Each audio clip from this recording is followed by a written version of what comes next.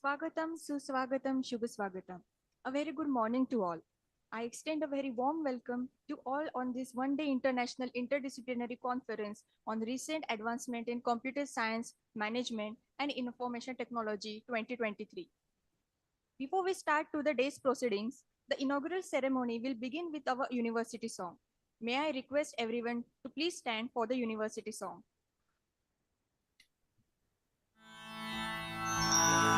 नित्यं हि विद्याचिन्तनं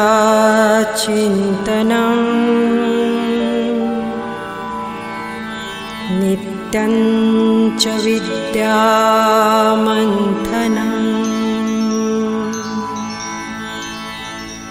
नित्यं हि विद्यासर्जनं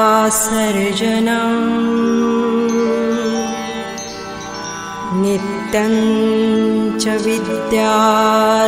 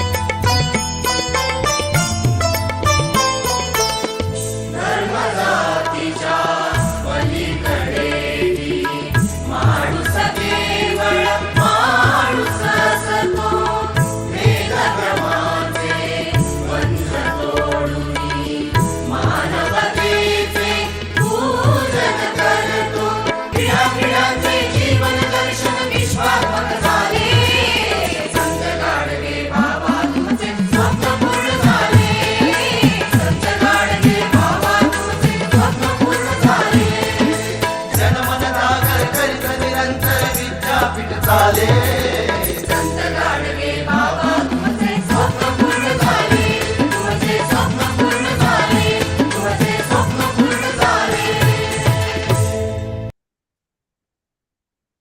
Thank you, everyone. I once again welcome all the dignitaries, resource persons, academicians, research scholars, and dear students who have joined us virtually and physically across the globe. The conference is organized by the Department of Computer Science of Shankarlal Khandelwal Arts, Science and Commerce College, Akola. Dear delegates, we are today honored and blessed to have Honorable Shri Gopalji Khandelwal, Secretary, Shikshan Prasarak Mandal, Akola, as the president of this inaugural function. I feel extremely proud that Honorable Dr. Vinay Patange, Washington, USA, is gracing the occasion virtually as the chief guest. It is our proud privilege to have Honorable Mr. Nilesh Bhandarwa sir as the keynote speaker of this session. Along with them, accompanying on the desk is Honorable Principal Dr. J.M. Sabu sir, convener of the conference Dr. Dipti Petkar ma'am, organizing secretary Professor Nitin Suradkar sir, and IQAC coordinator Professor Rohan Shirsak. I once again welcome one and all to this inaugural ceremony. To inaugurate this conference, may I request all the dignitaries to please light the lamp.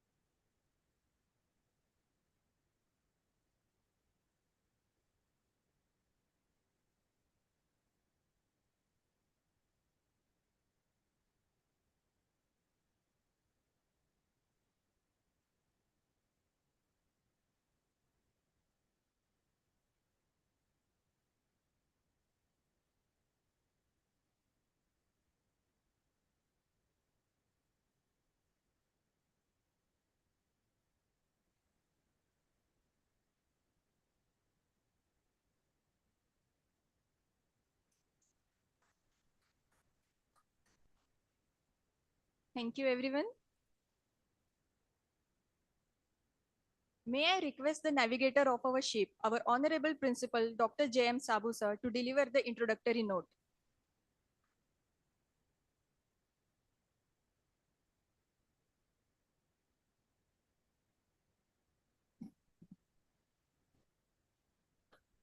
Very good morning to all the delegates who have joined this conference in online mode and offline mode. On the behalf of the college, I welcome all the delegates, the guest, inaugural guest, keynote speaker for this conference.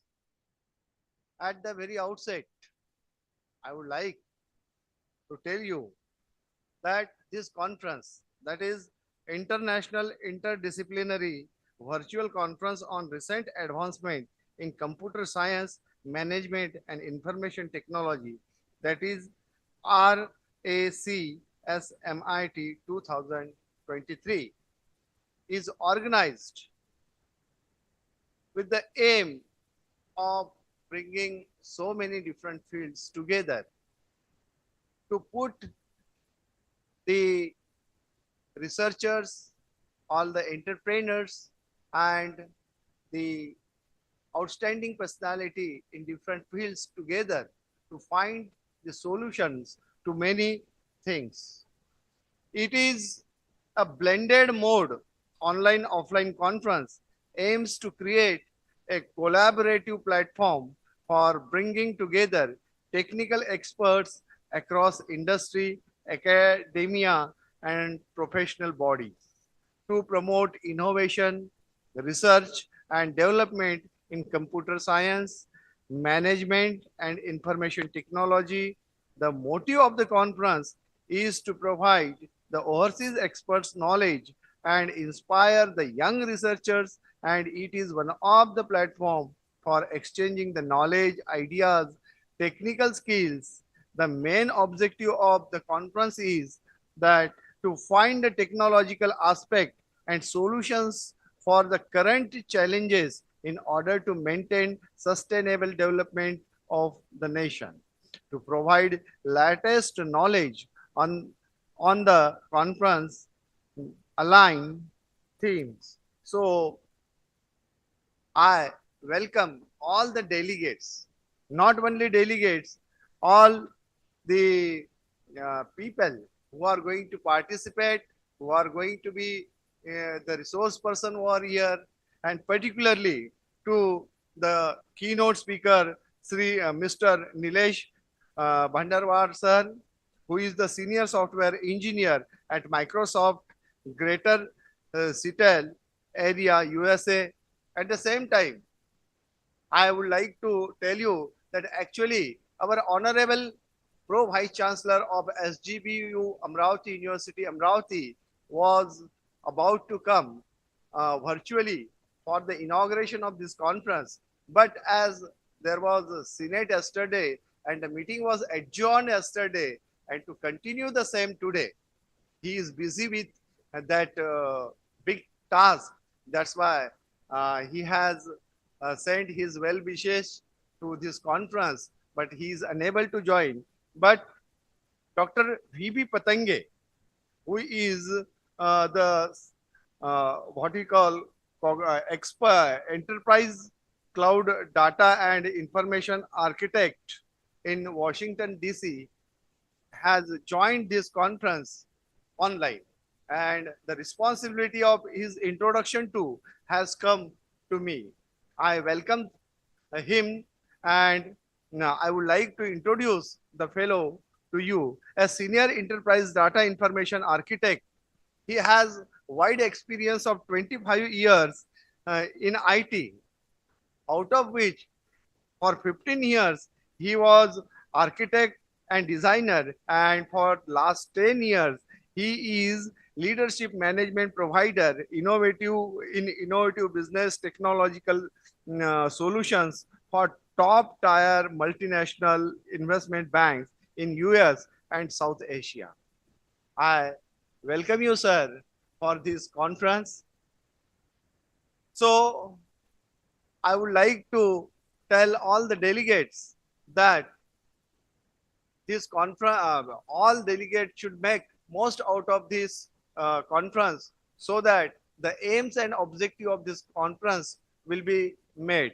So this conference will be a very nice experience for all the delegates who have joined online and offline mode for a day. And I wish all the best to the organizers, particularly Department of Computer Science of Shankarlal Khandelwal College, Akola, and the team. Thank you very much.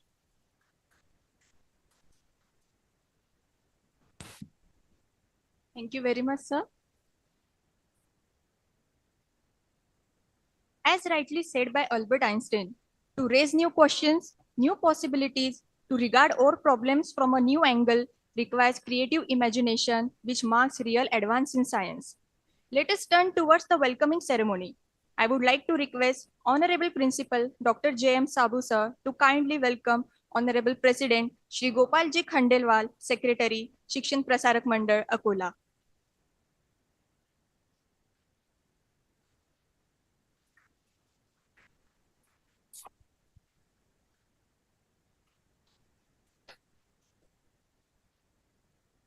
Thank you, sir. I request IQAC Coordinator, Professor Rohan Shisak, to kindly welcome Honorable Principal Dr. J.M. Sabu.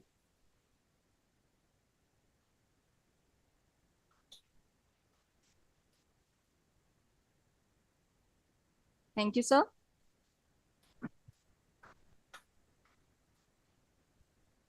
We are privileged to have Honorable Dr. V.B. Patange sir as chief guest. I kindly request Honorable Dr. Patange sir to kindly deliver the inaugural discourse. Thank you. Namaskar. I officially like to open this conference as on from now. I wish this college, the faculty, the students, and all the other audiences who are attending the very best. And I hope this conference will bring, or rather enrich, our knowledge around the computer science and arts, both professionally and personally. So I call this conference as open and now as on. Thank you very much. Thank you very much, sir. To accomplish great things, we should not only dream, but act on it. Our guiding force, Honorable Shri Gopalji Khandelwal, believes the same. I would like to request Honorable Shri Gopalji Khandelwal to deliver your address.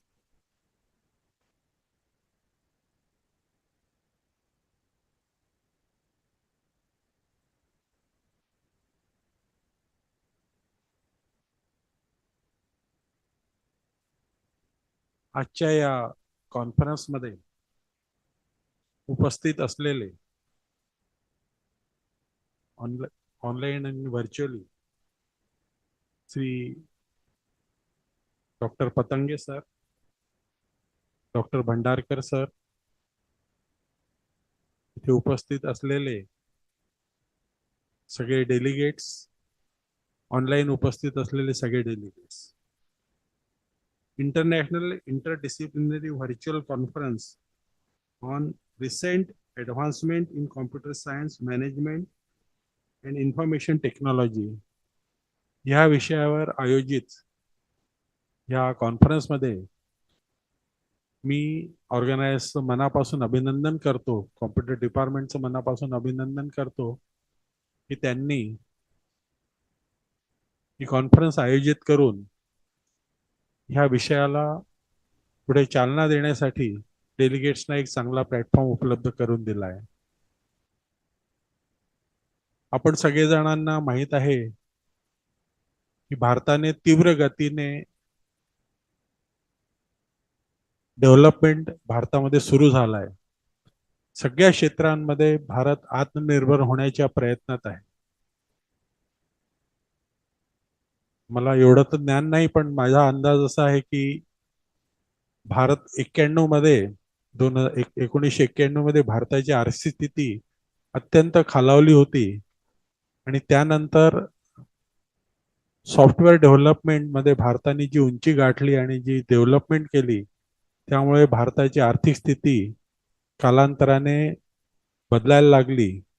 इतकं मोठं contribution software आणि कॉम्प्युटरचं भारताचं जगाला उपलब्ध करून दिला आहे. पण ज्या पद्धतीने विकास व्हायला पाहिजे त्यामध्ये कुठेतरी भारत मागे पडत होता. आज फेसबुक असेल किंवा मेटा असेल असे ॲप्लिकेशन जे आहेत जे आर्थिक क्षेत्रामध्ये फार मोठी उपलब्धी आहे ज्यांची, असे प्लॅटफॉर्म्स आपल्या इथे उपलब्ध करून न झाल्यामुळे भारत अनेक क्षेत्रामध्ये मागेही पडलेला आहे. मला असं वाटतं की या कॉन्फरन्सच्या माध्यमातून नवीन एंटरप्रेनर्स, नवीन सगळे विद्यार्थी वर्ग, नवीन रिसर्चर्स यांना एक चांगली संधी उपलब्ध व्हावी, या कॉन्फरन्सचा सगळ्यांना उपयोग व्हावा आणि येणाऱ्या काळामध्ये भारताला सगळ्या क्षेत्रांमध्ये उंची गाठता येईल आणि 2030 पर्यंत भारताला विश्वगुरु कसं बनता येईल याचा विद्यार्थ्यांनी आणि रिसर्चर्सनी या कॉन्फरन्सचा भरपूर फायदा घ्यावा. कोणती केलेलं काम हे वाया जात नाही. आपण सगळ्यांनी थोडंसं मन लावून या विषयाकडे लक्ष दिलं तर अत्यंत मोठा विकासाचा दालन या मार्गाने उघडेल. आणि इतकं टेक्नॉलॉजीचा उपयोग आता प्रत्येक क्षेत्रात झाला आहे की प्रत्येक गोष्ट ऑनलाईन झाली आहे, प्रत्येक गोष्ट टेक्नॉलॉजीशी जोडल्या गेली आहे. तर ह्या संधीचा आपण या कॉन्फरन्सचा सगळ्यांनी फायदा घ्यावा मी आपल्या सगळ्यांना शुभेच्छा देतो. धन्यवाद.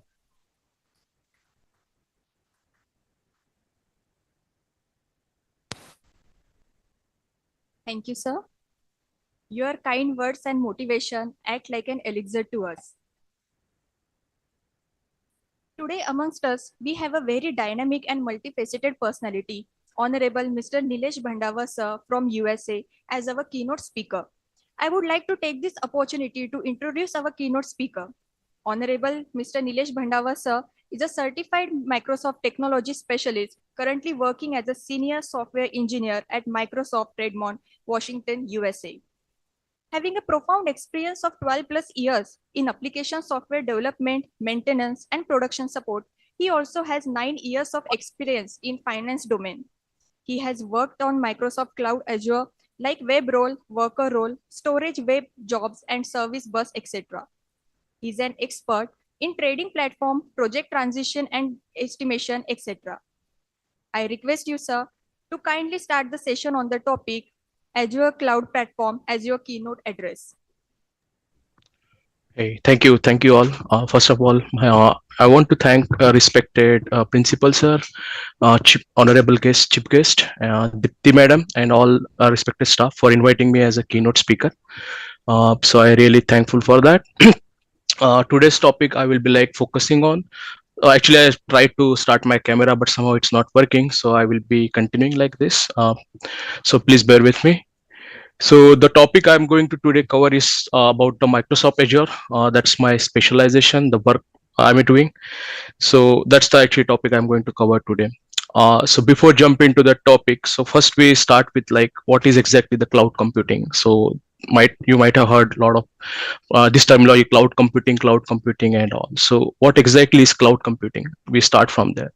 So cloud computing is actually a technology paradigm where actually it allows the user to access your hardware, your software services, even your CPU processing power, any storages, any database applications over the internet. That is actually like new trail. It's not new, it's like established technology now, but it's like overcome on the traditional way of where you have your physical server somewhere sitting and then you are actually accessing it via network and all. So instead of network and all, right now we are actually doing it through the internet. So all these services are this computing is available via internet over the HTTP. That is actually nothing but the cloud computing. So we will just go step by step, like what exactly differs from the traditional way of computing and how it is like impactful for the businesses, small businesses, or even for the larger enterprises. So apart from like there are multiple vendors in the cloud computing. So Amazon Web Services, you have heard about it. Amazon is one of the like biggest cloud market vendor in the today's world. So they actually own like 56% of the cloud computing market. Then Microsoft is one of the provider for cloud, and that their platform offering is called as Microsoft Azure. And then comes the Google, that's like their Google Cloud Service, Google Cloud Platform, they're called as GCP. So today we will actually more like focusing on Azure, but most of the concepts are actually same across all the cloud providers because all these cloud providers try to maintain uniformity when it comes to the market standard or enterprise standard, and they have actually their own kind of organization or their own kind of standard where they try to maintain. So every company who wants to become a cloud provider, they have to follow those standards. So it's just like a SQL standard we have for SQL Server. So we have some cloud standards. So everyone has to follow that standards. So what basically Microsoft Azure is? So Microsoft Azure is Microsoft's cloud offering. So Microsoft actually provides a way for users, the businesses, or any of the like any businesses or any entities, any financial entities offering where they can actually use these services in a flexible way where they have the control, they can manage, they can actually deploy their applications, they can use their hardware, they can use the hardware of Microsoft provided by the Microsoft without need to maintain all this headache at their end. So what happened, like it used to be like I worked in like 10 years back. So I used to work for some financial institution called as Russell Investment. And that time it's like they have all the applications, software applications, and they actually used to deploy in particular. So they have their own network infrastructure and they have their own hardware infrastructure. So for that, they have data centers which is like 20 miles from our office, and then they need to have some specialized team to maintain those data centers. Then you have to have your infrastructure team to maintain the security patching around it. You have to keep the softwares updated with the servers and all, because this you have to keep updating your servers and patching, because every time the hackers become you also know, like there are hackers who try to penetrate your system and they keep on finding the vulnerabilities. So Microsoft or any OS provider, they comes with patching to address those vulnerabilities. So that's where you require like regular updates and regular patching. And apart from that, there are a lot of maintenance, because on overall basis, like every hard disk has some lifetime and it get fail. So you need to have backups, you need to keep on monitoring which hard disk is fail and all. So all this task has to be done manually, and you need to have dedicated team, and then you need to maintain those in some leasing space. So all these are cost involved for the company. So how come actually this cloud computing comes into the play? So what this provider says, okay, you don't need to worry about all this hardware, all this like services, CPUs, all patching things and all. You buy us. So you buy from us. We will provide you all your infrastructure, all your virtual network and all, everything we will give, and everything like patching, maintaining that server, maintaining the security of that server, it's our thing. What you need to do, you just need to like buy that service from us, and the advantage of that is like you only pay what you actually mean to use. So that is another, it's like cost saving effect. It is a cost effective actually, as compared to the maintaining your own hardware systems, maintaining your own infrastructure and all. So just give an example, like why this cloud is becoming popular, especially in the startups or small companies or even a business. So when you start as a startup, main challenge is to have, for any startup, software. You cannot run away from software. So you need to have software, you need to maintain then your infrastructure and all. So main cost is around the infrastructure, how to maintain this infrastructure, how to have the networks around that infrastructure. Then if you have infrastructure, then you need a dedicated team to maintain that. And it might be like some of the idle hours where your applications might be idle, they're not using infrastructure, but still you might be paying for that. So it's like a cost saving. And for startups where the cash is, or the capital is like so much important for them, to spend so much of capital on the hardware or maintaining the servers, it's like a cumbersome. And that's where the cloud comes for the rescue of them. So clouds take their main problem. Okay, you don't worry about the hardware, you don't worry about the CPU processing, you don't worry about the services. You just focus on your core business area, whatever the business area, it might be finances, it might be software development, it might be anything else. They said all other things we will take care for you.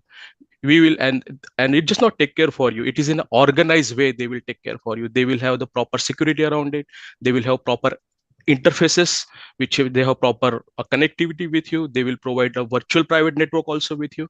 So it is not like that just internet you can access. They are now coming with the concept like where you can have the hybrid network also. The hybrid means you can actually have your some of the infrastructure in cloud, and some of the infrastructure you can maintain in your own. So that is like a hybrid mode. So that is also one of the concept, like a lot of people are doing it. So that as a company, if I want to control my data, I can keep it in my on premise, and the data which will be in the cloud, or which is not I want to control, or I'm not that much worried about, I can keep it in the cloud. So some of these hybrid solutions are also now is providing by the Microsoft Azure and other cloud providers. So this is in short like what cloud computing is as a business, what it is, and what's the actual advantage of it. And yeah, this is like growing. This is like cloud is most of the no, I will not most of the, but like it is growing, and many of the startups, small companies, or even established companies are moving towards the cloud. So even banking sector now started slowly moving towards the cloud.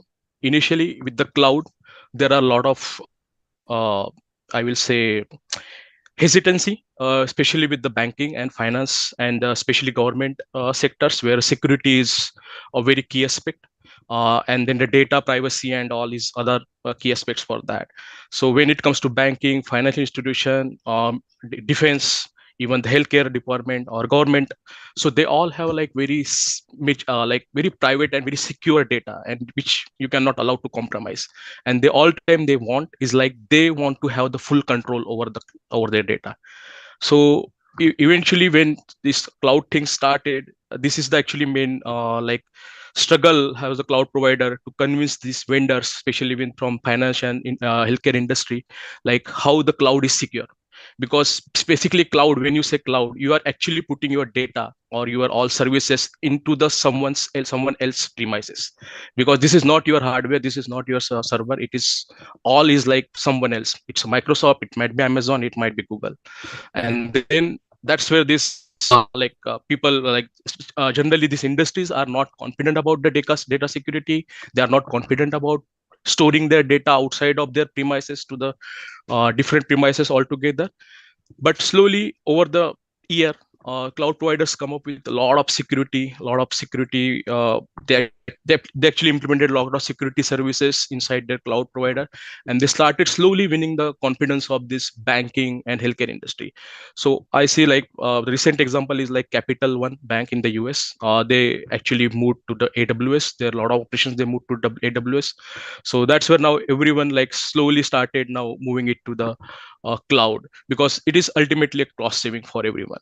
So there is a use cases when you can use cloud, when you cannot use cloud. We will cover that also, but this is like basically the overall overview of the cloud. And we will now go to the like what offerings actually Azure provide as a cloud. And the one thing, like whatever I'm covering today for Azure, it mostly a bit similar to other clouds, so it is not different. Only maybe the namings might uh, vary, but the concept will remain same. So for as of Microsoft provides the three like platforms for the cloud computing. These are three offerings, we can say. One is like infrastructure as a service, then another one is a platform as service, and third one is a software as a service. It's quite, names are quite self-explanatory.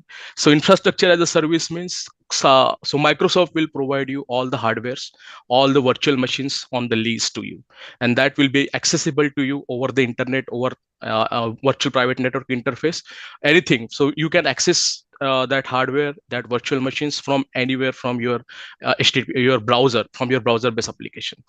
Or you can even have the VMs created for you, which can directly connect it to Azure. So it's like all hardware will be leased to you by the Microsoft, but on the HTTP or on the internet.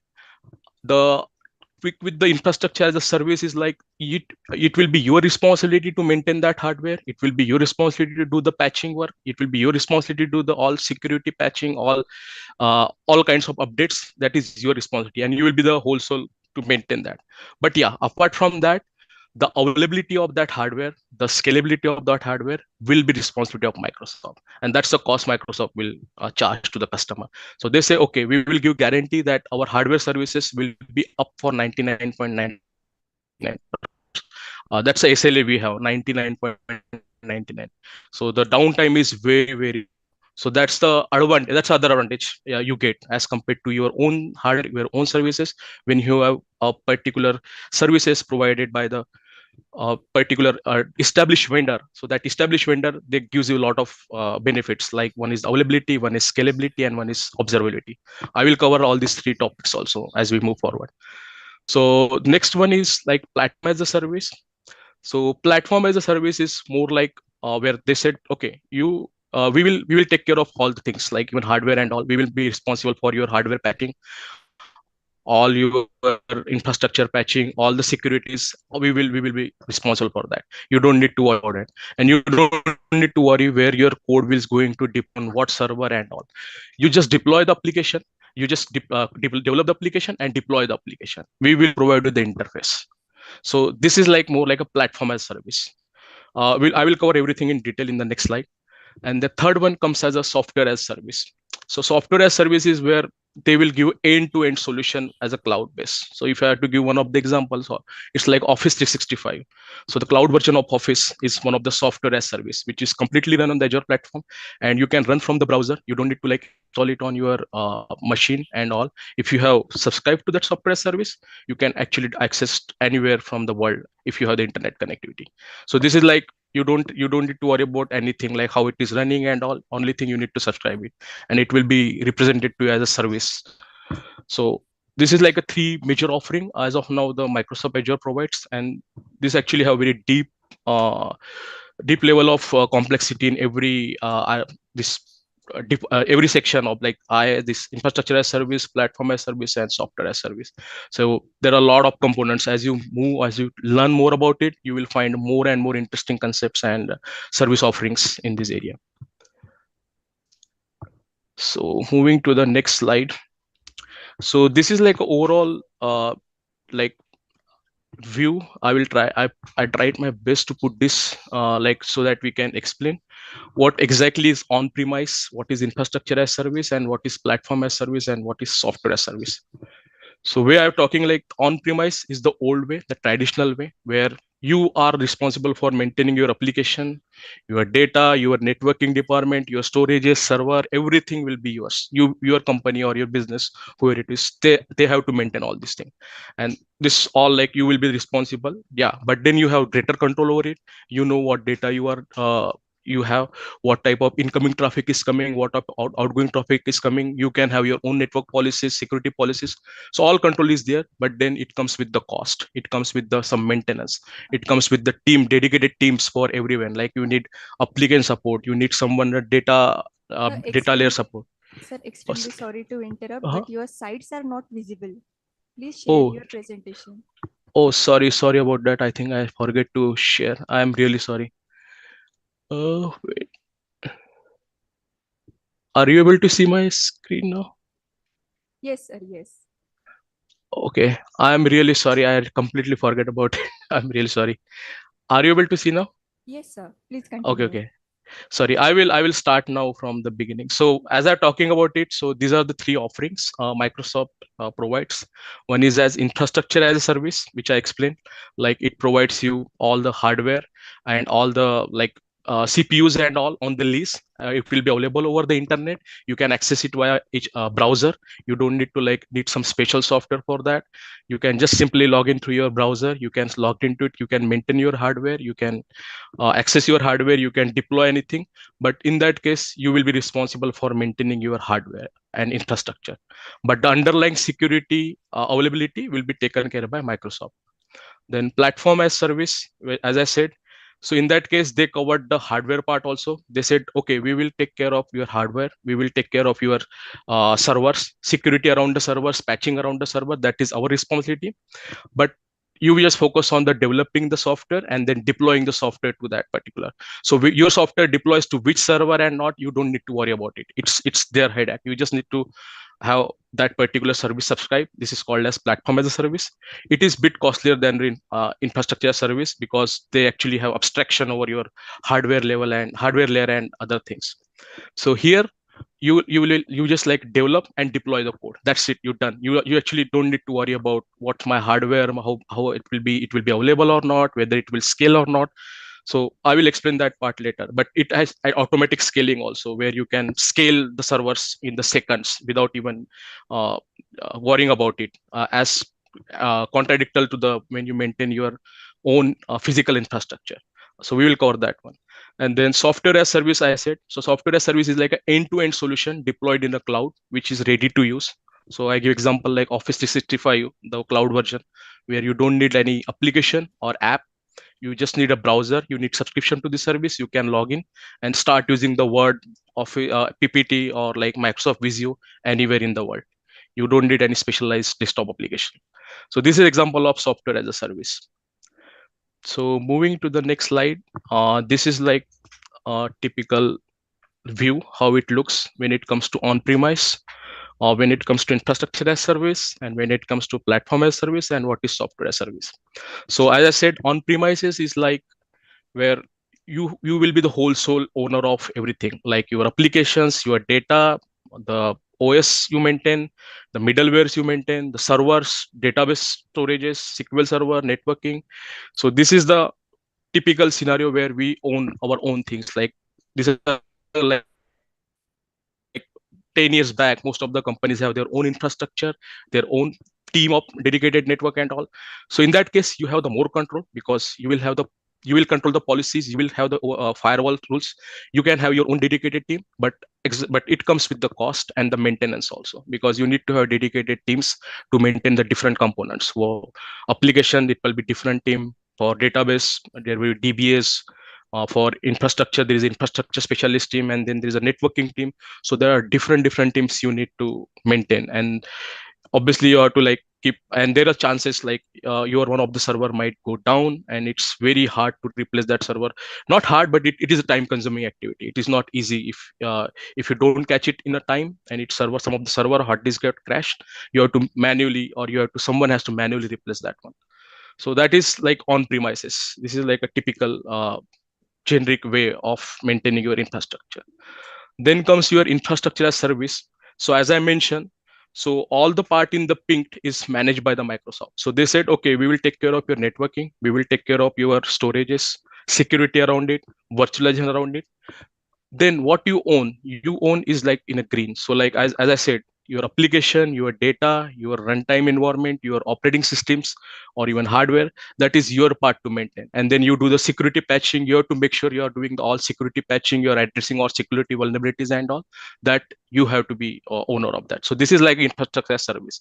So where typical example if I had to give, so they will provide you, okay, so let's say you bought infrastructure service with like 30 GB of hardware or 30 GB of hard disk. So they will give you 30 GB of hard disk. Then you can create virtual machines around it.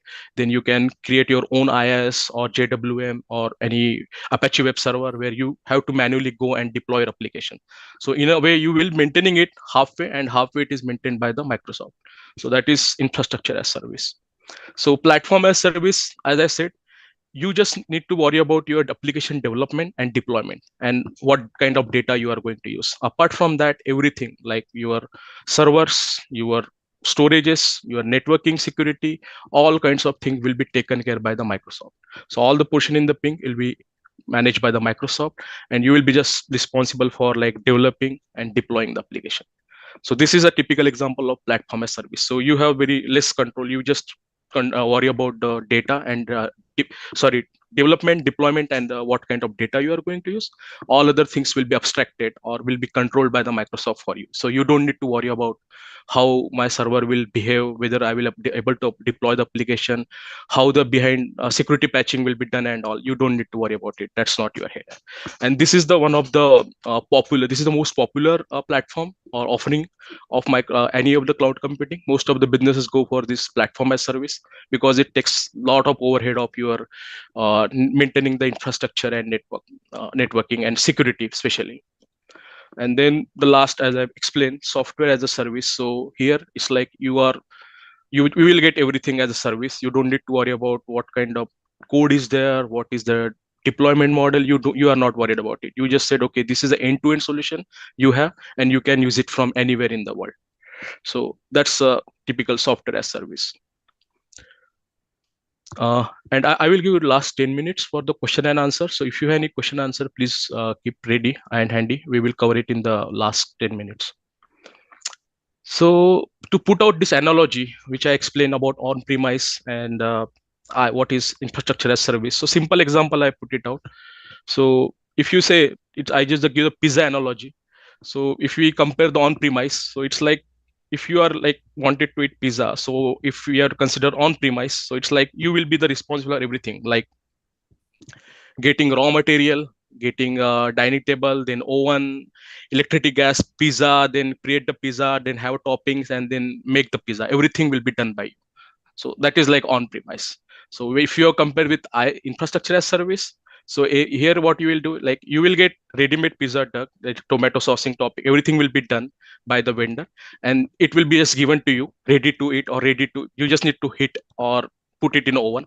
So the base is covered by the vendor, and then your part is just like to maintain the put it in oven, make sure it is properly cooked, and then you just good to go. So that is like a infrastructure as service.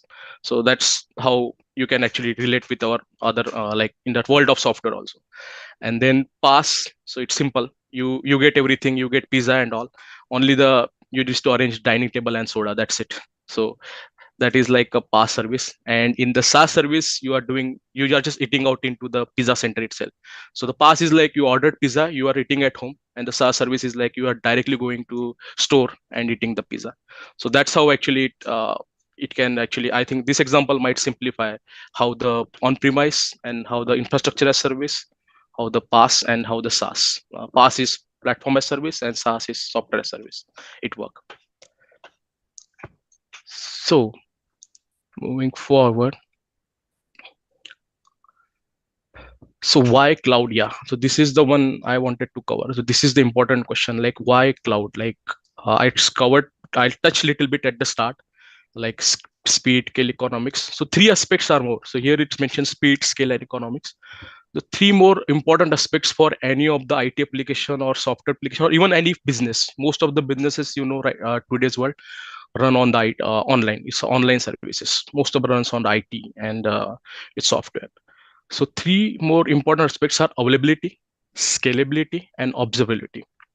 So what is availability? Availability means your application should be available at least 99% of time.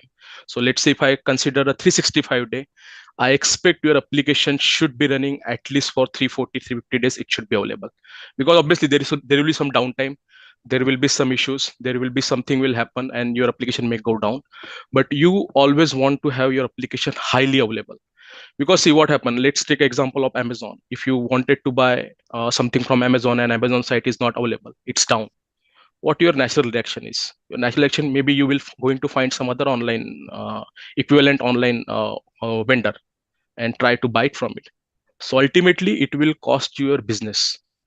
So availability is very, very important aspect from your business because that is the gateway. Your online applications are the gateway for your customer. And if they are not available, that is the first door we are closing for customer. So availability is one of the important concept, and that's where the clouds are best because they take this challenge for them. Before this cloud, all the companies has to maintain the availability. They have to work day and night and they have to maintain a very, like I seen those days where infrastructure team, security or network team working like round the clock to maintain their applications 24/7 support to make sure that the hardwares are running 24 by hours. So now you don't need to worry about it. It said, okay, you buy it, you took the service from us, we are responsible for it. We will, and there is a SLA. So there is a SLA of 99.999% for most of the services in Microsoft Azure. So that gives the confidence to any of the business or user, I will get the high availability. Because what happened, what exactly SL is? SL is service level agreement. So if you miss or if you have the downtime more than their SLA, so Microsoft actually will pay you back.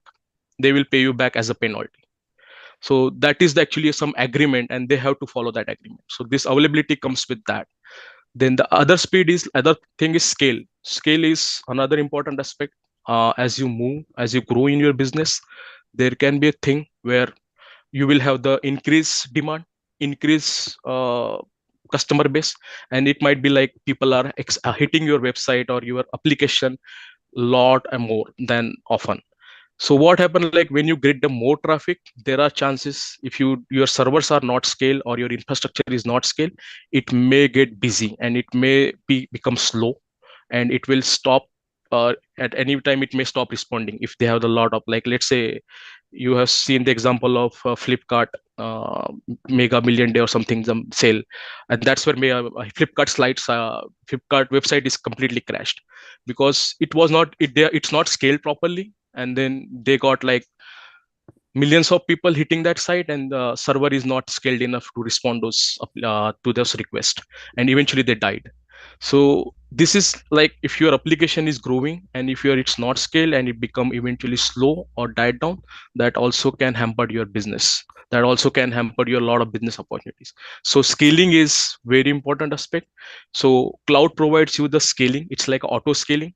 So and it's very configurable. You don't need to do anything extra out of the box. It's just a configuration, and based on that, as your traffic goes, it will automatically keep on scaling your services automatically. You don't need to worry about it. And as your traffic goes down, it will automatically scale down your services. So it automatically scale up, automatically scale down. You don't need to worry about it.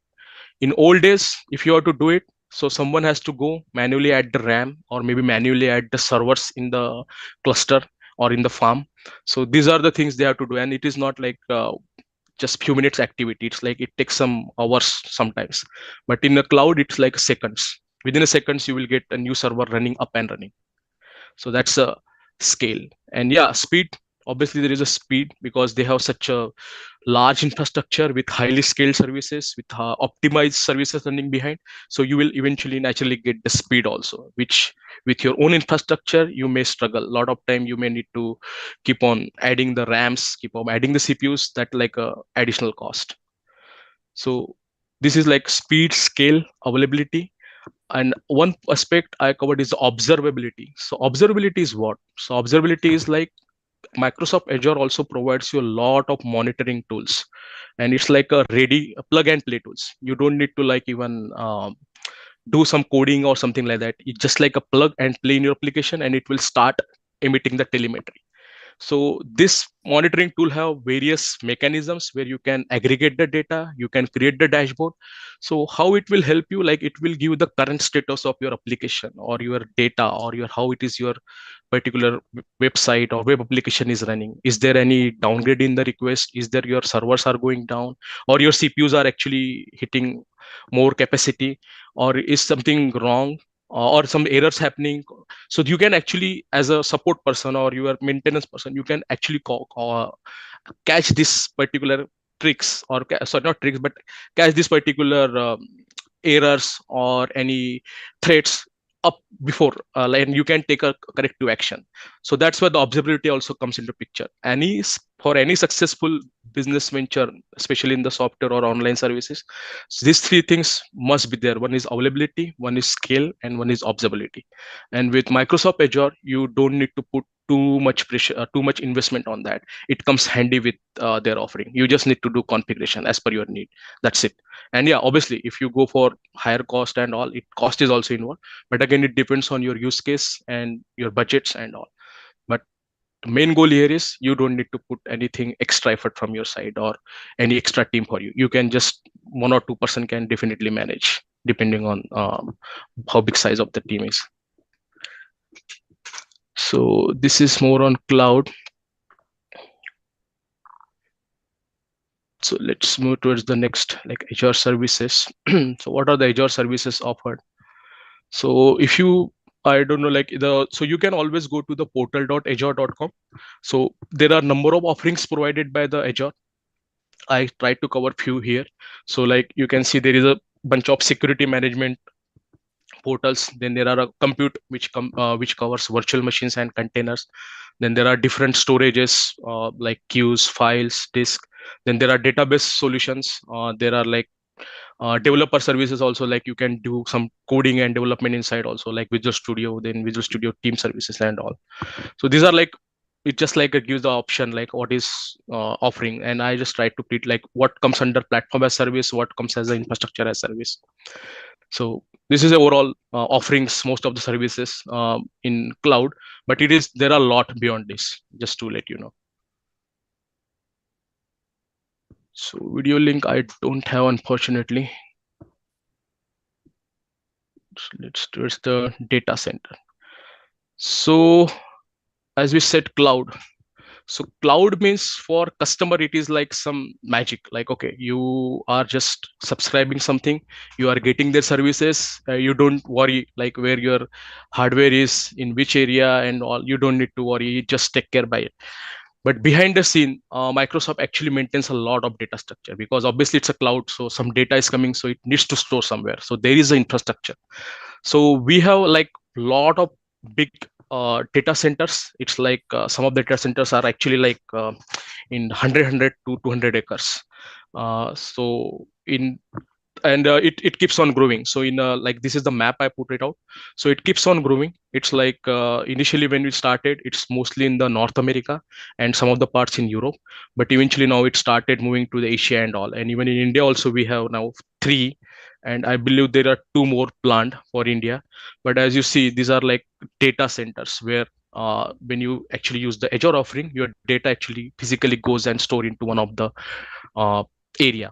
So you have the flexibility, which data center you want to choose, which particular region you want to choose.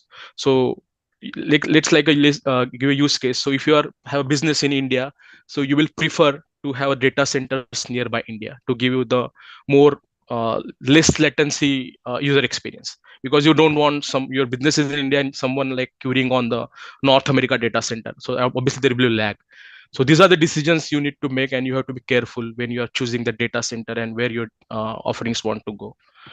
So one of the example is, this is the Quincy data center we have in Redmond. So not exactly in Redmond, but it is I believe 20-30 miles from the Redmond. And this is how the data center looks. So if you can see, it's like one of bigger areas, and it is very efficient. It has like 24/7 electricity. It has very highly efficient cooling system, and also they like created or they're architected in such a way it maintains the highest point of cooling, and as well as your CPU burning out will be less, because some of the high computing requires a more high CPU power, and which generates a very high CPU heat, and which generally results into crashing of hard disk and all. So they actually engineer in a such a way that it will balance out when they see like one of the threshold they are meeting into the heat or computing. They actually move that computing to the different altogether different node. So in that way, so it is very like built with a lot of thoughts and process.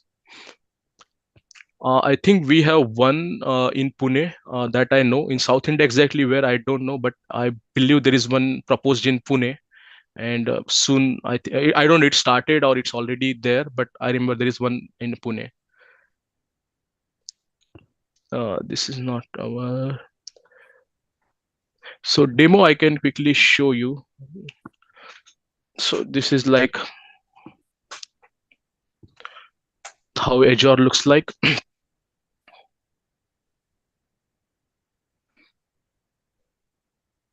So this is your Azure portal whenever you sign, and as you can see, it offers some multiple services. It's up to you like what you want to create. So you can see there is a resource group, app services, Cosmos DB. I will not go detail into it. These are because everything is like different services, but all this you can create with the clicks, with few clicks and with some configuration, and it is like ready to go.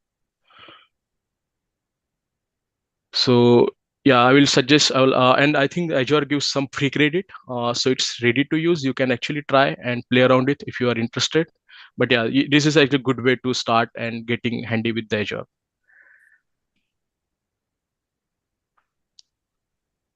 So some of the core cloud services I will cover.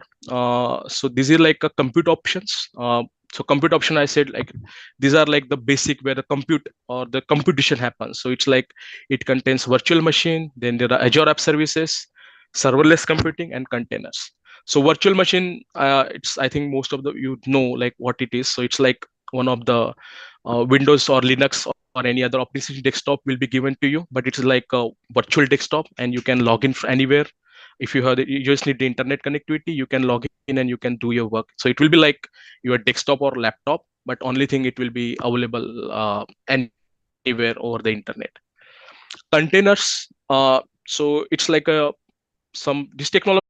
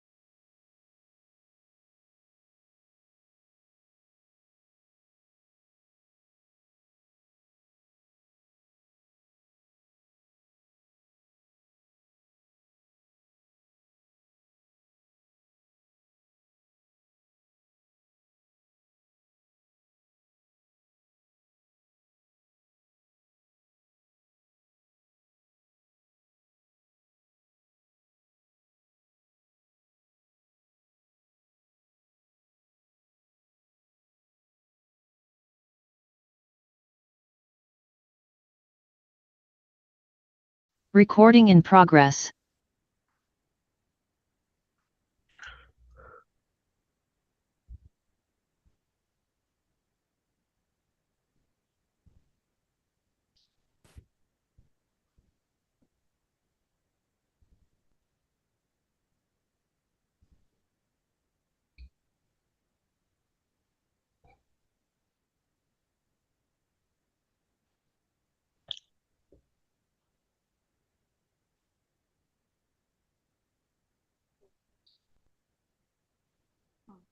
Due to some technical glitches, there was a mild interruption. But sir, please share your presentation and continue. Okay, no worries. Let me try again to share.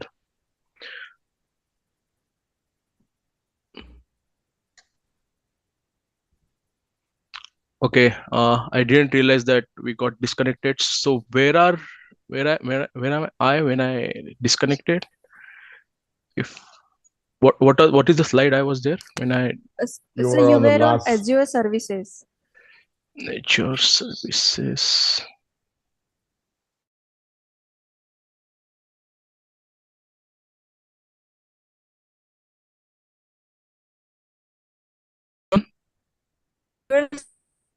Services slide.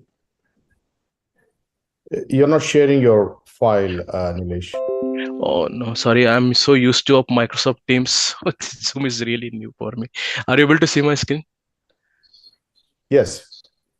Okay. Yes. So this is Yes, where I sir. was. Yes. Please continue.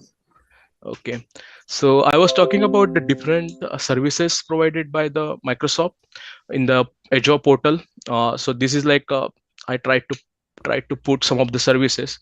So these are the like different categories of service. Like in under platform as service, you will get uh, like a lot of compute service. Then you have the developer service where you can get Visual Studio Code or any other develop other services for developing the code. Then application insight is nothing but the, as I discussed, it's an observability tool to have the logging and aggregation mechanism. Then these are like this application platform is like your web app or mobile app. So these are like the interfaces where you can actually create your services and you can deploy your code. Whether web app is for deploying your like UI based application, HTML based application, and then there are API apps which is like really for the backend APIs or backend code. Then there is a dedicated mobile app services also they provide. So for data, then they have different database offering like SQL database. They even provide, I think they have multiple like Postgre and all also they provide. And then different services like SQL data service, warehouse and all. So you just need to configure, and in a few click, actually you can just deploy and start using your services. So this is just a click away. So this is like very easy to use mechanism. And this is like, you can just imagine like you don't need a whole lot of things to buy servers and all. Here you can just pay as you go. And the good thing is like most of the services are here. As you pay only for what you use.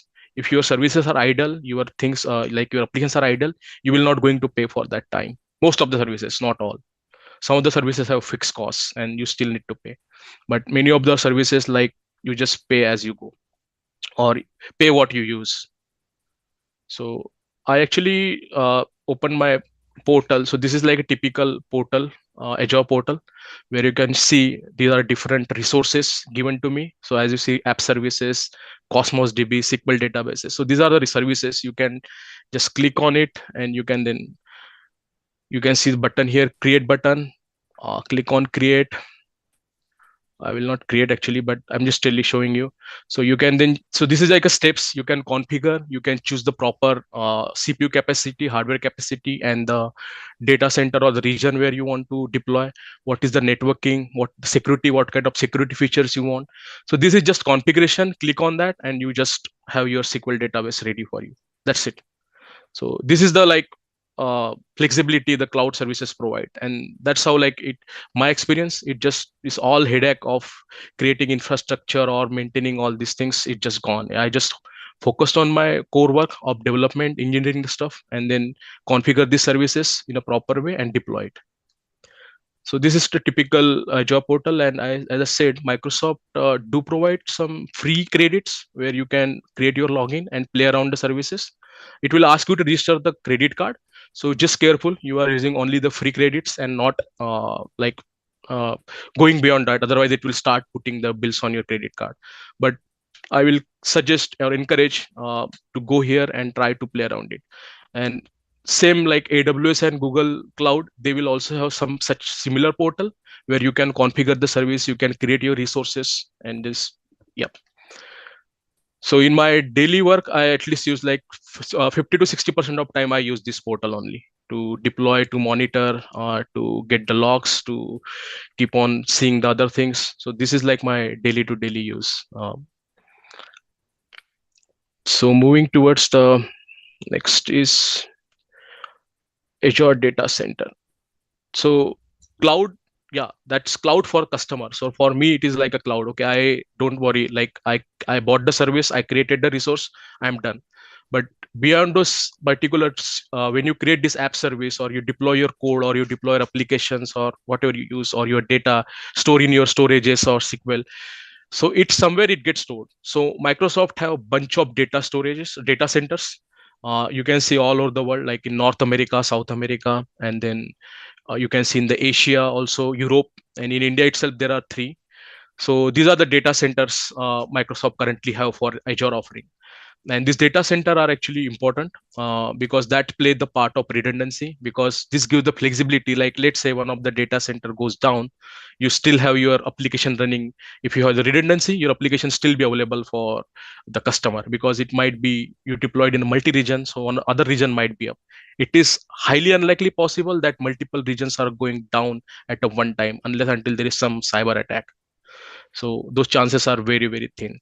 But now you compare, if you have some on-premise hardware or infrastructure or services, and your infrastructure just goes down because of some fire, some outage or something, then you don't have any other way. Your services are down because you are highly tightly coupled on your infrastructure as premise. But with cloud, that's give the flexibility where you can have the redundancy, you can have multiple locations where you can deploy application, and it's up your power. It's up to you what you want to do. So they give you all the configuration flexibility, and based on that you can define which way you want to go. So this is one of the example of data center, how it looks. This is like 20-30 miles from the Redmond. It's in the Quincy. So this is a one of the Microsoft data center where the data from Azure gets stored. These are very highly efficient. They have 24/7 electricity, very highly efficient cooling system. And they also tries to maintain the very efficiency when it comes to computing and all, because some of the computing models took a lot of electricity and energy. So, and it results into heating up the CPU, crash into the hard disk and all. So they actually maintain a balance in such a way that it will not cross some of the threshold. Failures still happen, but they try to minimize it. And that's where they give the higher availability ratios. So this is just an example of how your data center looks like. So these are the core cloud services. When you talk about the Azure service, so these are like cloud, so like virtual. So when it's compute, so compute are the actual services where your compute happen, or where your computation happen. So there is a Azure App Service. Azure App Service is nothing but the interface over the server, where you don't need to worry about what server and all. They just give us the user interface or API. You create that app service and you just say, okay, I want to deploy it. You will deploy, and your code in the background will deploy to the some infrastructure. You don't know what infrastructure, which server and all. You know the data region or data that particular region where your code is deployed, but on which server or what, you don't know. It's just abstraction for you. You just worry about Azure App Service, and there is a guarantee this app service will have the higher availability for you. Then there is a new terminology, serverless computing. So this is sometimes very confusing. A lot of people thought serverless computing means there is no server involved. No, it's not like that. There is a server. They call this a serverless computing because it's like it is very like ad hoc basis on the computing. So it's like you will have the very small units parallelly working all over the cloud, and you can it's very small. You can do any ad hoc works like authentic. Let's say I have to give example. Some of the background tasks, if you have to do like some of the very big background tasks you are doing. So this type of computing actually they actually use, they called as serverless computing. And some of the offerings which Azure provides is the Azure functions is one of the serverless computing. Then there is a logic app that is created for the workflows, where you can set up the complex workflows like, okay, you are some so one particular task needs to go through some workflows, so that workflows you can create. So these are the example of serverless computing. But serverless computing does not means it's running in somewhere in the air. It has some hardware, it has some infrastructure. So virtual machines, I think virtual machine is nothing but it's like a dev box, or it's just like your laptop or desktop. The only difference is it will be some RDP interface will be given to you, and you can access it from anywhere on the world. If you have internet access or VPN connectivity, you can access it from anywhere in the world. And you choose what OS you want, whether the Windows, whether Linux, and all. Container is a deployment infrastructure. So it revolves around the Docker and Azure Kubernetes service. This is like very highly efficient technology which comes into the light from last few years. A lot of people are going towards the containerized deployment, and this is very useful when you are deploying developing on the microservices. So microservices out of scope of this lecture, but microservice is a way of architecting the application, and it is now one of the popular way how you develop your big and complex applications. And as you said, these are the like core data storage option. You have SQL database, you can Cosmos database is nothing but your if you heard about MongoDB, it's like a replica. It's just Microsoft version of MongoDB. Then Microsoft apart from that have their own blob storage. Blob storage is nothing but you can store anything like image file, video file, anything you can store in the blob storage as a binary format. Then there is a data lake storage. And then these are like storage options you can leverage based on the use case. You can choose what you want. And Azure also provide the networking options. So networking options is like it's the additional layer of security you want to put on your applications which are deployed in Azure, like where you want to configure which particular IP addresses to be allowed to access my application, or which particular clients, or which firewall. You can set certain firewall rules. You can set some networking option rule. Based on that, you can actually restrict your application in a secure way, so that it is not available for hackers over the public internet or what. So these are the networking options. The flexibility is there. You can choose or configure as per your use cases. Last one is Azure IoT. So Azure also provides some offering on IoT. To be honest, it's not that popular. It's just like some internet over the things thing, where you can like integrate your software with the hardware, and then your hardware actually starts responding. It's just like example if I had to give, so the sensors and all, like let's say you are so there is a particular highway which actually monitoring the traffic, and that based on that traffic it gives you the like estimation whether you or Google Map read from that particular camera or monitor that this highway is particularly busy and you should avoid. So this is one of the example of internet over things where hardwares are softwares are working in tandem. And that these are the actually core cloud services. I think we only discuss about this computing options. So another good and important part is the pricing. Yeah, everything comes with the pricing. So the good thing, like they give you the pricing calculator upfront. So whenever you select any service, they give you the pricing tier. So there are like basic pricing tier, which is like low cost. Then they have like standard, premium, and it goes on. So based on your need and based on your like usage, you can choose what particular pricing tier you want, and it will upfront give you the all the costs based on the month, based on the year, how it will cost you. So that will actually make your life easy, like what can be the exactly the estimated cost. Because some of the offerings I said, it's like they have the fixed cost. Some depends on how many requests they will get hit. Some is like, okay, whatever you, whenever you use, then only you have to charge. But at least it will not give the exactly correct picture, but it will give you the upfront picture of overall approximately the budget you want to put on. So this will help you when you are budgeting for your business or budgeting for your any application, software application. So this is upfront give you the idea. Like in your on-premise thing, this is very hard thing to calculate upfront, because it all depends, like when you invest, you can estimate it, but it can goes into the anyway, depend on the how you design your servers and all, or you design your infrastructure hardware. So these things you don't need to worry with the Azure. So you actually leverage this pricing calculator.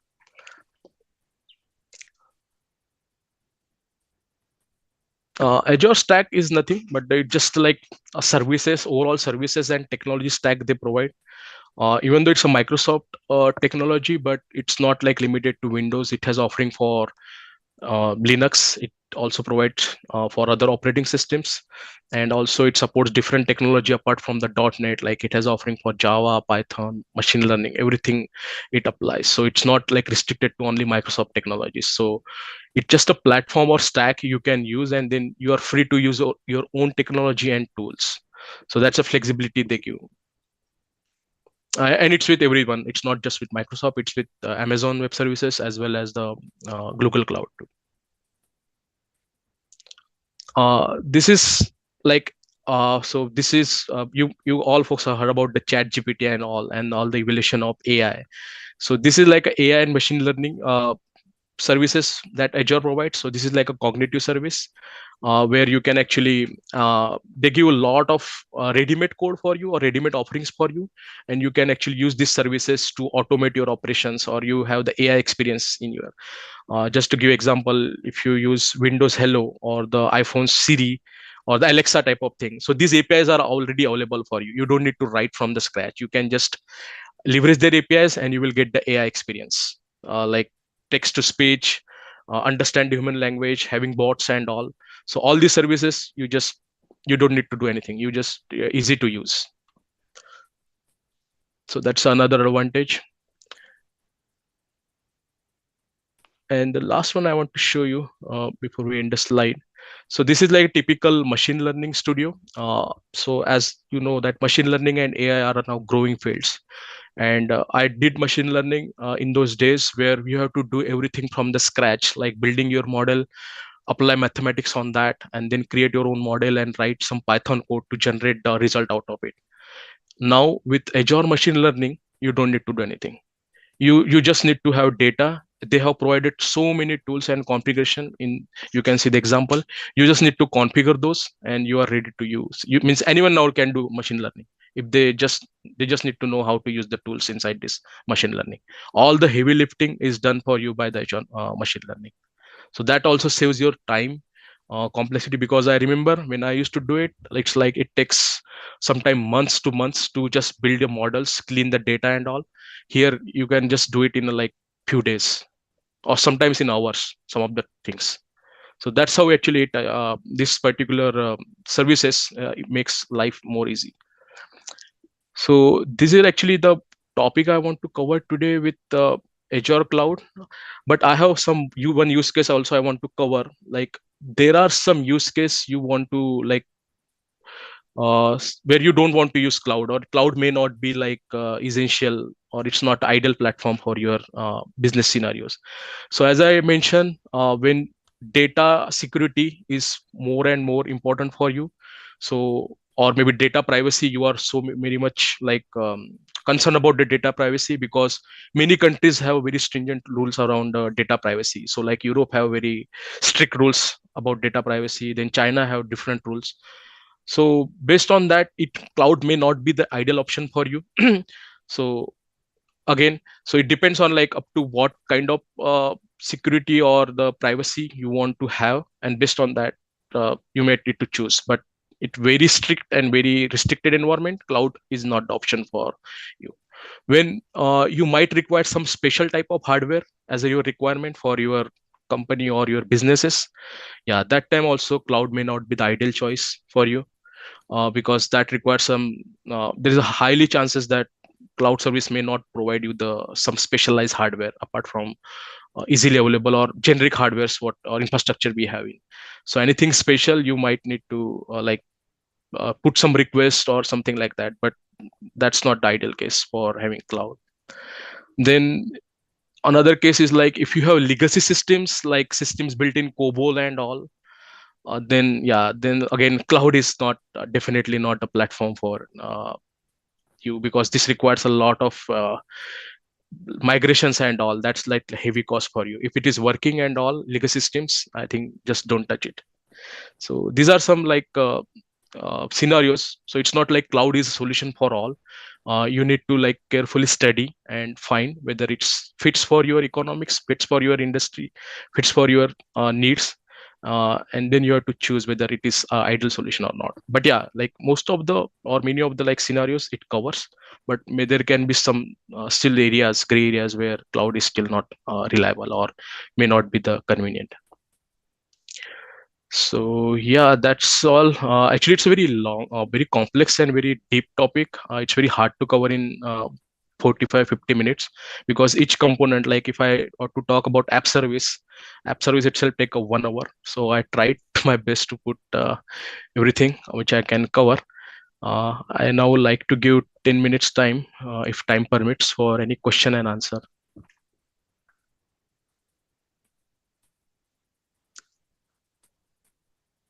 Hello, sir. Yeah. Hello. What just like you said, there could be very minor, chances that a vulnerability could affect the data. Yes. Mhm. What happens if data leak happens, like in AWS service? If I'm a company on a global level, and what happens if my data leaks through the web service? And what could be the potential? How can it affect the AWS itself? So first thing is the credibility. It's a credibility. If the data leak is happening through the AWS, that's a credibility of them. It definitely like puts a question mark on their credibility and their claims. This chances of leaking data from AWS is like 99.99% time it will not happen for sure, because they have the very strict security standard, very high level of encryptions, and what they actually offer, it's very hard to have a data leak. It might be possible that the people who are using the AWS or businesses who are using AWS, so apart from AWS, you need to have your own securities. You need to put your own security standards. If you are failing on that, if you have some compromise or you kept some window open for hacker, there is a chance that it will go and start using your. So most of the chances the data leak happen through the customers or business things, if they are not configuring and all. And that's where these services provide the consulting as well as the their team actually overviews like how you configure and all. But chances of happening in their infrastructure is very, very, I will say, I have not seen anything till date. But if it happens, yeah, that's like a disaster. That's like disaster for every company, just not for AWS. Sure, like misconfiguration can happen, and then the data might leak. So that's the customer's responsibility. If so, that's where they said like it is like they give the configuration, you have to make sure as a. So if you consider platform as a service, so they give me the all abstraction over the hardware, server and all. So my now thing is I have to deploy the code and configure. I have to write the code and deploy the code. But when I'm deploying the code, I need to make sure I have all the security measures on my application level. Is my application is secure? Is my application have the proper authentication? Is it having the proper encryption level set up in the data? Is it having the proper network level encryption protocol? So that's my responsibility.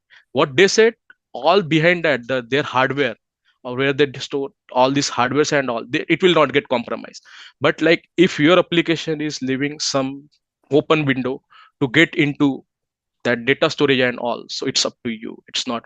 But apart from adding to that, they have a lot of logging service, and they have actually alert mechanism and all, and they keep on monitoring their services. So even though it's a customer responsibility, they proactively monitor in the background, and if they find any like threat or maybe some unusual activity, they upfront actually block that request, or upfront they provide the notification to the customer. So they play a lot, they actually do a lot, because it's a $1 billion industry. And it's, but your question is valid. There can be chance, but most of the time this happens because of the misconfiguration from the consumer side. Sure, that would answer my question. Thank you. Thank you. Sir, there is one question from online audience, Mangal Tiwari. Yeah. He asked about the how to decide which cloud service model is appropriate for any business. Oh yeah, that actually complete means this is very tricky question, to be honest.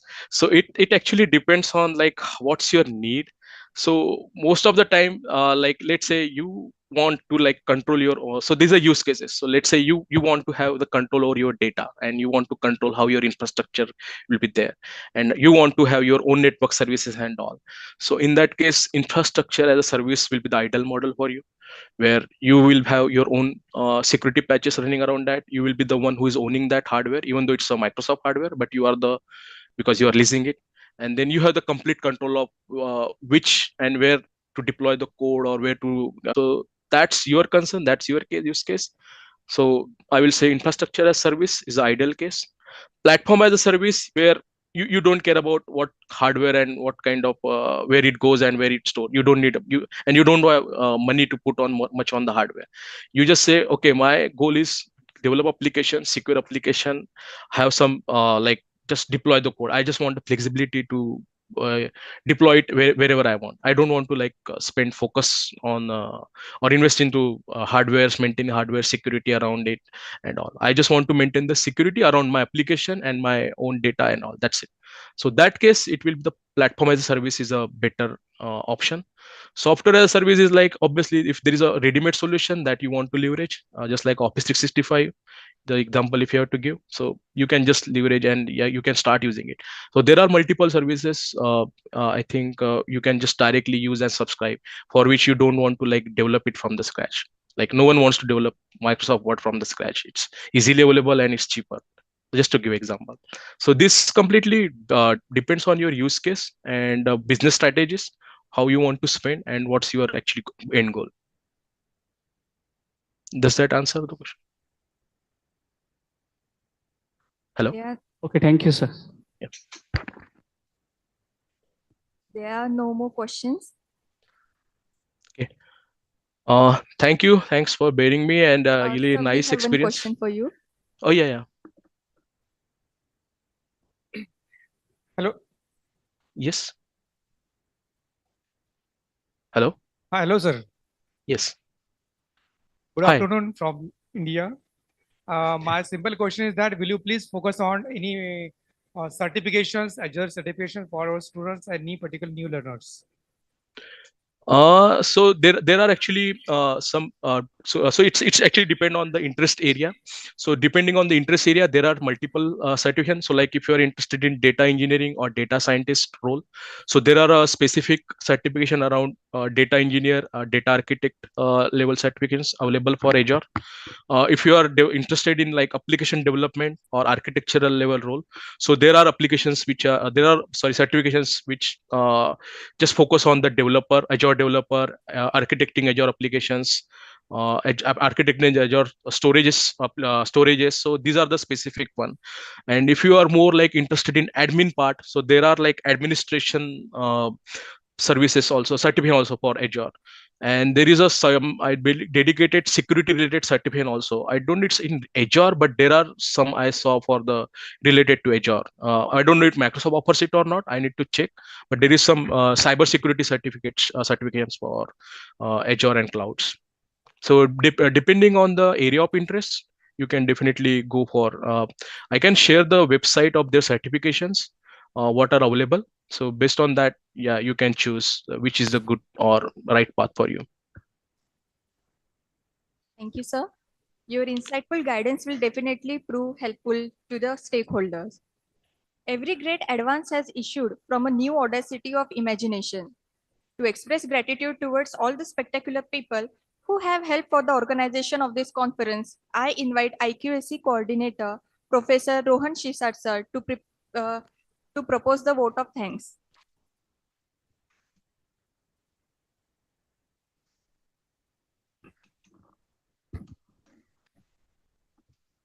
Good morning to one and all the dignitaries, delegates, and all the research students present over here.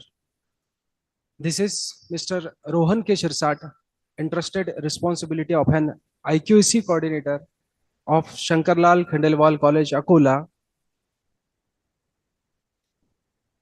I consider this occasion as an honor and privilege to express my vote of thanks for this inaugural session of International Interdisciplinary Virtual Conference on recent advancement in computer science, management, and technology. One great man whispered that feeling thankfulness but not expressing it, it means like wrapping a gift but not giving it. So I would like to take this opportunity to put all my gratitude into the words.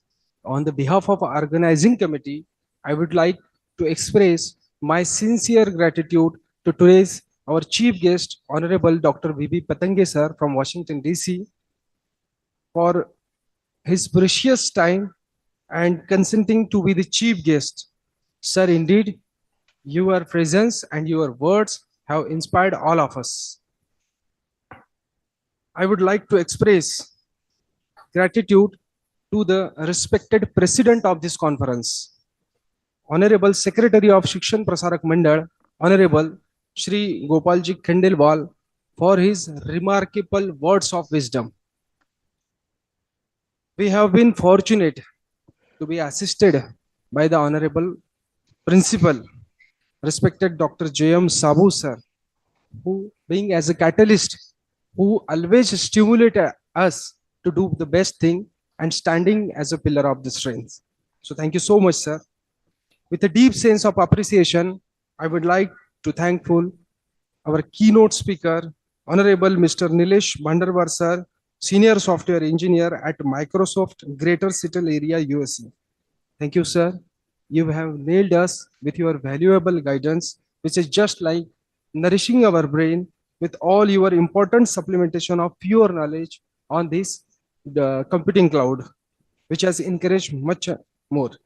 Thank you so much, sir. I am also thankful to the convener of this conference, Dr.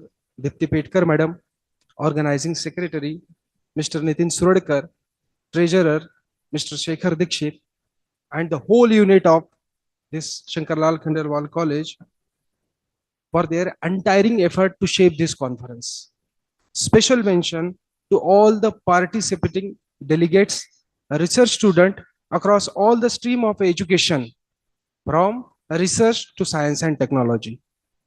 The last thing, last but not least, I will say only one thing, that coming together is a beginning, and keeping together is a progress, and working together is the success, which one and everyone present over here must follow it, or we should extend our research at the global level, but only by the sharing and holding the knowledgeable hands together forever. I once again thank you all. Now, with the permission of chair, this inaugural session is now over. Thank you.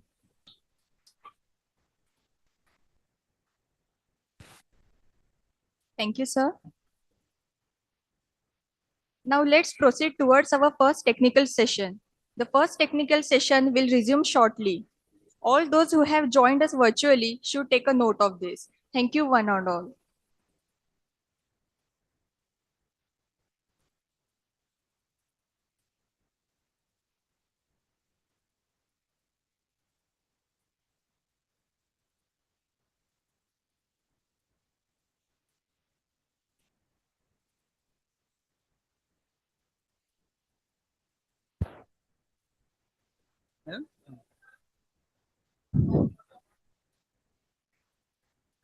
A very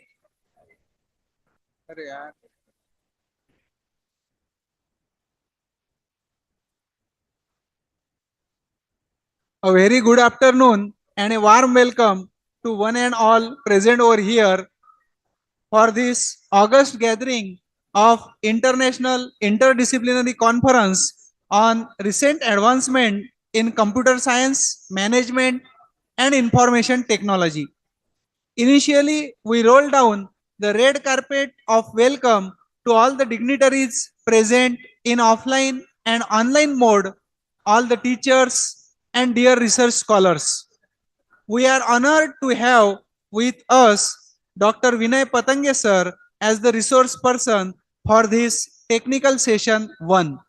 It's my great pleasure to introduce today's speaker, who is going to talk to us about modern data architecture framework.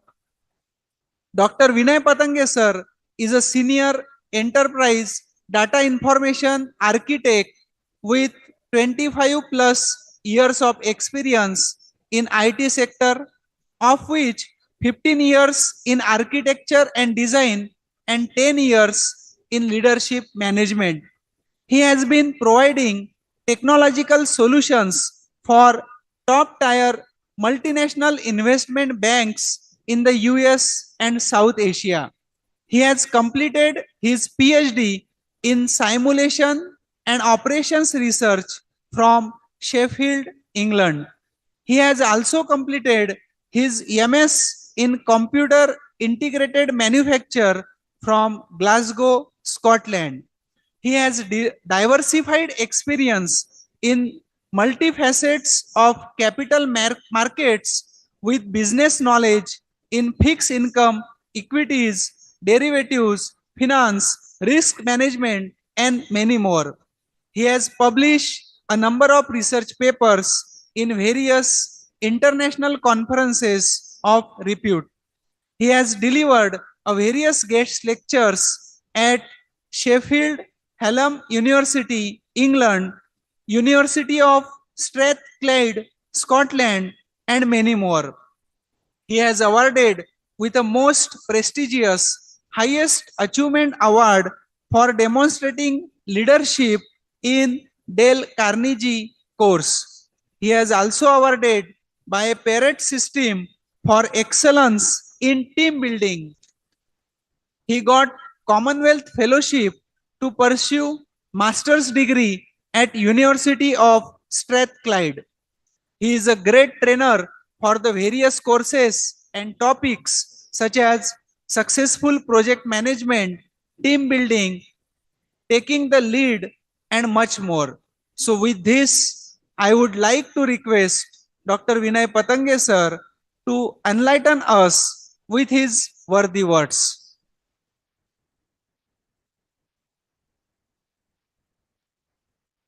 Thanks, everyone. Thank you, the host of this conference. I'm deeply honored to be part of this discussion here today. I just want to sort of have few words to pass around. A lot of technical discussions will happen, has already happened. Nilesh has already given a very in-depth overview of cloud computing, which is now the trend. Everyone is going towards that direction. A lot of technology stacks, too many technologies to handle for probably a new graduate student in computer science or information technology. To learn just one cloud compute platform, such as either Azure or GCP or AWS, is just too much. I've been through that myself, learning AWS pieces. They kind of came up with 160 different services, and they are adding every day new services. So it's overwhelming. So my advice to all the students here in Akola, that don't get overwhelmed. Pick something that you think has a future. Read more about it. Read more about the company's product line. For example, Microsoft has been very successful in demonstrating that they are investing in AI, and ChatGPT and whatnot, and they've also been investing in Databricks, which is part of their Azure services, Office 365, etc. So you look at their product line, pick a product, and after your graduation, perhaps you might be able to make a career out of that. So today I just want to sort of talk more in 2 or 3 different dimensions, not just technology. Technology is too much to digest. One needs a lot of focus. There's a lot of information available, online.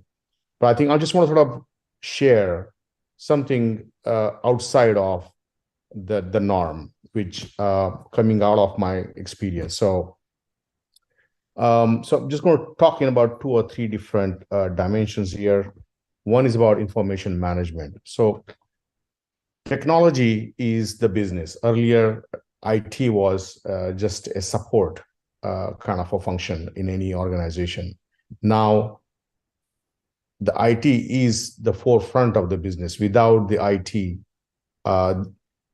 most businesses probably will fail. So it's very important that the CIO or IT function, is integral part of any business. For example, banks. I've been in the banking 20 plus years, and I just want to talk on the banks, be it telecom, be it healthcare, anything. Without digital banking, one cannot probably do transactions. One can just pay through your mobile phone, Gcash or something of that sort. So it has taken more importance than other business functions. For example, an accountant probably can define the accounting rules and whatnot, but beyond that, he needs a very sophisticated PC and a system to really manage the accounting on a day-to-day basis, automate that, and do automatic reconciliations at the end of the day. So it becomes very, very, very complex. So I have been excelled in my career as an architect. So I'm just going to talk here to the students as to if you were the one who were graduating from the college, what would you do? I graduated from VJTI in Matunga, Mumbai, where I did bachelor's in production engineering in 1987. And predecessor to that, I was in Amravati Engineering College as well, doing first year in electrical engineering. So my ambition was to sort of learn something new, something more innovative. So I took up a course in Glasgow on CAD/CAM robotics and the factories of the future. So my 2 words or 2 cents here for all of you is to pick something that is more advanced in technology, something that is not the norm. We have a lot of Java programmers, we have a lot of Python programmers, we have a lot of network engineers. You need that. You need to have that knowledge. So gain that kind of a knowledge in the first maybe 4, 5, or 7 years or 8 years of your career. But what would you do beyond that? That's a question. Where do you want to take your career goals to it, right? So I got into design, I got into architecture, then I got into enterprise architecture. And now I'm advising to the C-level executives how to pan out different projects, in what order they should be executed, pros and cons, how they affect the current state of the business, how it will affect the future state of the business. So something you want to think beyond technology as well. That's my point here, that technology is an enabler of a business. So you need to understand what the business is, where you can add value in the business. So I just want to share a couple of slides that I created a while ago. So how complex the real life business here is.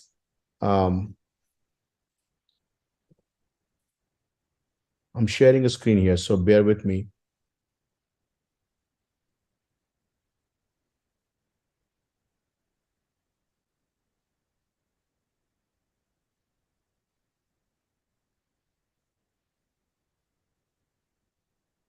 I was wondering if you are able to see my screen here. Can someone please answer me? Yes, it is. Thank you. So what happens, for example, you're doing transactions using your mobile phone or a internet web, right? It's an application, you interface with the application, the data comes. So today, data is everything, right? Everybody talks about data, right? So, so what happens to the data that gets captured? So on the left side here, you will see, this is a classic bank. Actually, it does exist in India as well, called Standard Chartered Bank. But their headquarters actually in Singapore and London. So I was in Singapore for 5 years working for this institution where I created information flows like this. So this is my own work here, which took me about 2 to 3 months interviewing different people from different departments and to understand the different flow of data, where it goes, where it comes from, what's the frequency, what's the format, what happens to it, does it get transformed, does it get enriched, etc. So this picture is just giving you a level of complexity as to what happens behind the scene. So most people, when they are interfacing with the bank, they see the systems which are on the left side here, right? But beyond, once the data is captured in these systems, there are multiple, every single can here you see is a database. So you can see how complex the flows are. So many cans, so many data stores, so many databases where it flows into. And then there are many, many functions that perform either reporting or some calculations to that data, right? And then eventually it goes to some kind of a layer, which is a consumption layer here on the far right. So to get from the source layer to the consumption layer, you can have, it may go through so many hops. And during these hops, the data gets transformed. The data quality can get deteriorated. It can have issues such as gaps. Specific data is not available, or it is available, but it is stale. It was yesterday's data. They wanted today's data. Certain business rules are missing. So all sorts of problems happen here in between. And they realize, oh, I wish I should have captured the user experience through one of these systems to understand the user behavior. So, but I don't capture all the clicks that the user does. So I cannot really predict the behavior of the customer. So many of such things here are missed. And people like me who are data architects, they're called in. And then Vinay, can you please give us an architecture, a target state architecture, where we can address all these issues, which could be data quality issues, master data management issues, data governance issues as to who owns this data. Okay, if there is a problem in the data, who corrects it? Who is supposed to correct it? There are multiple departments in a company where there are multiple owners or there are partial owners. Somebody creates only a basic customer data, but then there is another owner who enhances the customer data, such as his address, his phone number, his zip code, etc., right? Whereas only the person who is doing the transaction has only the name, date of birth, or something like that, the very basic one. So there are multiple parties who are in these pipes as the owners of the data. So currently, if I look at it from the data management angle, which comprises of multiple facets of data management, data quality, master data management, data governance, as the 3 or 4 of those. Most organizations currently are struggling to get their data right, because if the data is not good, they cannot get a good report. They cannot even take a good data to feed into machine learning programs to do more predictive, more accurate, or more accurate predictive analytics. So getting the data, a good quality data, is what most companies are struggling. Most banks are reporting bad data. Some of these banks have reported the data which is outrageous. Sometimes it's really they have some missing so many millions of dollars in the pipe as to, okay, what happened to that? I thought we had this much assets. Now when it comes to this layer, it is showing something else. Oh, there's a $1 billion difference, or there's a $50 million not being reconciled, right? So we have these kinds of problems. And in my career, I have experienced those. How do you answer it? So we have to create something like this. So I'm just giving you a flavor here of complexity of the data here.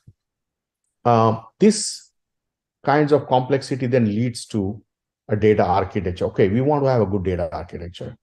So how do we do it, right? How do we create a good data architecture? Data architects, by the way, are not groomed in a classroom. Java developers are trained in a classroom. Python developers are trained in a classroom. Data modelers, not so many. Data architects, not so many, because there is no class on data architecture that will train you to be a data architect. They're groomed in the companies on the job. So it's a little bit mixture of three things. One is business knowledge, technology knowledge, and architectural frameworks and design. So you as an architect would then have on one side, one hand on the business strategy, vision, target business operating model as to how they want to perform their business process engineering. And the other side is, okay, if I want to solve these business problems, how can I bring different technology components that addresses those various business functions? And that's where the blend of the two comes into one place called architecture. And it becomes a central body of knowledge in most organizations. So architects don't deliver the solution, but they create solution. They can be an agent for innovation, an agent to bring value, direct value to the business. So one of the things that I like to bring you to the table is when you walk into a job after your college degree, think about how your manager, how your business people can, how you can add value to their business. That will be very important. If you start doing that, if you start thinking from that angle, you will be successful very quickly in your career. So I'm just giving you these pointers for you folks, not just about technology, but about the other side of the management, where you may want to hone in a lot of soft skills, a lot of good communication skills, people skills, stakeholder management skills. Executive presence means if you have an executive in front of you, how do you behave in front of the executive? How do you answer precisely his questions so that he is happy after the meeting and you are able to deliver something to him or to her? So those things are very important here. So I'm just talking more about the architecture, the soft side of the architecture here.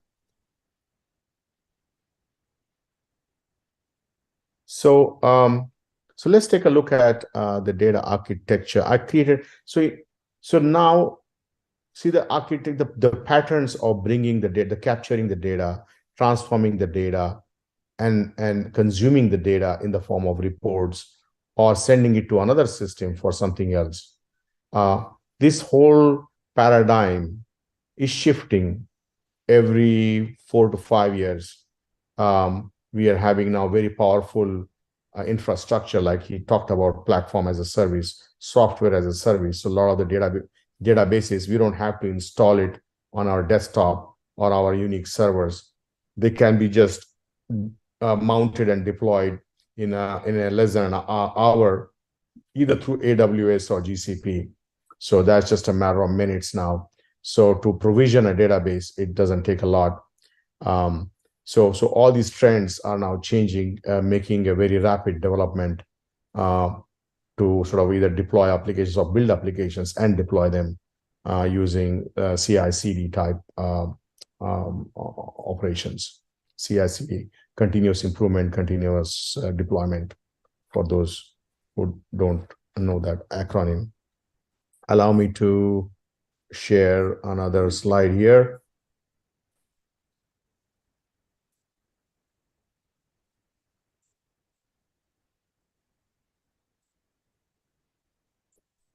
So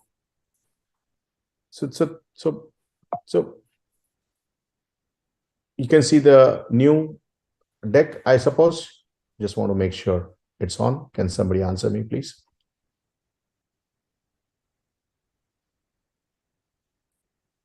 Yes, Hello? sir. Yeah, yes, Thank sir. you. Please continue. Thank you. Thank you. Just want to make sure so that it's visible. So, what is an architecture? A technology architecture.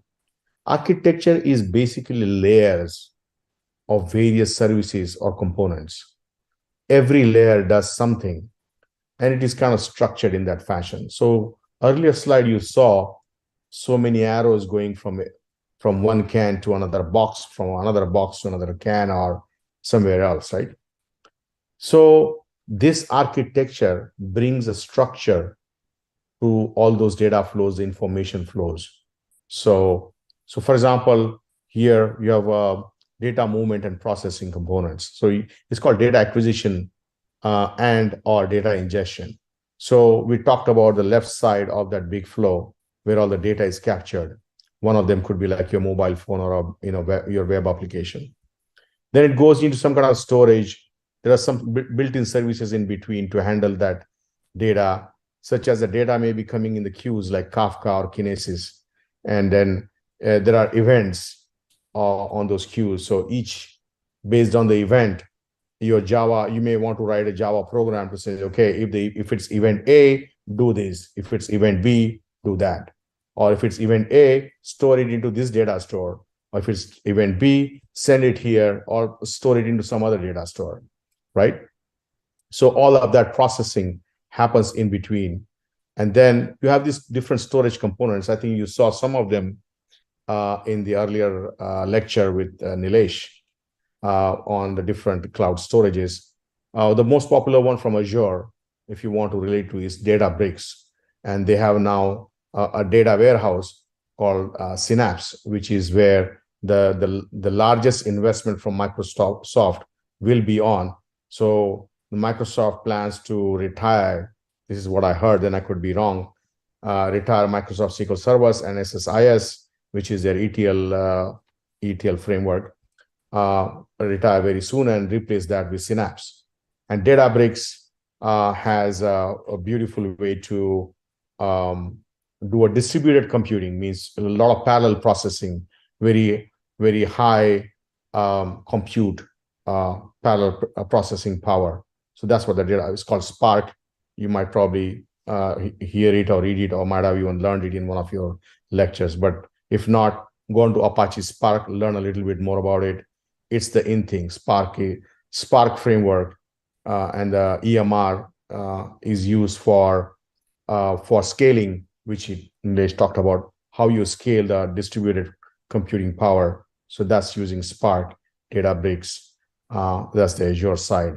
On the AWS side, we have S3, but you need to sort of deploy a Spark on the top, EMR on the top, and then it uses different services in AWS. So different cloud vendors provide different types of methods. And I have got in one of the slides here, AWS, which I deployed this in one of the blue chip financial firms that's based out of Baltimore near Washington, DC. So going back here, compute components, again, what does it do? Cleansing, standardization, transformations, aggregations.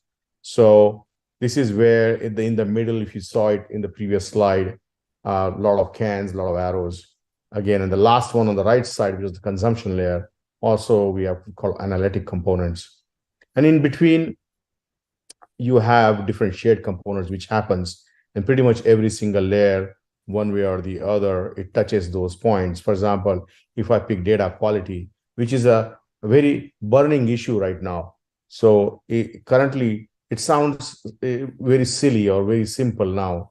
Or data quality, oh, that's a no-brainer or whatever. But actually, to define, to govern the data quality policies and to give the ownership to the individuals in the organization is one of the most complex jobs.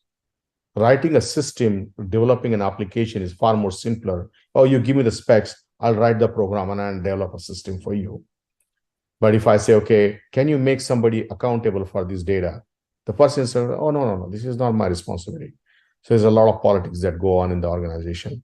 And as a result, data quality suffers. And then it comes up to the C-level executives. And then the C-level executives realize, oh, well, I need some data quality guys. I'm going to pay them a lot of money to come in and do all this stuff. So data quality, data governance guys, master data management guys, they pick more, they start making more money now. So depends on where the problem is. In any case, I don't want to digress too much, but I thought I'll share with you that there is a burning challenge right now in most organizations on the data quality and data governance. Moving on to the other architecture. So what are the, so how do I define? If I just say, okay, data acquisition, what are the different ways I can do it? So all these things, all the boxes you see, small boxes in a big box. So layer one is data acquisition. Layer two is then its storages, compute and analytics, right? So one of the ways, for example, to do acquisition is to batch process. Other one is to stream the near real time. So what can I have? Kafka Kinesis, very popular, Kafka, Apache Kafka, smartly developed by one of the Maharashtrian lady out of Pune. And she is one of the most successful women, self-made, worth about $600 million. She lives in California and she developed this Kafka.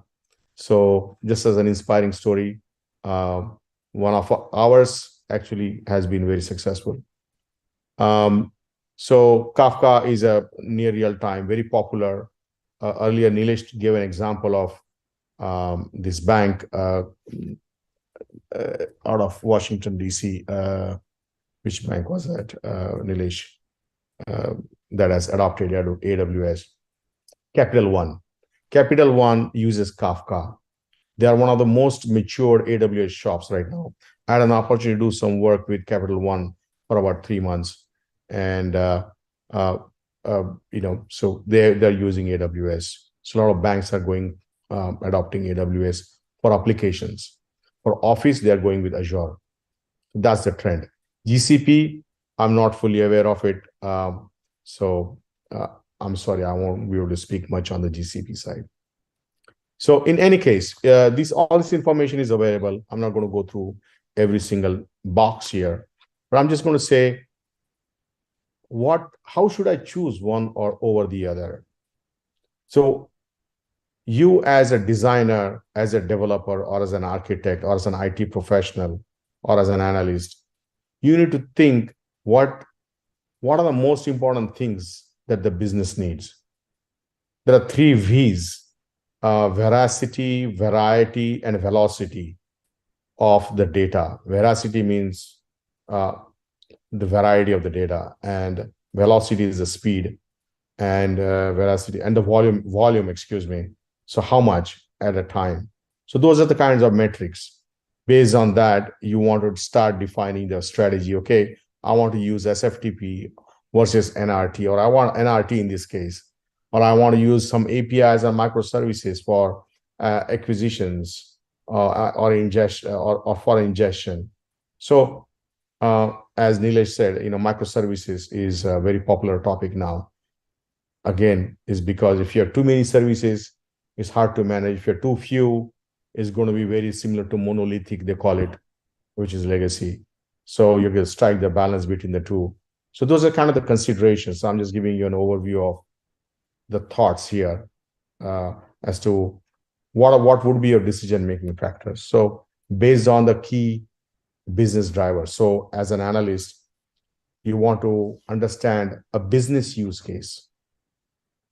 For example, a business use case is that I want my Japanese investors to see only the Japanese data and a US investor to see only the US data. They should not see each other's data. That's my business use case, as an example. That should be translated into technology business use case, technology use case. So what's the technology use case for this example? Means I need to make a copy, I don't want to make a copy of the data, but I want to cut a big data into 2 pieces, 1 piece for Japanese investors, 1 piece for the US investors, and they are into 2 separate databases. Or I should say, well, I want to build a semantic layer, which is very agnostic to the data. I want to sort of build a semantic layer in between, have different users from different geographies accessing the data underneath. So Japanese guy, when he logs in, he can see only the Japanese data and not the US data, and vice versa. So I've translated that business use case now into a technology use case. And based on that technology use case, I write that down in an Excel spreadsheet. And I say, okay, to better deliver the needs of that business use case, I have to achieve these technical considerations. I've got to have these technical considerations, right? And in order to have that technical consideration, what do I need to do? Means I have to build a semantic layer. I have to build this. I have to build a security level. I am user level or whatever it may be, right? And a data level itself, where how the data is persisted, and can be segregated logically and physically, right? So it translates into the technology specs. And now I can give those technology specs to the technology department who is delivering that. And now I have programmers there coding, okay, then we build it. So this is how the process starts. So I'm just giving you a big picture here. A business use case gets translated to a technology use case. And the technology use case then gets translated into some kind of an architectural components that you need to build. And then that gets translated into my delivery. Okay, these are the things that we need to build. So this is kind of the big factory of building applications, business applications, but through a more structured way. So we use architectural framework. So it gives consistency. It gives a very clear picture of what you're building. It allows you to reduce the redundancies in the data. So you have a single source of truth for every single data. You don't want to make copies of it.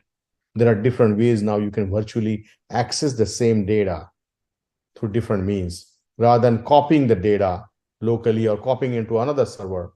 The prior picture that you saw was making so many copies of data because it has organically grown over a period of time in that bank. And that bank was struggling, okay, how do I manage it? How do I know where the data is being manipulated or why I'm seeing wrong numbers than I should see it otherwise, right? So in the pipe, a lot of transformations are happening. So why? Because they don't have a single source of truth.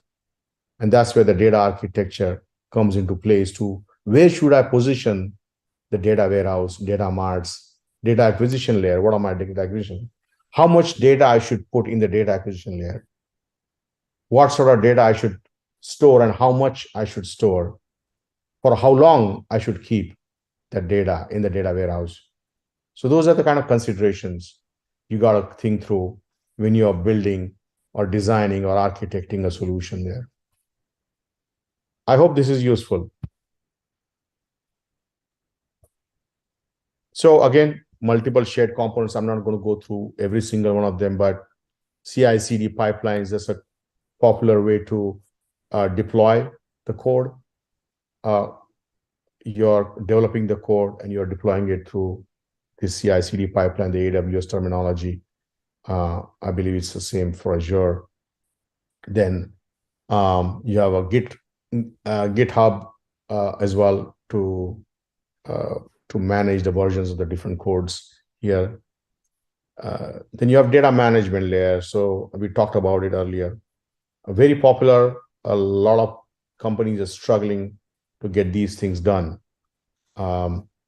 They can switch on the cloud computing part fairly easily. Hard to migrate the data from on-premises to the cloud. But it's even harder to integrate that cloud data to some of the other tools, such as data profiling tool, data governance, tools such as Colibra, Prophecy, Riversand, etc. These are the challenges currently I see.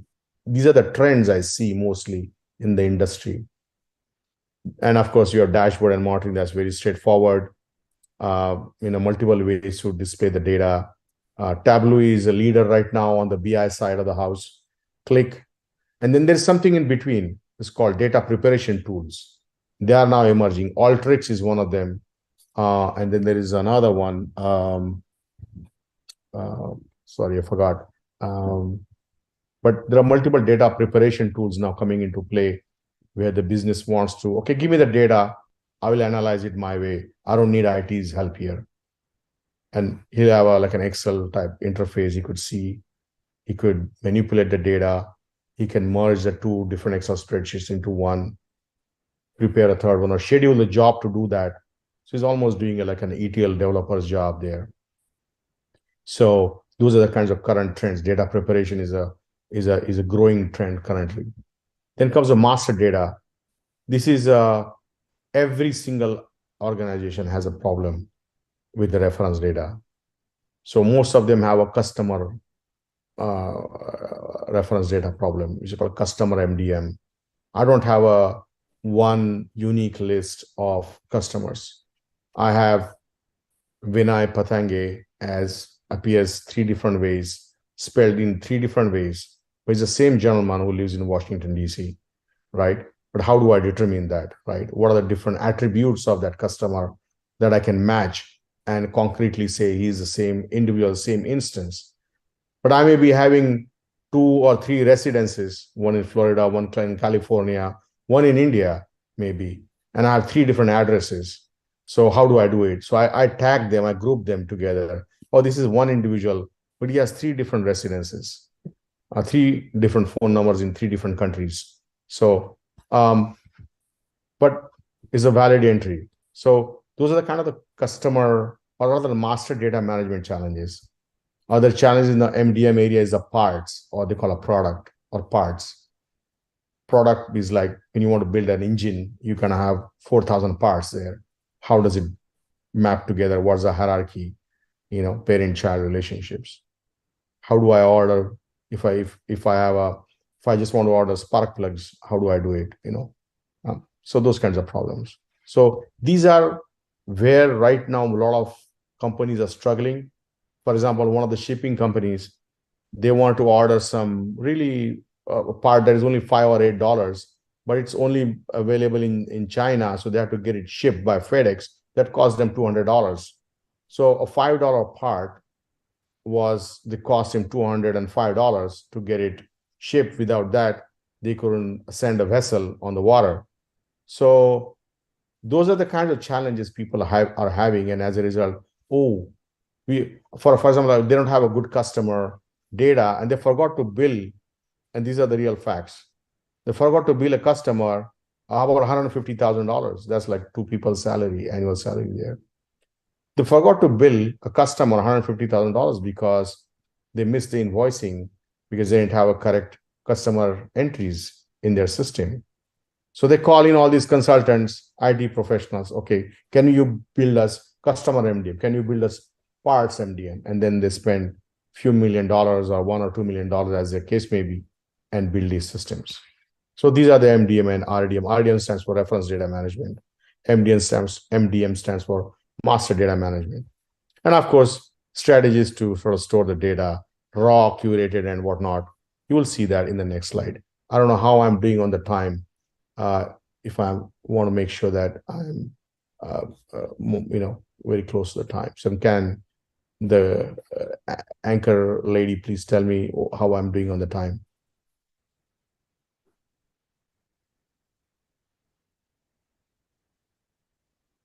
Okay, anyways, this is a classic data pipeline. So what happens actually when you build a pipeline in an AWS? Earlier, we spoke about GCP. Nilesh gave an overview of different services within GCP. So here, I took a few services from AWS and I built a pipeline. So these are my different 2 strategies, real-time at the bottom, batch on the top. And okay, when the inbound batch data comes, it goes to the raw layer. This is called a data lake. This is an S3 bucket actually.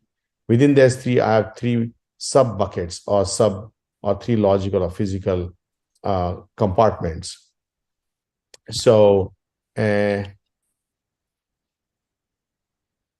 are the 3 logical compartments here. And then I use Lambda, which is a serverless compute, to trigger a specific job. It goes into the queues and the Lambdas trigger something called step functions. And my Python or a Java program can take the file, do what it needs to be done to it, either just do a sanitation check, or it could do some transformations. It could do some ingestion, depends. So it goes into curated zone. Once it's cleaned, it uses Lambda again once it's cleaned, a Lambda is triggered. Again, it goes to another job that does a transformation and ingests it into RDS, which is a relational data store. And it can also put into another bucket for use for consumption through other systems. And of course, there you have AI ML as a side piece here. but the main piece here is visualization tools. Using APIs, you can access the various data. Also on the real time is a different pipe at the bottom, inbound data stream. We talked about Kinesis, Kafka, event-based message queuing, which we talked earlier as well. And you can have build a bunch of services to handle those different events. And based on that, you can do various processing. Either you can store it in RDS, or it can just pass it to some other service or some other function. So this is kind of a very high level simplified view of a classic data pipeline. Now, I would say 80 to 90% of the organizations today are building pipelines, data pipelines. So this is, we call it data engineering world, where you are doing acquisition, transformation, and visualization. This is called data engineering. So that becomes a foundational data, foundational preparation of the data for the organization. Data science, which is the AI part, uses the data from that is built by the data engineering team. And it takes the sample data and calls various algorithms, mathematical algorithms, and trains the model. And then it basically creates a kind of think of it like a quadratic equation or a polynomial equation, which you could then use it to deploy that algorithm or rather model using SageMaker and enable that live through these data pipelines. So that's kind of so you build the models using your libraries in Pythons and whatnot. Once you created that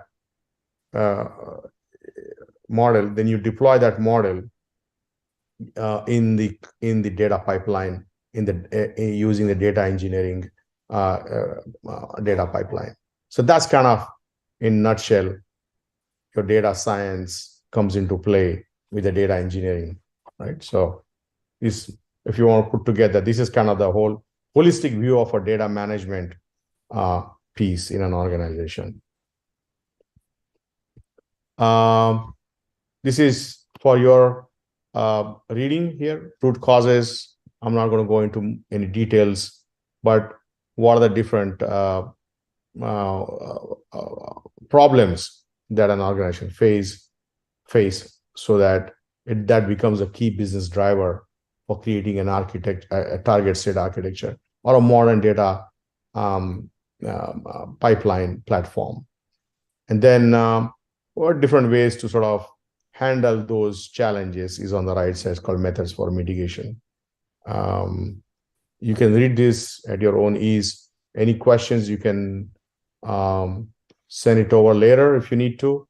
I will have my email available, which is my last name, patange.vinay@gmail.com.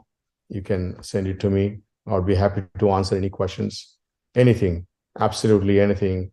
It be it technology, be it management, be it people leadership, be it career, be it anything.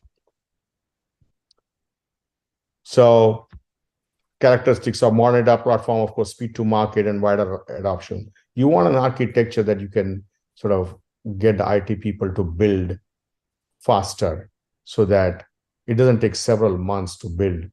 Otherwise, by the time you build it, your business strategy has already changed. It has already moved to a next step. So you want to sort of start delivering that fairly quickly so the business can start reaping the value of your solution. We talked about veracity. So this is it, volumetric, velocity, veracity. These are the kinds of things that you need to look into from the data angle, and how much microservices you should build. What's the strategy around that? That's another important consideration. And most of the other things are fairly straightforward and common sense here. And yeah, so can I take any questions live for now?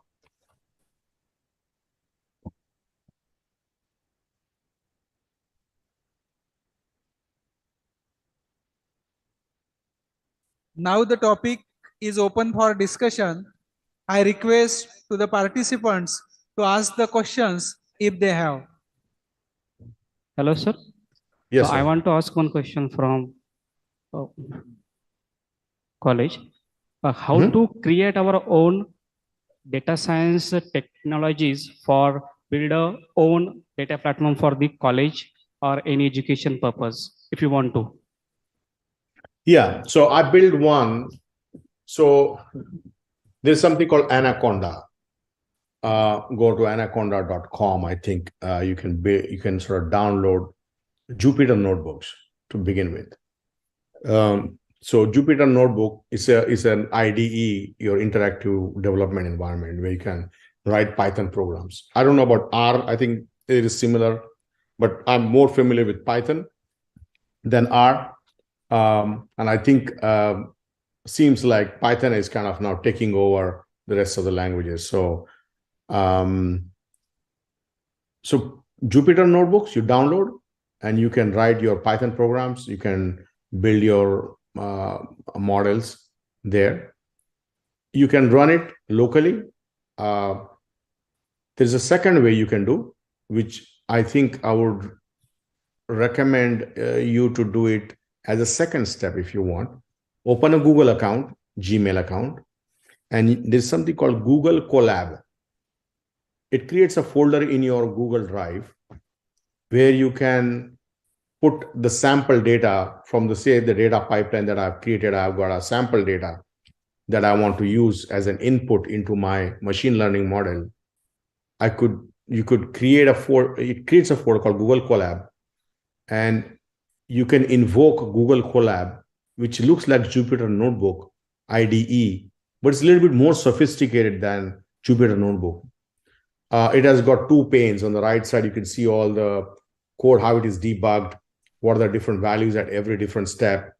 So it's a lot more informative, faster, quicker. Once you get used to it, you will do very well with that. So I like that interface a lot more because I have a lot more information about what my code is doing. If I pass a specific value to a function, how is the function handling those values, right? So it gives you on the right side. So it's very interactive. So it's called Google Colab. So first is Anaconda, where you will see a bunch of blocks. Go and download Jupyter, a notebook from there. The second one is in your own Gmail account. You can look into Google Colab, search for Google Colab on Google, and then you could invoke that as an IDE. There's a third thing I will give it to you to let you know, which you didn't ask me, but you may need it, is there's something called Kaggle, Kaggle, Kaggle.com. A lot of the Google data scientists have been putting their algorithms on something called Kaggle. So if you want a specific application, I don't know, just picking up something related to restaurant recommendation system, or could be, passenger predictive, and cricket score prediction. We did that as well as one of the assignments, and we got the results between plus minus 3 runs, the probability of a specific team that was going to win, and we actually got it right. And India did win in that particular year.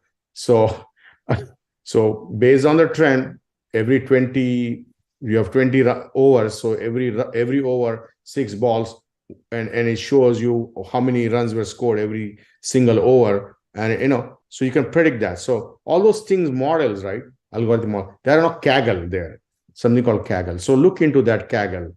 So that is just for getting more ideas who's done work in what. Now they are using that in healthcare services as well. A lot of doctors are using AI now.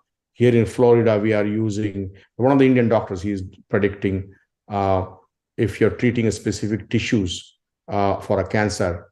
It tells you, okay, if this portion of your hand is already done, has got a cancer, a likelihood my finger is also got some bad tissues that needs to be treated. So it does that predictive modeling. And all those models, they go into Kaggle. So you can develop that platform for your academics or for your research or for yourself? I hope I answered. Good question.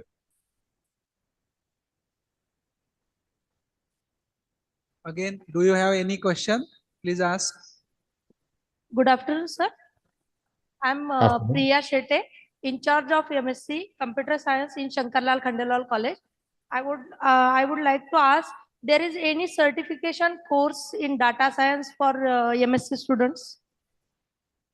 MSc students. Oh, MS. Okay, MSc students. Master of Science, right? Yes, sir. Yeah. Okay, there are 1,400 courses now available online on applied data science, by the way. Tremendous. Everybody is going in that route. What I did was last year, I did course from MIT, Massachusetts Institute of Technology. They had applied data science. They use Python, and it's a 4-month long course. So it's not an easy if you have a full-time job. So all weekends, Christmas, Thanksgiving, New Year, everything was occupied doing the machine learning models. So if you are ready to sacrifice bunch of your holidays, bunch of your family time, and want to learn something new for 4 months, please go ahead. I would highly encourage it. I think it will pay you off in the long run. So there's something called dataquest.com that has got data science as well. Very good, very in-depth, and cheap also, about $30 or $40 a month. You can go at your own pace. Some of my engineers have done that course and they found it very useful. Thank you, sir, for beautiful information. Yeah, one more thing I would just suggest is some courses use R, but R is fading away. R was a language for mathematicians and statisticians. So not to discount R and Python very equal, but now because Python offers a lot more flexibility, a lot of extensive libraries, and also being used by Google and Microsoft heavily, R is kind of fading away, it's diminishing. So if you want to pick a language that you want to learn, pick Python over R. That's my personal preference. Okay, thank you, sir. Thank you, sir. One more question from Miss Anjali Kumawat. Good afternoon, sir. My question is, which API used for data architecture framework? API. We have REST APIs, RESTful APIs. Are you talking about the methods, or you're talking about the platform for APIs? Generally you build APIs using Java. There are a bunch of tools that are available that allows you to build APIs. Okay. I don't know. I'm not sure whether I've answered the question appropriately here. Okay, sir. Thank you. Thank you. Thank you, sir, for sharing your views and broaden the horizon of our knowledge. Now, on behalf of the organizing committee, I would like to express our gratitude to Honorable Dr. Vinay Patange, sir, for sharing his valuable time and sharing immense knowledge with us. We hope that this association of ours continues and strengthens in the time to come. Thank you. Thank you very much, sir. Thank you very much. Thank you. Now it's time to enjoy a delicious lunch. So I would like to invite all of you for lunch.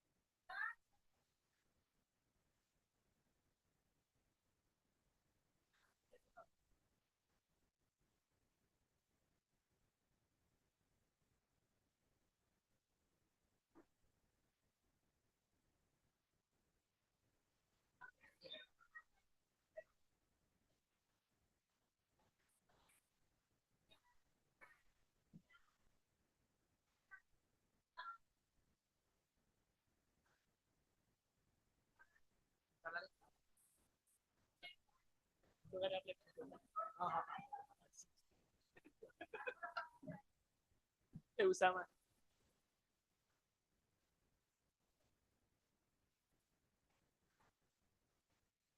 Usama. Hey, wait, एक photo का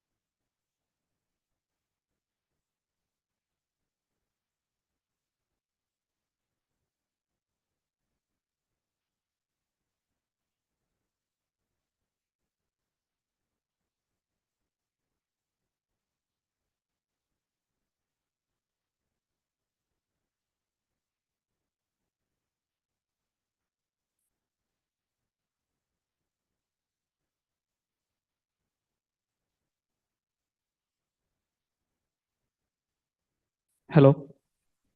Hi, good afternoon, sir.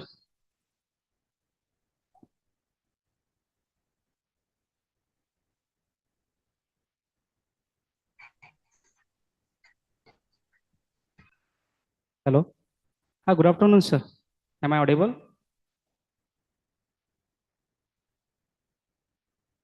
Hello. Hi, Manza, sir. Am I audible? Hi, yeah, yeah. Good afternoon. Sir, there is a lunch break is going on. Okay. We will resume at 1:30 for presentation. Okay. And after that, Okay. your lecture will be on 2:40. 240. Yeah, approximately Okay. 5 minutes more.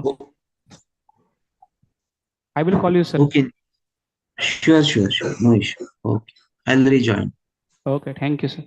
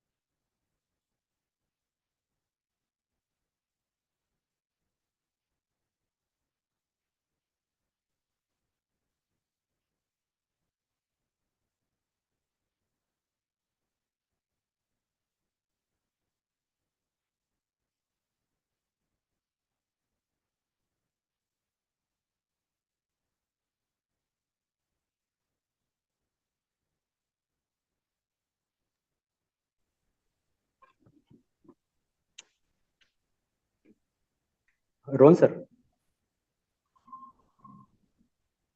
Is it audible?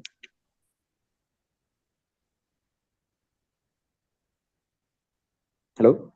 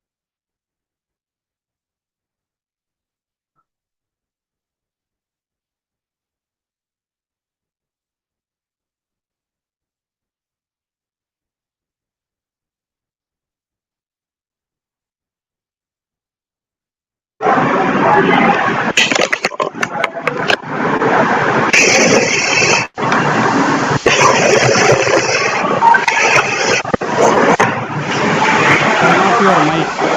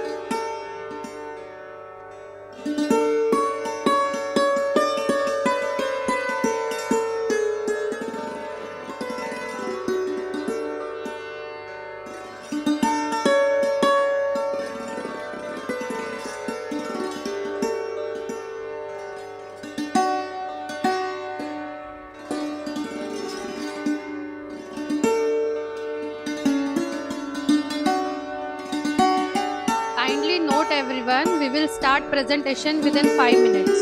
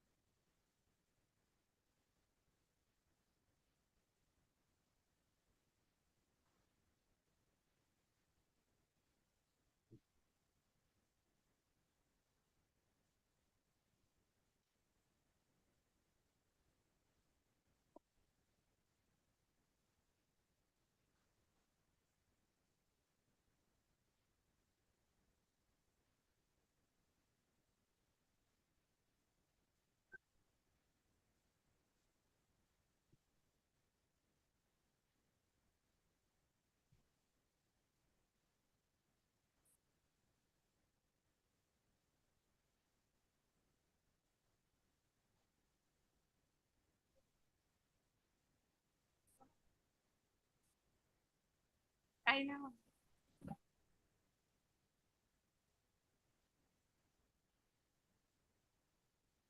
All the participants as per the serial number assigned on your groups, you have to ready for your presentation, ready with the PPT presentation. All the participants will have the only 5 minutes to present themselves and the whatever the question answer session, which includes the 5 minutes. It kind request to all, be ready with your presentations.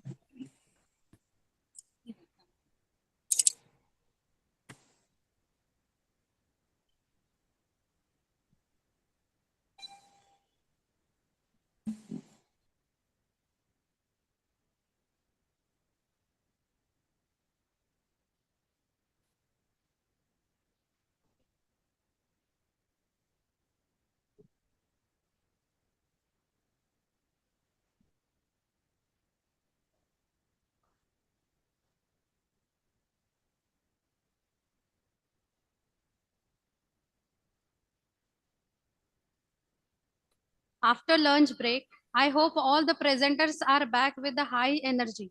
With the permission of chairperson of this technical session, Dr. Shweta Bharate from Department of Computer Science, Sant Tukroji Maharaj, Nagpur University, and co-chairperson, Dr. Bhargavi ma'am, I would like to proceed towards our next technical session for paper presentation. I would like to firstly inform all the presenters that they will get only 5 minutes for their presentation, which is partitioned as 4 minutes for paper presentation and 1 minute for QA session. And second, sequence of presentation will be followed as mentioned in the list, which was shared yesterday on your WhatsApp group. Let's start the presentation with our first presenter, Ram Ghadkar sir.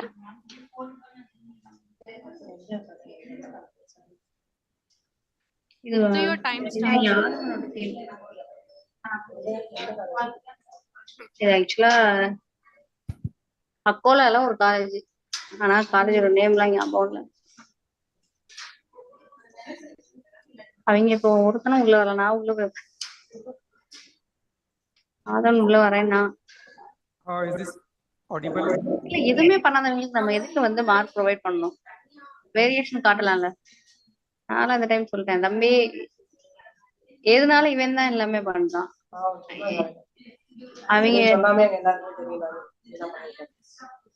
All the participants, I request to mute themselves.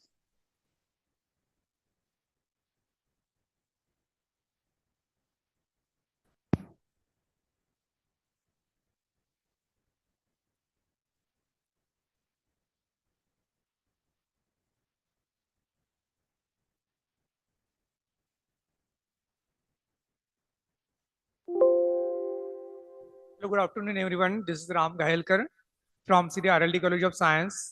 Now I'm presenting here a paper on a comparative study of lexicon-based and machine learning-based approach for sentiment analysis.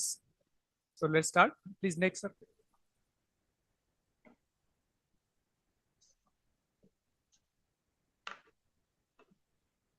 Next.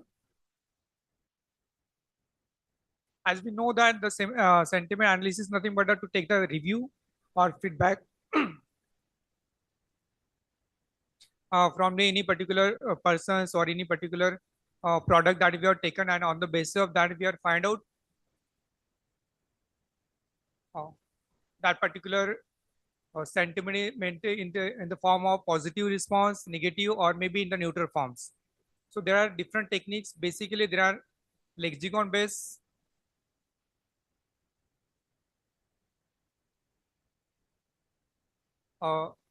sentiment in the another form there is also called as the opinion mining.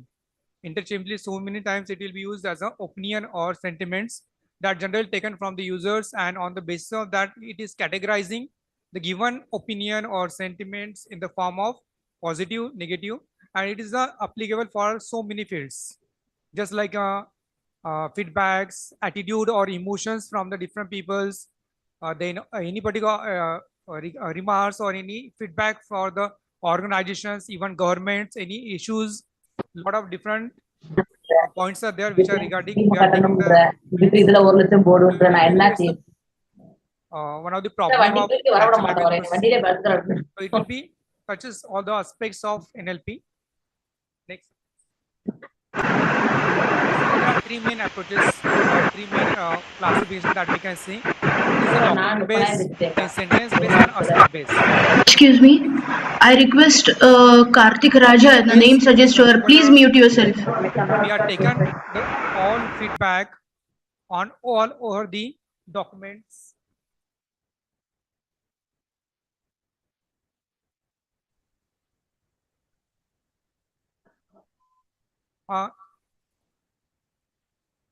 So at a document level means that on the basis of all documents that it can be say the reply that given document replying positive response, negative, or maybe neutral. Sentence levels means it will be finding the whatever the response given the sentence. माझा नाही ready sir.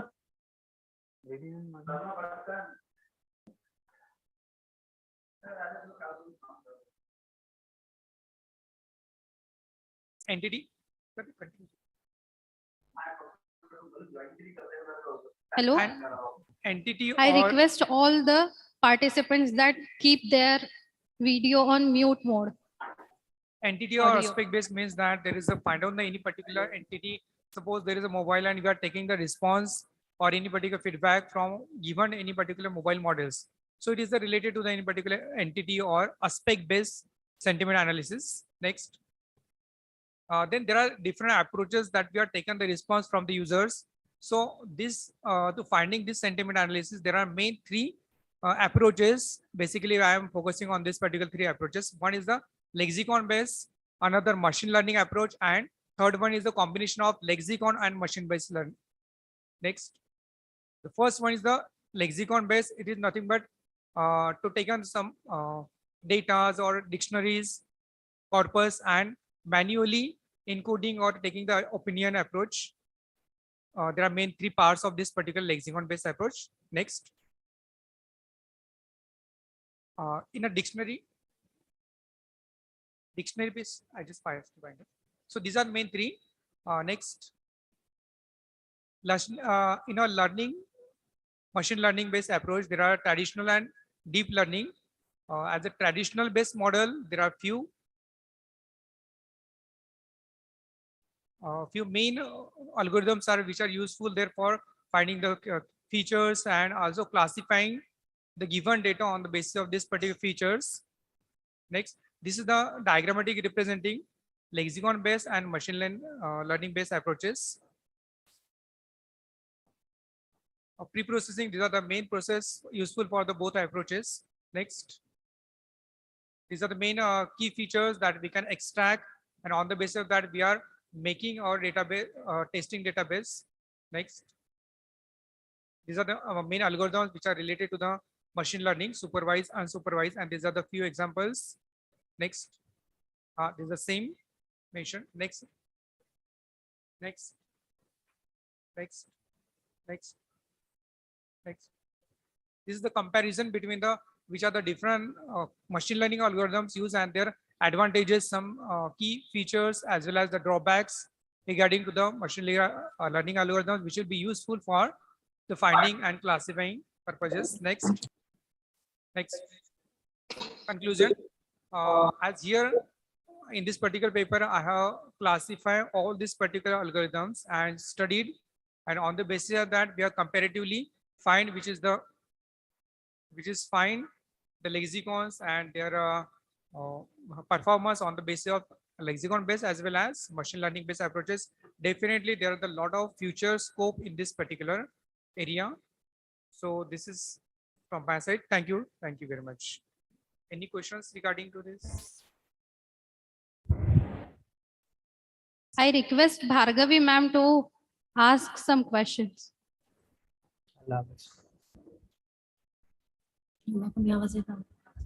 Okay. Am I audible? Yes, ma'am.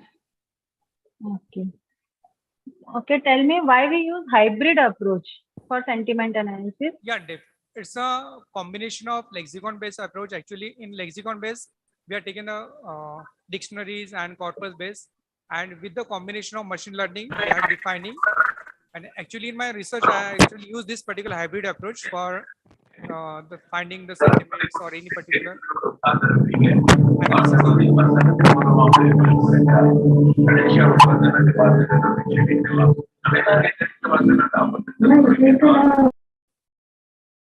yes, ma'am.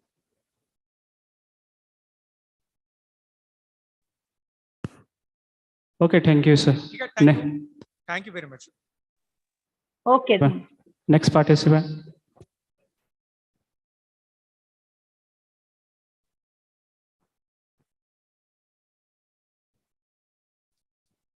I request next participant as Janini ma'am to present their presentation. Ma'am, you will get only 5 minutes to present your presentation. Okay, ma'am, we will share.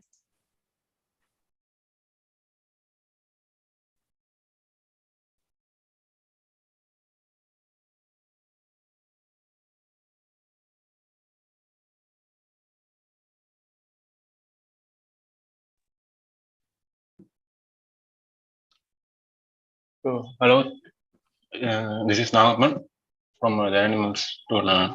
We are using our project as an efficient inventory system management system with the QR code using blockchain. We are teammates are and some guys. Motivation for our project in today's world, retailers need a distributor between them and the vendor to buy the products from selling products.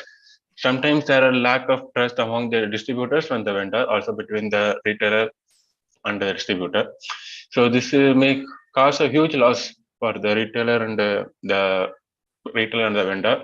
So solving these challenges, we are requiring a collaborative effort for both the vendors and the retailers, and we will require the implementation of innovative solutions such as the use of blockchain technology to increase the transparency and the coordination in the chain supply. Next slide, please. So the proposal documentation, the project description is to make the product available to all the retailers from the vendors by using QR code with the blockchain.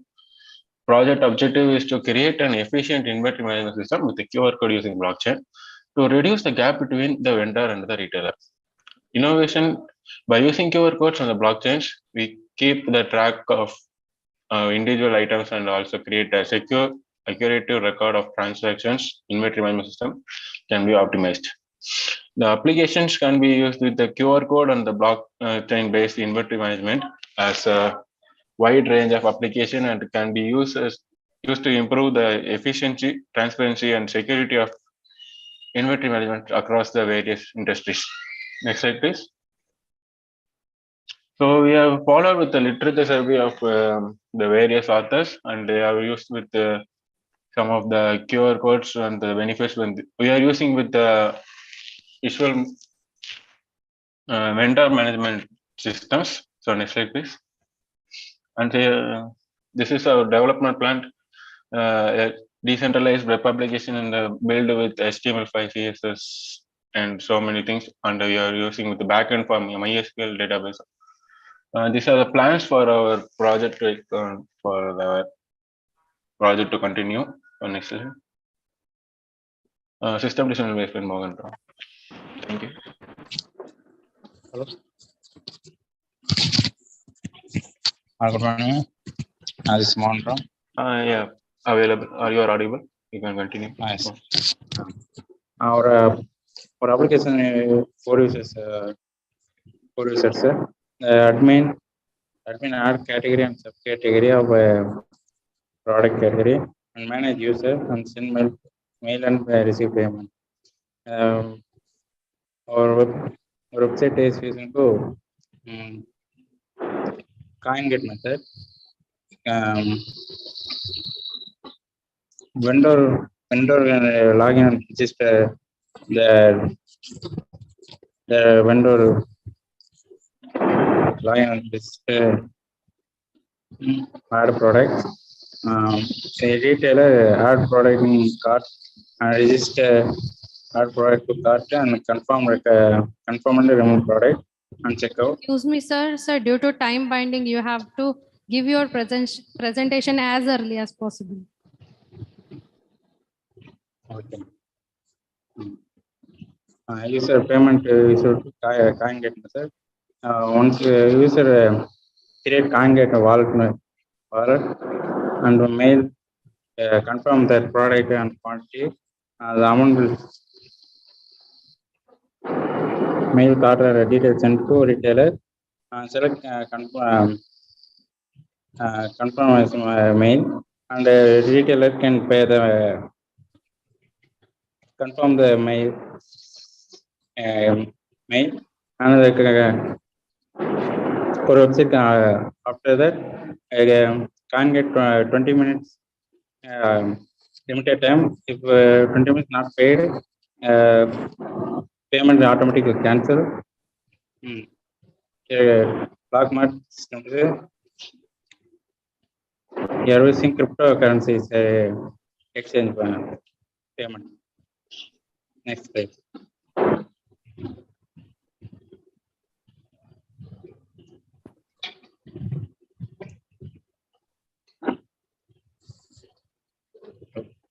Next.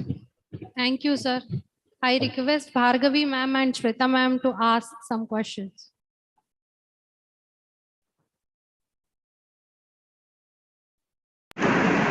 Yes, nice presentation. Sir, a question from my side. Is this a project which is being implemented somewhere? Yes, ma'am. Yes. Sir, can you give me some details about it? Yes, ma'am. We have already implemented this project in the as a web application in a reputed site, ma'am. So it gives it reduces the gap between the vendor and the retailer, ma'am. So in real time, we know that Amazon has been doing this, but it is mainly focusing on the end customers. So here we are focusing only on the retailers and the vendors, ma'am. So normally, if you take means they use the Indian currency for a transferring purpose. So but we have implemented a cryptocurrency as well as blockchain applications so that we keep track of these items that we supply to the retailers and vendors. Okay, great. Thank you so much. Okay. Next participant, Gajanan Joshi, sir. Okay. Hello. Hello. Am I audible? Yes, sir. Yes. Sir, please Okay. kindly note that you have only 4 minutes to present your presentation. Okay. Okay. Let me share my screen.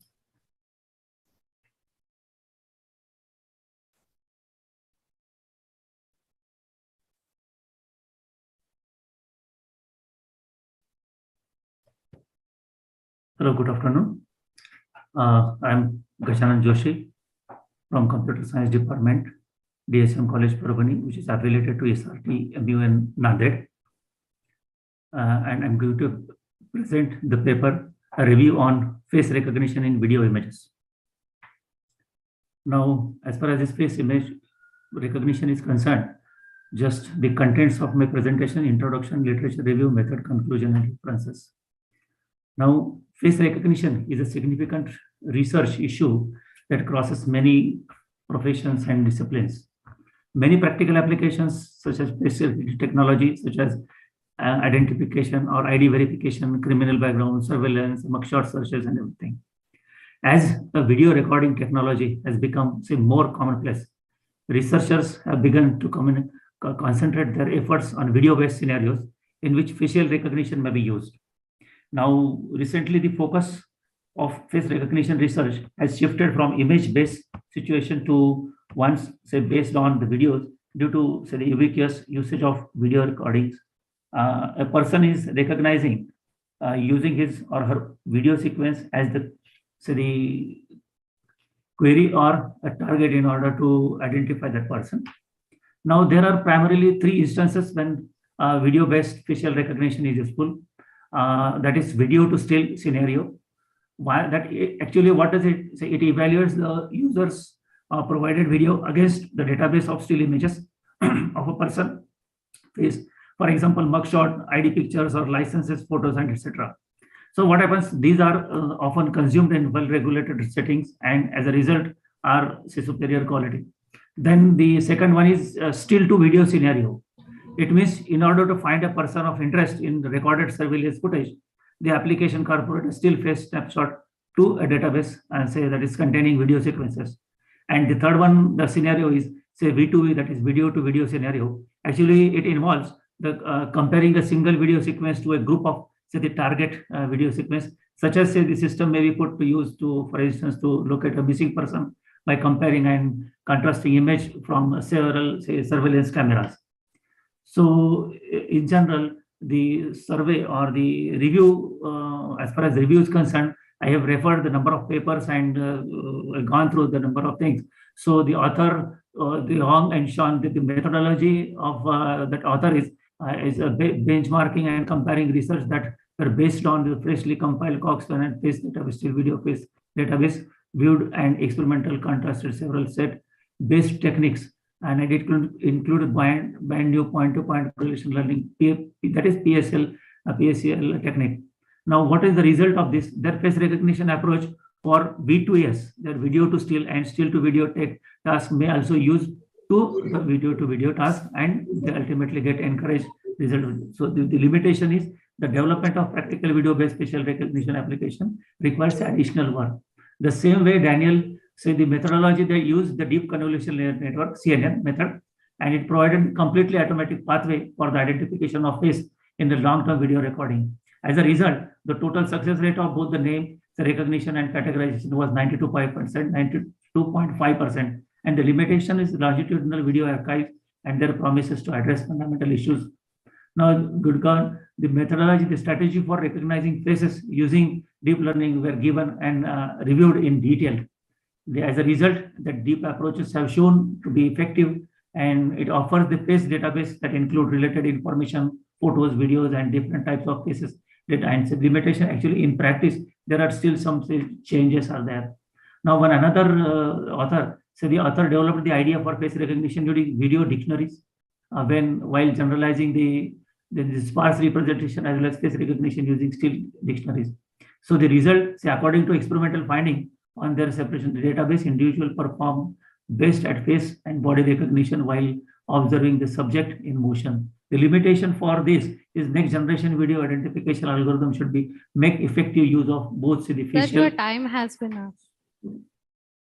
Oh.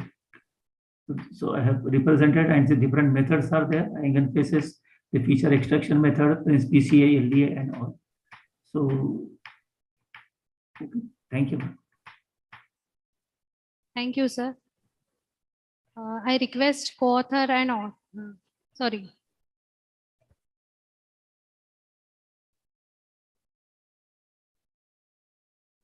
I request chairperson to ask some questions. Yes, a question from my side.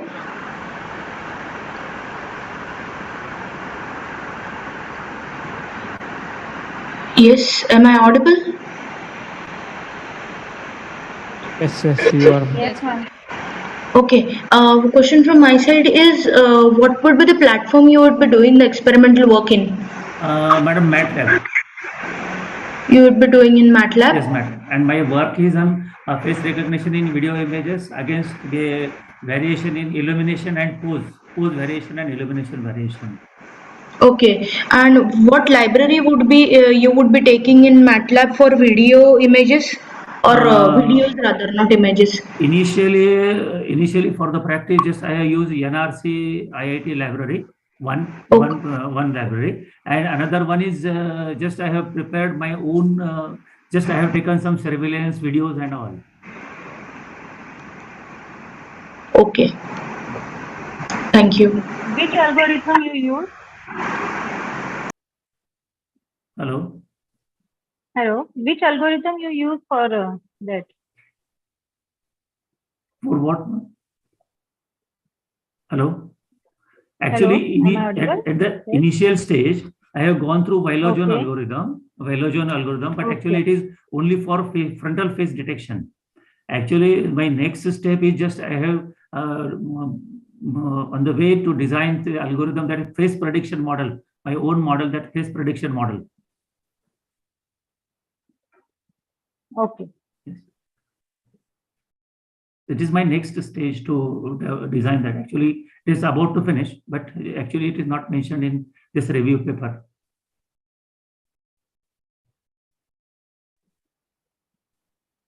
Okay. Thank you. Thank you, ma'am. Thank you, sir. I request next participant, Kranti Sapkar, ma'am, to proceed with their presentation. Yes, ma'am. Am I audible? Yes, ma'am. Okay, so let me share the screen. I hope my screen is visible to all. Yes, ma'am, it is visible, but you have only 4 minutes to present your presentation. So keep this in mind. Okay, ma'am. Good afternoon, everyone. I'm Kranti Sapkar, a research scholar from Sant Gadge Baba Amravati University, Amravati. I'm going to present a paper, crop recommendation using machine learning classification techniques. So these are the contents of my presentation. So as an introductory part, as we know, for India, the agriculture plays a very important role in order to improve the yield production. It is very important to opt for the certain technologies So nowadays there is a vast use of IoT and machine learning technologies in this agricultural field. So in this paper, I used the machine learning classification algorithms, and I implemented some algorithms on the soil data set, and I tested the accuracy of that particular algorithms. So this is what the methodology I follow. That is, the first is the data collection, then I perform the data pre-processing. I train the model using the classification algorithms. Then after that, evaluated the performance, and based on the performance, I prove which model is better for the specific data set. So the data collection mechanism I used here, I collected the data from the online repository, that is the Kaggle repository. It is the label data set, as we are going to use the supervised machine learning algorithms on that. This data set contains the features like NPK contents of soil, temperature, humidity, pH, and rainfall.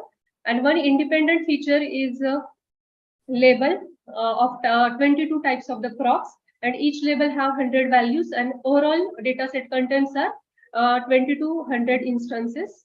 I performed the exploratory data analysis on that data set. For that, I imported certain libraries. I read the data set in the Python. Basically, I use the Python for that. After performing the descriptive statistics, pre-processing, and data visualization, I train the model by using these 4 algorithms. That is the decision tree, KNN algorithm, random forest, and support vector machine. So this one diagram shows the feature importance, which is basically used in the decision trees also, and in random forest. Actually, the feature importance means how important that particular feature in order to correctly predict the particular outcome. So from this figure, we can clearly see the rainfall is a very important feature, and temperature feature doesn't that much of importance. So in order to improve the accuracy of algorithm, we can avoid the less important features. So that is one part I did here. Then again, I compared the testing and training accuracy for the KNN algorithms. Basically, the KNN algorithm here, it works on the K nearest neighbor. That is, the value of K is very important. So how to find out the best value of the K? For that, I use this particular chart. In this chart, we can easily see the value of this particular K is equal to 5. If we take that K is equal to 5, then the performance of the testing and training accuracy can be matched at the some level. So it is very important to choose the value of K. Then briefly, I given here the model evaluation models I used and the accuracy. Compare the accuracy. So from these particular results, we can easily see the random forest gives the better accuracy. So this is what the results, that random forest gives the 99% of the accuracy. The final conclusion and scope is what, when we use the specific algorithms, so the right parameters, choosing the right parameters is very important. If we choose the right parameter, our performance of the model can be improved. If we use the KNN gives the better accuracy for the optimal value of K. Decision tree model, if we give the maximum depth is equal to 3, then it gives the better results. For SPM, here the linear kernel gives the better results than the RBF kernel and polykernel. And at the end, the random forest gives them 99% better accuracy, because the random forest uses the maximum number of trees. Here we build the random forest on the multiple trees, and so the accuracy of the random forest is maximum. So these are the certain references I referred for this paper. Thank you, ma'am. I request chairperson and co-chairperson to ask their questions. Yes, thank you. Madam, one question from my side is, what metrics what factors you would be considering while doing this study? Actually, I only use the accuracy measure, but here my further studies will be based on shall we use the recall or precision in order to get the more accurate result, or in order to get the more performance. Only for this here, I use the accuracy measure for the model evaluation. Okay. One more question is, you must be thinking of some geographical area for which you would be suggesting these crops. Yes, ma'am. For Pune region, I am doing this for the Pune region. The area is Pune. Okay. Thank you. Thank you. Thank you. Thank you, ma'am. I request next participant, Smita Singh ma'am, to present their presentation.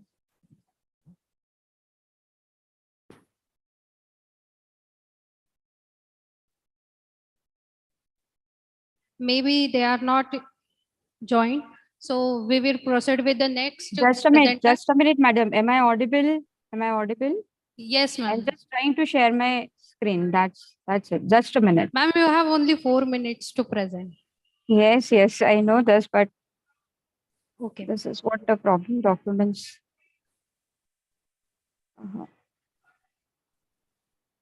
My screen is visible. No, ma'am.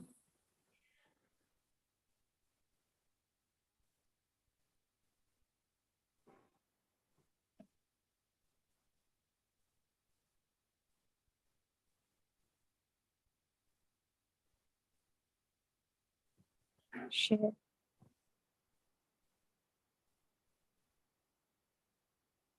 Ma'am, if it is taking long time, so you fix the problem. Till then, we proceed with the next participant. Ma'am, this screen is visible. That's you answer me. I will be present in the next Your one. No screen issue. is not visible. You wanted to share your PPT? Yes, want to share my PPTs. Ma'am, you have to share your screen.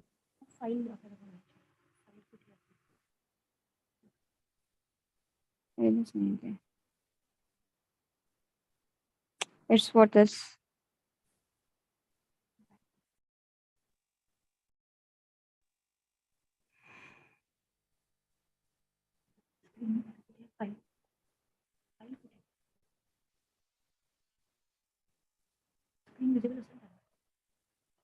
You can give the This screen is presentation. visible. This screen is visible now. PPTs? No, ma'am. No, ma'am. Maybe there is some problem at your end. Okay. You continue with the next contestant. I'll try it from my side. Okay. Next participant, Gautam Kudale, sir.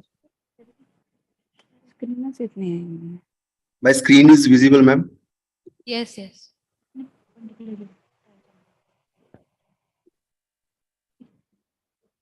Myself, Gautam Kudale. I'm presenting the paper Cluster Prediction of Students Data by using K-means clustering algorithm. So this is outline of my presentation. So data mining, it is the process of extracting the useful information which is stored in the large database.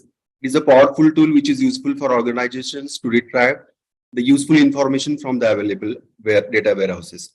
So there are basically 3 major data mining techniques: classification, clustering, and regression, out of which I am considering clustering. So data clustering, it is an unsupervised and statistical data analysis technique. It is used to classify the same data into the homogeneous group. It is used to operate on a large data set to discover hidden patterns, and the relationship helps to make decisions quickly and efficiently. So following are 4 techniques that are adopted in clustering: hierarchical, partition-based, density-based, and grid-based, out of which I am considering K-means clustering algorithm, which is of partition-based. So K-means clustering, it is an unsupervised learning algorithm that is used to solve the clustering problems in machine learning as well as in data science.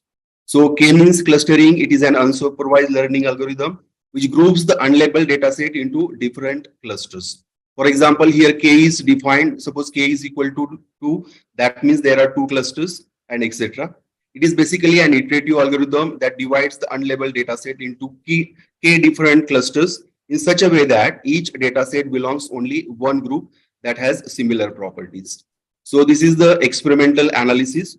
So K means it is used on the input attributes to generate an exact number of clusters in order to predict the academic performance of students. So in this research, all the pre-processing on the data is done using different libraries from Python, such as PySpark. From the experimental point of view, the data set is created by importing basic data sets of students from Kaggle. So after applying the K-means algorithm, we have to follow ELBO method. We got the value of K and its corresponding cost, and we have plotted a ELBO graph, which is used to predict the exact number of clusters.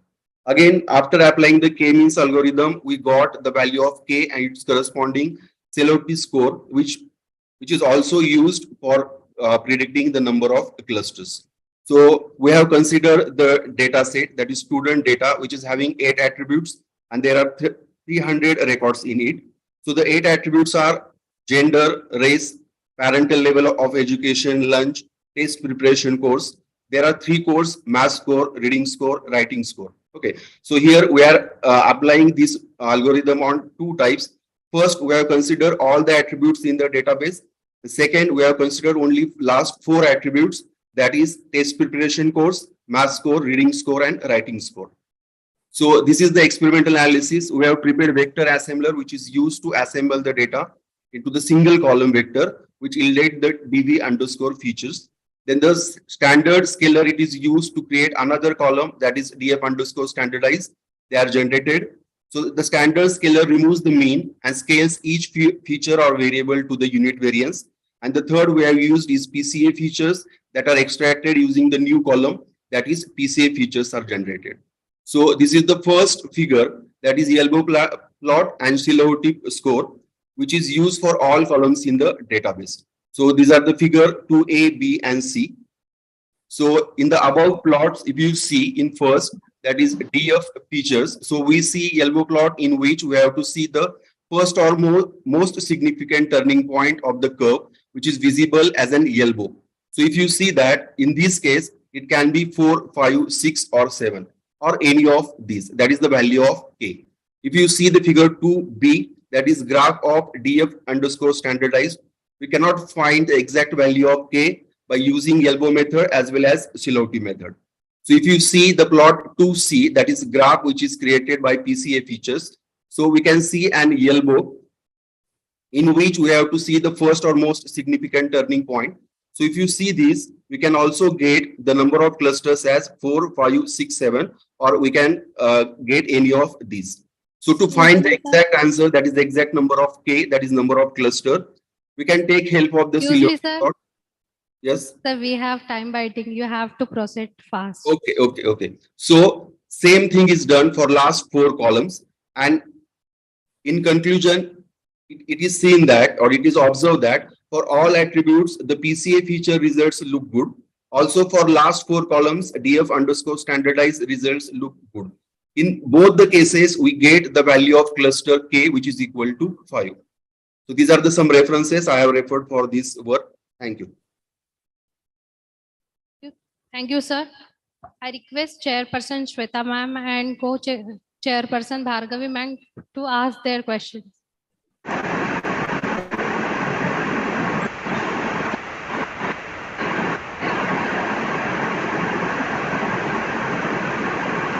Hello.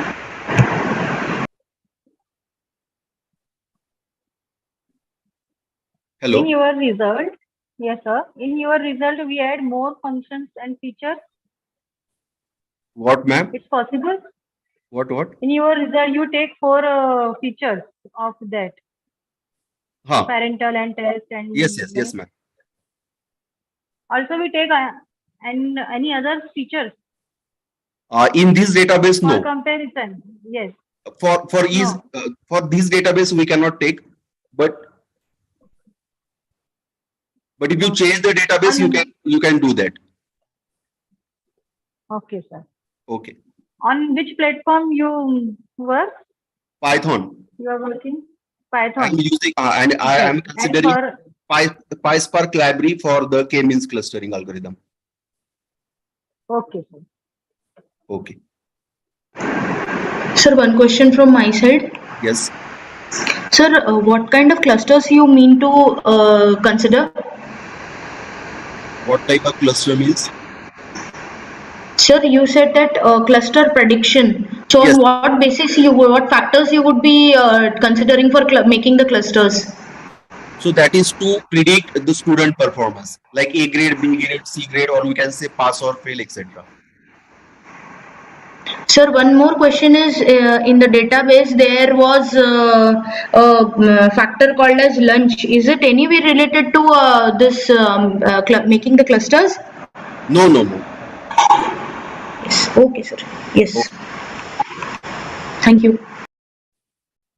Thank you, ma'am. I request all the participants again to explain their presentation in short as we have next scheduled sessions. Next presenter, Dr. Sajay PP, sir. Ma'am, somebody else is sharing the screen. I can't share it. I think Dr. Yes, sir, you can start now. I hope my screen is visible, ma'am. Yes. Okay. Good afternoon, respected chair and the fellow participants. Myself, Dr. Sujay Baby. I'm an assistant professor with Sacred Arts College in Cochin, Kerala. The topic that I have selected today is understanding cryptocurrency transactions and blockchain mechanism. This is actually a theoretical review or a theoretical paper which is extracted out of the main study to understand the cryptocurrency transactions among the public in Cochin.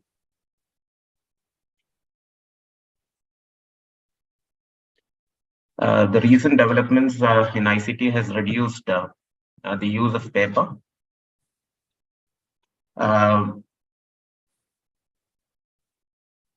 Is the screen still visible? Yes, sir. Okay. One area where recent developments in ICT has reduced the use of paper with everyone switching to email, etc. But one area where paper is still to be replaced is currency notes. We are in the due process of e-currency right now. In this background, cryptocurrency has emerged 10 years back based on the conceptual paper of Satoshi Nakamoto. This concept has been developed. The cryptocurrency is a virtual currency that uses cryptography to exchange digital tokens in a distributed or decentralized manner. Cryptocurrency can also be exchanged with regular currencies at market rates. Bitcoin is the trade name of the first cryptocurrency that was launched in 2009. Subsequently, other cryptocurrencies have also come in. This article actually attempts to understand the concept of cryptocurrency and the working principles behind it. The concept of cryptocurrency, as it can be displayed in that graphical representation, cash or money is a device that allows unambiguous trade amongst persons holding different resources and want to share them between others. It is basically a bearer instrument. The one who holds it owns it. The cash transaction system using paper currency is pictorially shown here. There is a problem with cryptocurrency, that is the digital cash has a problem, that is double spending problem. In digital currency system, a string of bits which is stored in the form of an electronic file is the means of achieving the payment. But now there is a problem of double spending. The person who makes one payment can repeat the payment again. In order to solve this particular problem, there is an electronic payment system which was introduced. And this is a third-party intermediary, which you usually collects a very small fee for recording all the transactions in a decentralized manner. If you go further to analyze the cryptocurrency and its mechanism, cryptocurrency or virtual currency, it is a decentralized network of validators called miners or nodes to maintain and update decentralized copies of a ledger. The unique way to overcome the double spending problem was achieved by the peer-to-peer networking or the public-private key cryptography proof of work system, which is there. The cryptocurrency and the person who receives the cryptocurrencies can be exchanged as considerations electronically by digitally signing the cryptocurrency. The person who receives this transfer becomes the new owner. And the owner of cryptocurrency can transfer the same to the subsequent owner by digitally signing a hash function, which is actually a mathematical representation of all the prior transactions in public key of a subsequent owner and attaching those details to the tail of the cryptocurrency. Due to paucity of time, I'll just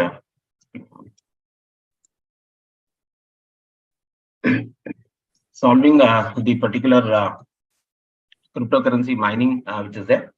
Large number of people verify and validate cryptocurrency. Validation of the transaction is competition between the miners. The winner has the right to update the blockchain using new block. The mathematical puzzle takes an average time of 10 minutes to solve.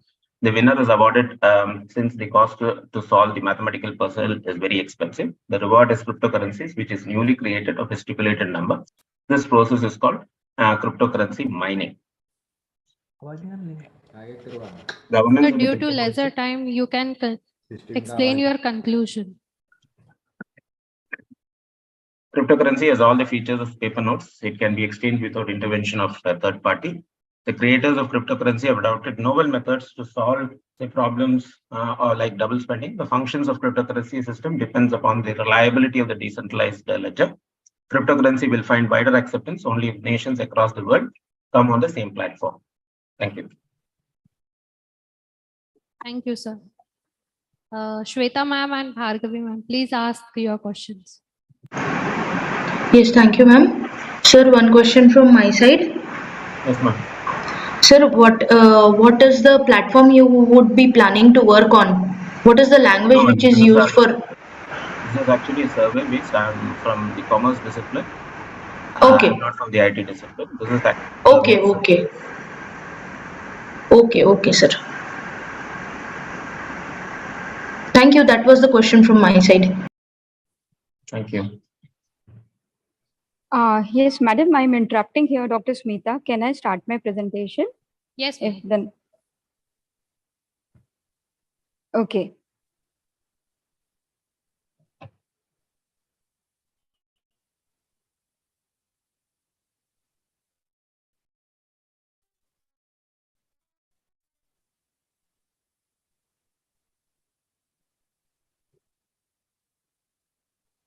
The screen is visible, ma'am? Yes, ma'am.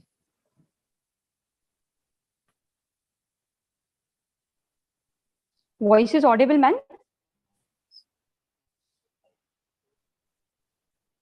My voice is audible, madam? Yes, ma'am.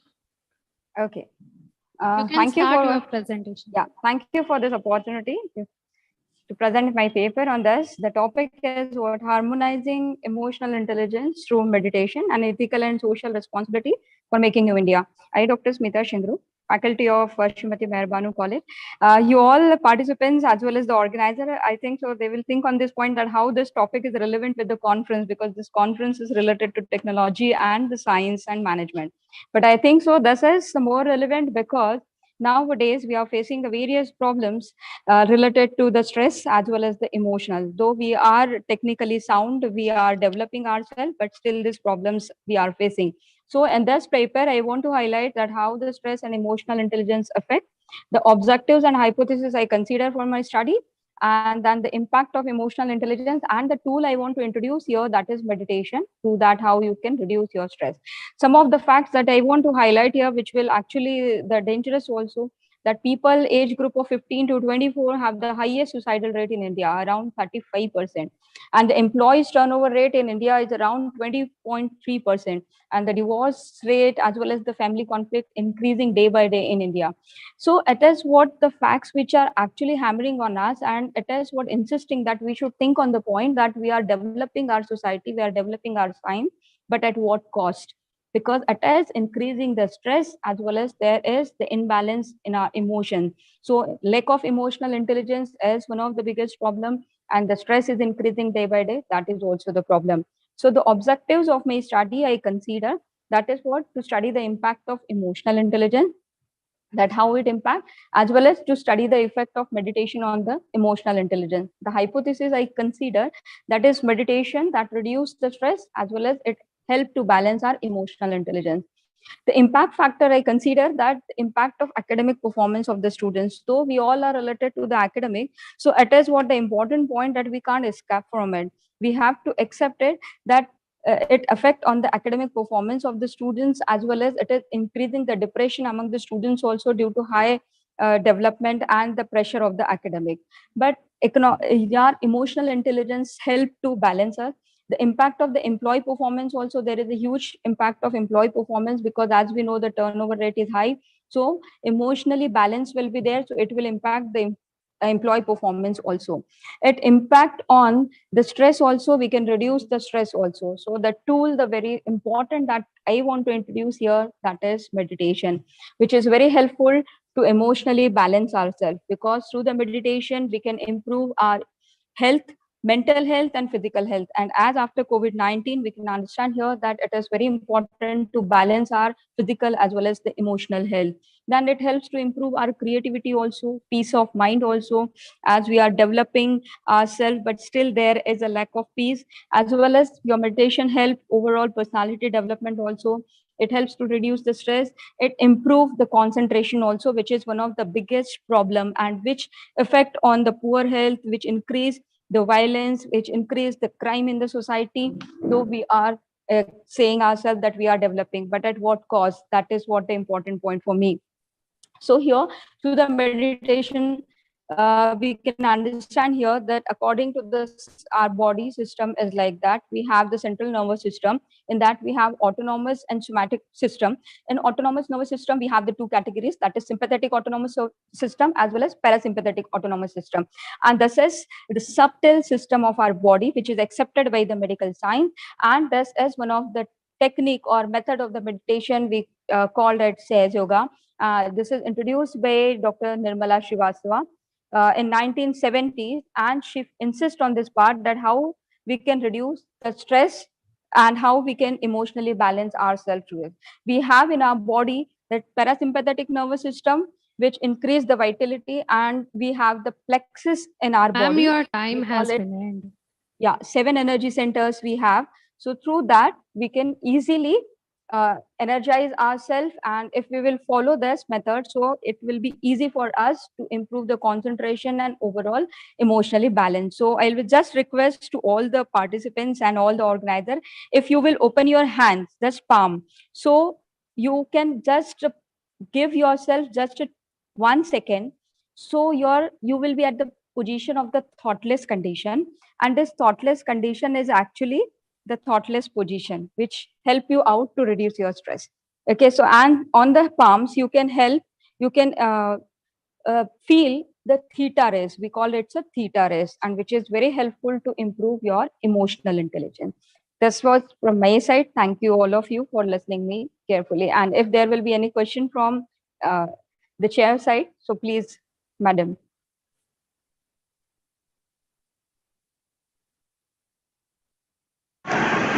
It's very interesting presentation, Dr. Smita ma'am. Just a small question from my side. Did you consider any inputs from the people who are doing? Means, do you have any database regarding it?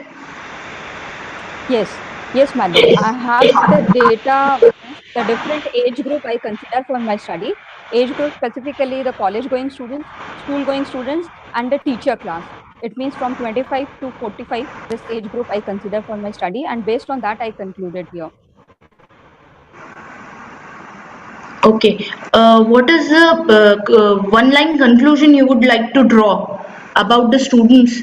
You said that you have very well explained that how meditation works on our central nervous system and all. One-line conclusion for the students you would like to say? Yes, definitely. This conclusion I want to say for the students that if they will go for this Sage Yoga meditation, so definitely they can improve their emotional intelligence and overall performance, through that they can improve. Okay, ma'am. Thank you. Thank you so much, ma'am. Thank you, ma'am.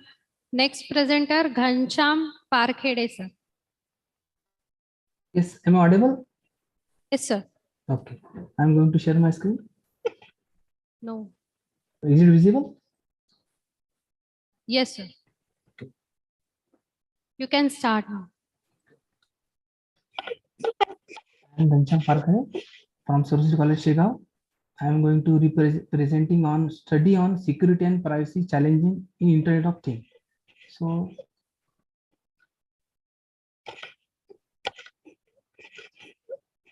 content, that is introduction, that is IoT, Internet of Things, introduction, benefits of IoT, application and uses of IoT, IoT security challenges. So that is introduction to IoT. That means IoT, the IoT stand for Internet of Things. The object is connected to the internet everywhere. Billions of devices, people and service to be interconnected for exchange the information and useful data. So IoT, that means all the devices, electronic devices, to be connected to internet to exchange the information and data. So advanced security, that is connectivity among the electronic devices. So the idea behind the IoT is to create seamless and automated system where device can communicate with each other without human intervention. Then that is these are the simple diagram of IoT. That means Internet of everything. So people, process, thing, business, everything can connect to the internet to collect your data with the electronics devices. So application of IoT in various sector, that is smart homes, industrial automation, healthcare also use a IoT application. Then smart cities also use IoT application, improve the traffic management, signal, waste management. The agriculture field also use a huge application of IoT, optimize the crop management, water usage, soil quality. Transportation, retail also use application. So some key challenges for security, privacy of IoT. So security, in that IoT, security is important thing. So security, that means object identification, how to identify your object, that is which object we have to identify. The best issue because quality of gadget, confirmation of each and every contribution of identify, solidity, occupation. So this important thing, object identity, which object we need to identify. So authentication is also verification of IoT, probably the best issue because of quantity gadget, confirmation for each and every perfection and suitability, solidity, occupation, the in-light component. So this is important. Data management, how to manage your data in IoT, that is major issue for that. Key challenges, data, how to manage your data, security concept, transparency to collect the data in various sector, data security and encryption also important thing, object safety and security, data collection, how to connect the data for all the devices at a time and how to secure it. It's also important key challenges. Secure storage, where we have to need to store your data is also important. Is point of that is IoT. So that is fundamental. The conclusion of that, the fundamental objective of this paper is to study important of most significant part of IoT. That this paper vision of IoT, that is existing security threat, open challenges as well as security requirement in the domain of IoT discuss. So IoT target creating smart environment, autonomous devices, smart city, transportation, smart school for the student tracking study, challenges facing security and privacy in IoT. So these are references. Thank you. Hello, any doubt? Yes, yes.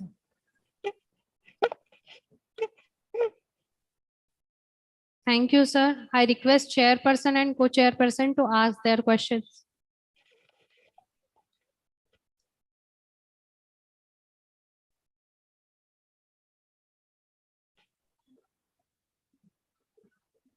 Hello. Yes. Okay. So which concept is used for providing security in Security IoT? and privacy in IoT. Yes. Which challenges we are facing when implementing IoT application? The collection of data, security, storage, how to secure your data.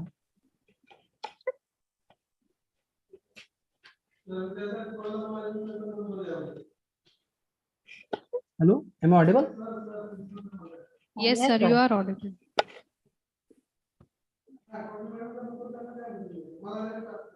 Which concept you used for that on the basis of your study, sir?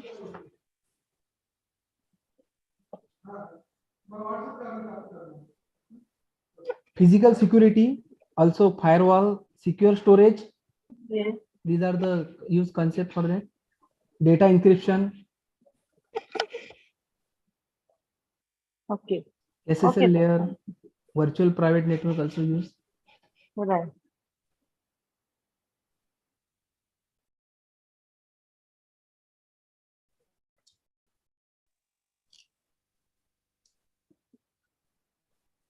Okay, sir. Thank you. Thank you for all to listening me carefully. Thank you, sir. Next presenter, Sarthak Thakre.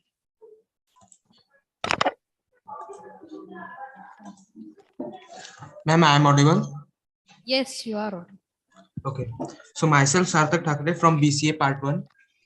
And today's my topic is accident detection and car recorder. So as we all know that accidents.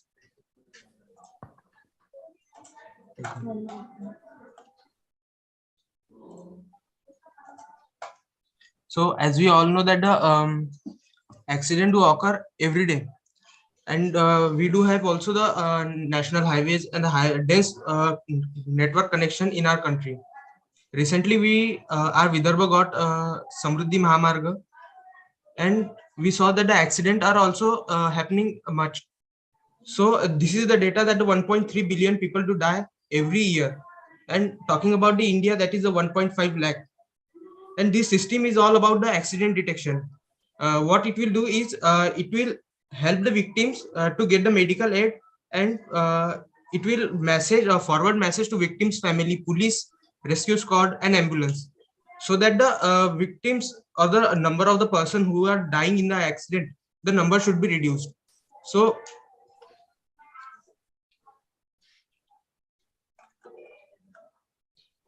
what are its features?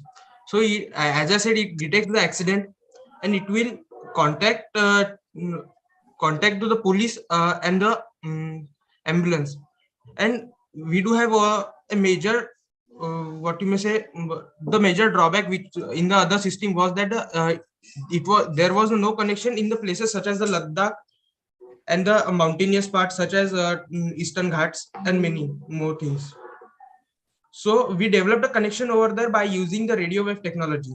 We also added the systems. We also added the systems in our system to transfer the message via radio waves. And the components which we use are the Arduino UNO, crash sensors, GPS module, GSM module, and radio wave emitter. And this is the flowchart of our system. That is the number of the sensors, that are the n number of sensors.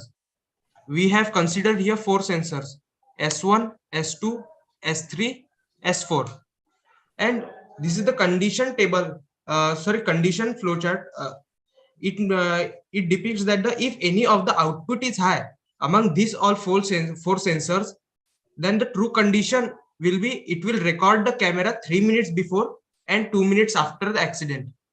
And the camera will get its input from the front camera and rear camera, and then it will process the also it will record the factors such as the engine temperature, fuel level, coolant level, temperature in vehicle, temperature in environment, economy, and much more things which are needed.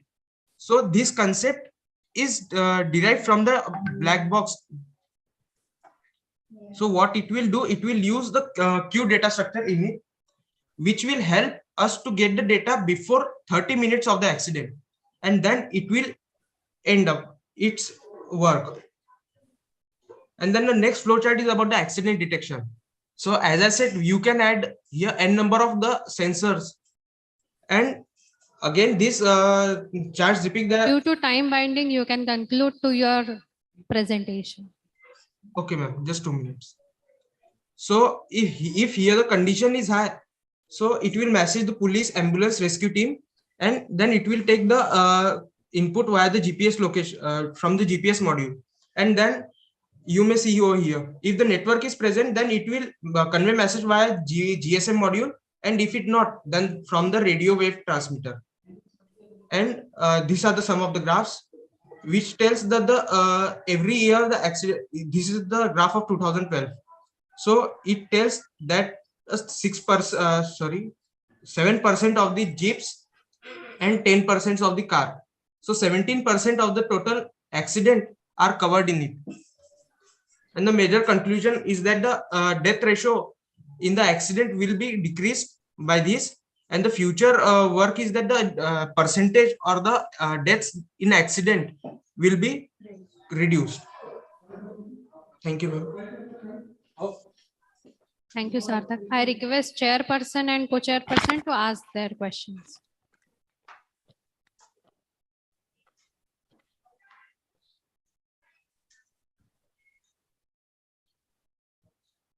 Okay, ma'am. Okay, sir, nice concept. On which platform you will work? Ma'am, we are going to develop this system and directly install it in car. Okay, you developed a app. Yes, ma'am. You develop any application app for installing in Play Store on? No, ma'am. The system will be like a box, and it will directly take the input from your crash sensors in a car. Okay, it's a hardware type. Yes, it's a hardware. Okay, good. Nice. Thank you. Thank you, ma'am. Next presenter, Akshay Lahe, sir. Hello, everyone. Good afternoon. My name is Professor Akshay Lahe, and I'm here to present a topic on study on security challenges in machine learning. So I think my screen is visible to all. Okay, so this will be the overview of the presentation. So as all of us know that machine learning is widely being used in many applications like object detection, recognition, medical, healthcare domains, biomedicals, entertainment industry, smartphones, and many more.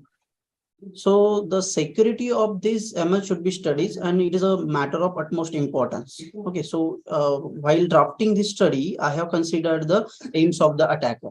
So any attacker has some aims that is categorized in three categories. So first is security violation. Second is specificity of the attack, like is the attack targeted or generalized attack. Then influence of the attack, like is it a causative or it is a exploratory attack. Then the main aspect of this study is that we are not just focusing on one stage where the security challenges are there, but we are focusing on the whole machine learning pipeline. So in this figure, we are seeing the pipeline of the machine learning. So like data collection, data preparation, extraction, engineering, model selection. So these are all the stages of a typical machine learning platform or system. Okay, so basically we have three phases. So training phase, testing phase, and models output. So on all these stages, machine learning pipeline is vulnerable. Okay, so for that I have categorized some major types of attacks. So one is poisoning attack. Then that is performed at training data. Malicious input is inserted into the training data. Then adversarial attack. So adversarial attacks are the attacks in which adding careful crafted noise to the training input data, which deceives the machine learning model, and it will predict incorrect or wrong predictions. Then model evasion attack. So it is an attack which denies the IDS and IPS systems. So it prevents the detection of any malicious data in the model. Then we have inference attack, which involves through analysis of models output to steal the sensitive data. So these are the major attacks, and I have classified those in two phases. So attacks during the training phase and attacks during the testing phase and models output. So these are the classification. So our main aim of this particular survey or particular study is that we focus on the security attacks at various positions of machine learning pipeline instead of focusing only on one stage. And we divide the security attacks based on the location as well as the training or testing phase. Okay, so we conclude that by giving the category-wise classification of attacks at different stages of ML pipeline, so there is a need to design secure, privacy-preserving approaches or methods for ML system which can defend against these attacks at various positions of machine learning pipeline. So that's all from my side. These are the references. Thank you. I'm open for any questions. Thank you, sir. I request Bhargavi ma'am and Shweta ma'am to ask their questions.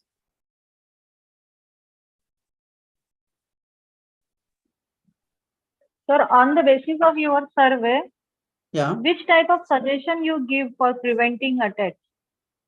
Yeah, for that, currently I am working on a second paper that are defenses against these attacks. So there are also some defense mechanisms or countermeasures at each stage of these pipelines. I have given the classification of only security attacks or threats in this paper.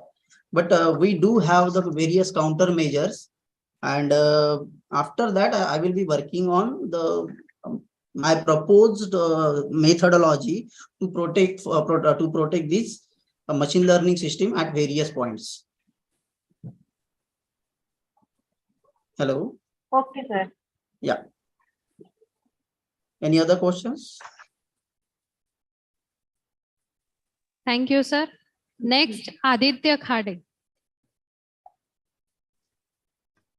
Hello, let me just share my screen.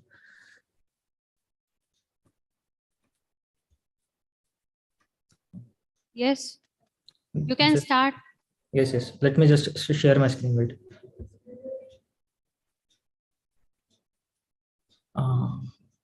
Ma'am, there is some problem, technical issue. You can proceed with the next presentation. I'll be back. Your presentation is the last one. I'll have to quit and reopen my window. Wait a second. Okay.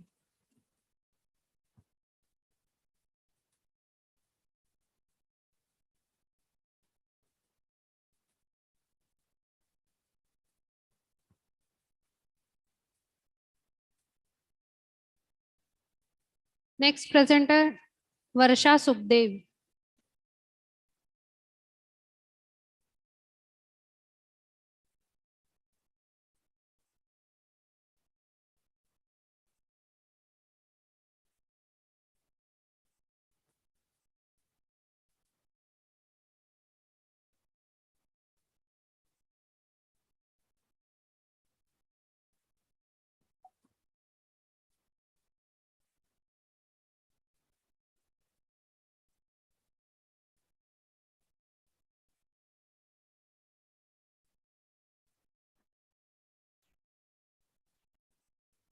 Hello, ma'am. Small query.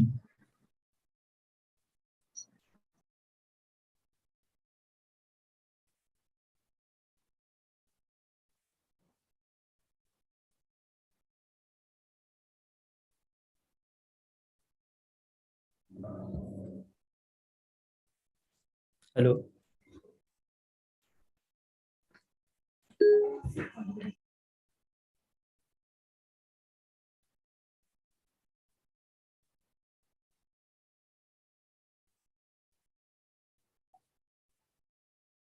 Aditya, is that your screen? No, ma'am, that's not mine. You have to actually close that screen before I can present. If there's some issues, then we have next session. No, ma'am, I can share it. Just a second. Is it visible now? Yes. You Okay. can start now. Okay.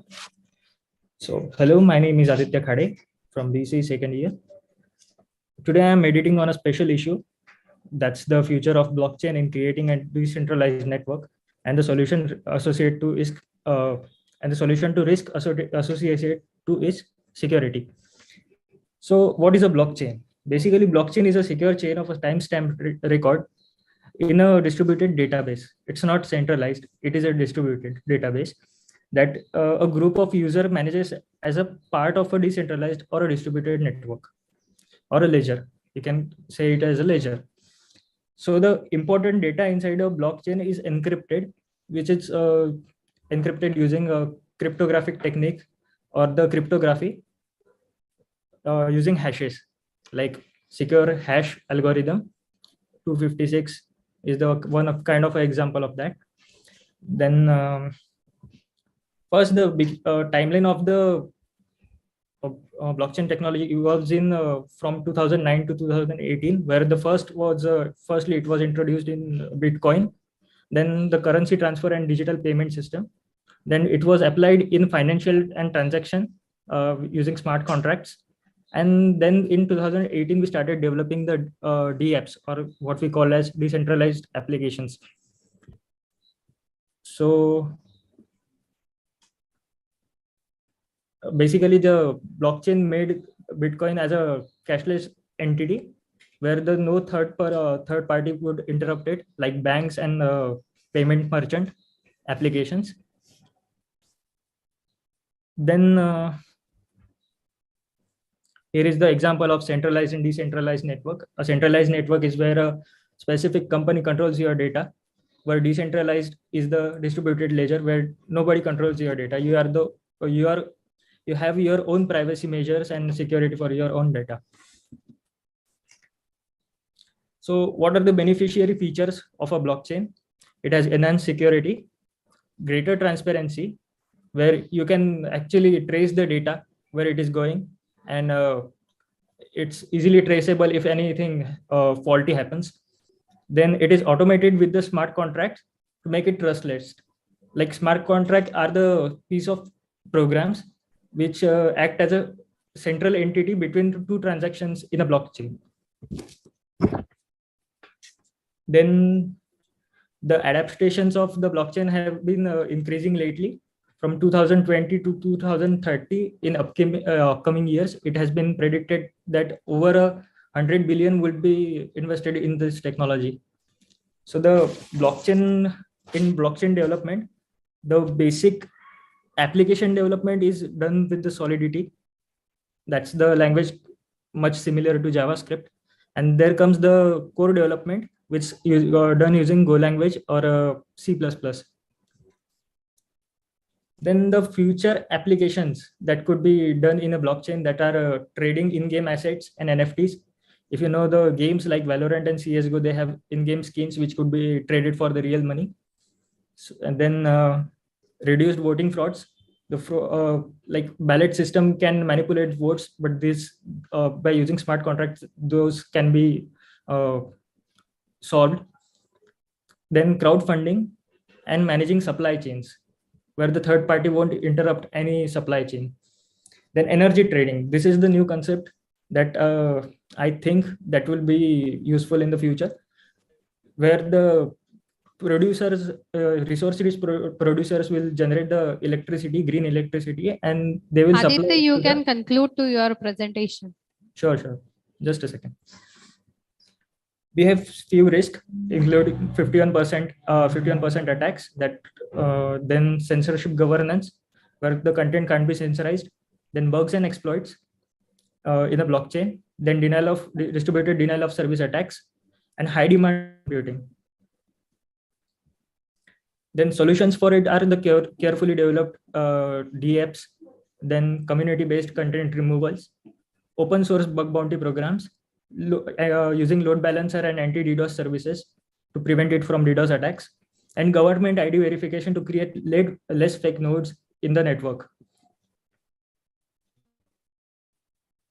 So future scope of research is that we can improve the anonymity of a single individual. Then comes the cost reduction of eliminating the third party, improved cryptography hash to enhance the security, filtered traffic, filter network trafficking, so the botnet won't attack it. And then comes the smart cities with smart economies, where we can use this blockchain. Thank you. If any questions, you can ask. I request chairperson to ask their questions.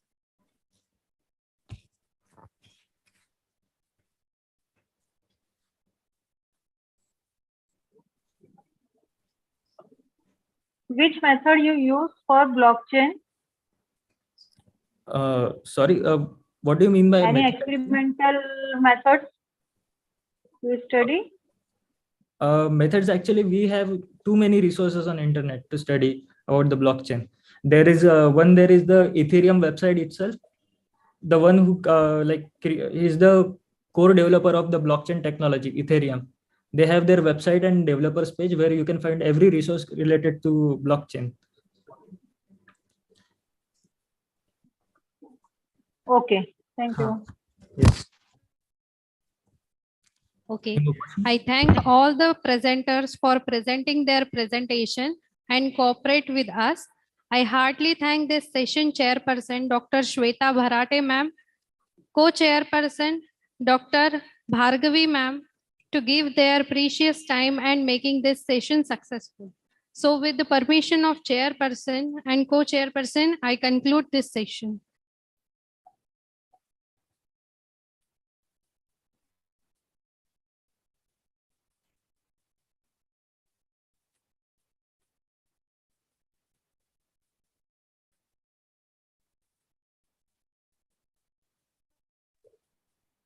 Okay, ma'am. Thank you so much.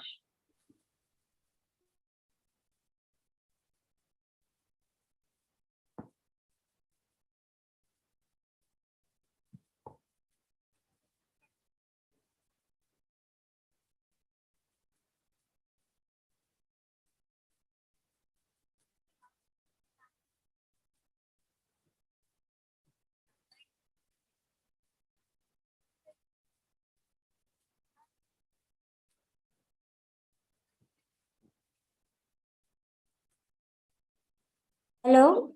Hello, madam. Hello, madam. Yes, ma'am. हाँ madam मेरा presentation बचा है अभी ज्योति कामले from Nagpur. Okay, ma'am. आप start कर. हाँ okay.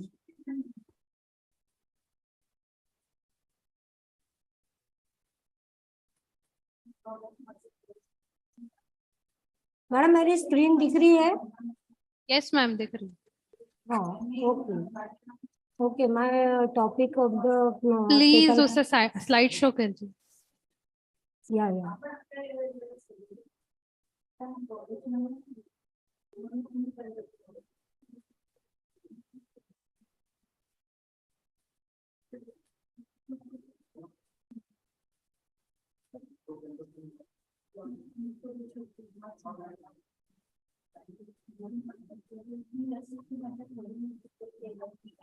Ma'am, please start your presentation. That's Yes, okay with ma'am. that screen. Yes, ma'am. It's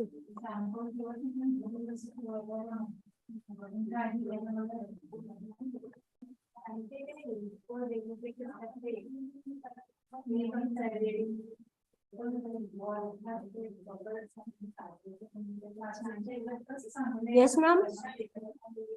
Yes, ma'am. Start. My topic is topic of the paper is role of computer technology in an evaluative survey mid-day meal program, a government scheme. Abstract is the abstract of my study is research is the part of various information collected on the basis of result that found out computer play an important role in data analysis and conclusion and result findings out of any study. That's why computer technology is important for research. Home science is a broad subject and covers many researches in different fields. Research is the branch of information. Computer technology has lots of information. Through different technology of computer research is easy to find out many things.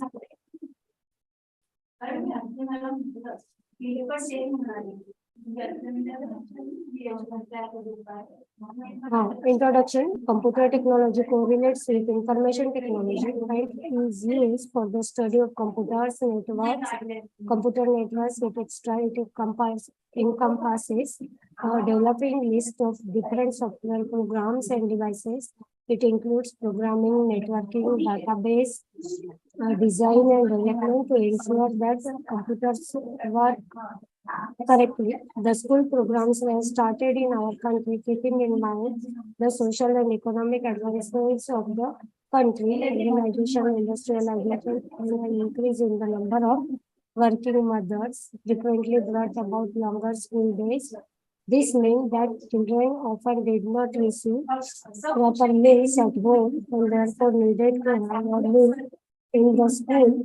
Thus, a pre-compulsory primary education became more common and pressures were brought to bear for governmental authorities to provide school lunch.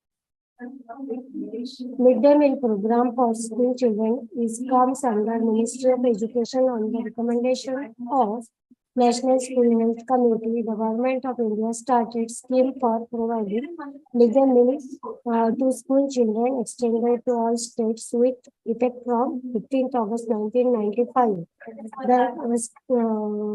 The mid-day meal scheme provides balahar, soya food, soya-based food, multi-purpose food, nutritious food, and skim milk powder, and also wheat and pulses. Next, objectives of my study is policy perspectives of mid-day meal scheme of Government of India, and its implementation mechanism in the primary and secondary schools of Amravati and Nagpur, to compare the working of midday meal scheme in rural and urban primary and secondary schools of Amravati and Nagpur district of Vidarbha, to evaluate scheme effectiveness in checking the dropout rate, to study scheme in rural and urban level both and compare the data and analyze it. Then methodology of my study, sample size 5 to 10 schools will select, and 300 to 400 samples are selected, and near about. Excuse me, ma'am, please conclude. Okay, ma'am. Research methodology. This is some research methodology. And tools and measuring scales where used are questionnaire method, interview method, and Z-test, T-test, Canva test are applied. Use of this slide is also important. Use of technology in data collection and editing. That is the computer technology used in my PhD work is that study of data editing, text editing, the ability to change text by adding, deleting, and rearranging letters, words, sentences, and paragraphs. It will perform in word processors and typically also handle graphics and other multimedia files. Formatting in MS Word. Formatted text is text that is displayed in a specified style. Text data may be qualitative or quantitative, that is font size, color, text. Statistical analysis is by collecting different parameters, observation, interview method, questionnaire method, etc. Different computer technology used for ANOVA test and reference collection by Mendeley method is easy tool for findings. Mendeley and Zotero are the two computer technology used in data collection and reference tool, reference manager. Mendeley is a reference manager software is used to manage and share research papers and generate bibliographies for scholarly articles. Also, the Zotero is also a free and open source reference management software to manage bibliographic data, easy to use to help you collect, organize, cite, and share research. Ma'am, your time has been up. Ma'am, please 2 minutes. Production of worksheet in the research. In this research work, a worksheet and list of students is prepared according to caste category, income group, class, and according to that midday meal program is implemented. Okay, ma'am. Thank you, ma'am. Thank you, ma'am. Please, Shweta ma'am and Bhargavi ma'am, ask your questions. No questions, ma'am. Thank you. Okay, thank you, ma'am. So with the permission of chairperson, Dr. Shweta ma'am, and co-chairperson, Dr. Bhargavi ma'am, I conclude this session. Ma'am, I have a query. We have registered for the conference yesterday. When we have to present? No, sir. Thank you, sir.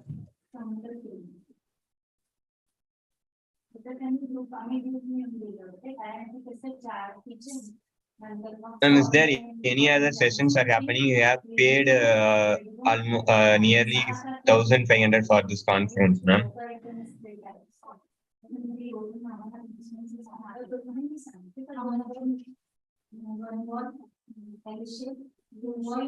Actually, the presentation time is over, sir. Okay, we will communicate to you. Next session has to start immediately. Thank you for your cooperation and registration.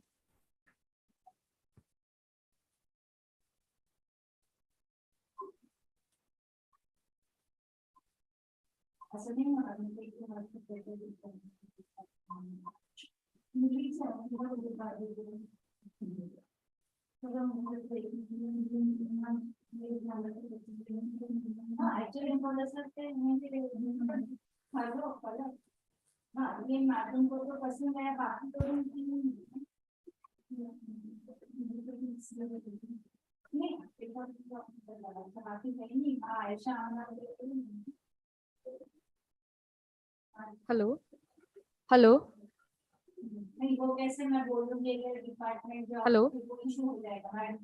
I once again welcome all the online and offline delegates participating in this conference. I welcome you all in this third technical session of the conference.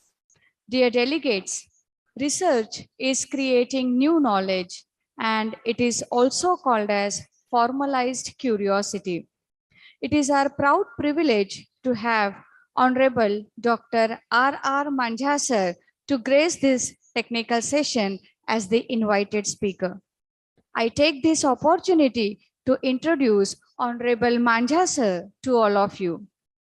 Honorable Professor R.R. Manjha sir is professor at the Department of Computer Science and Information Technology, Dr. Babasaheb Ambedkar, Marathwada University, Aurangabad.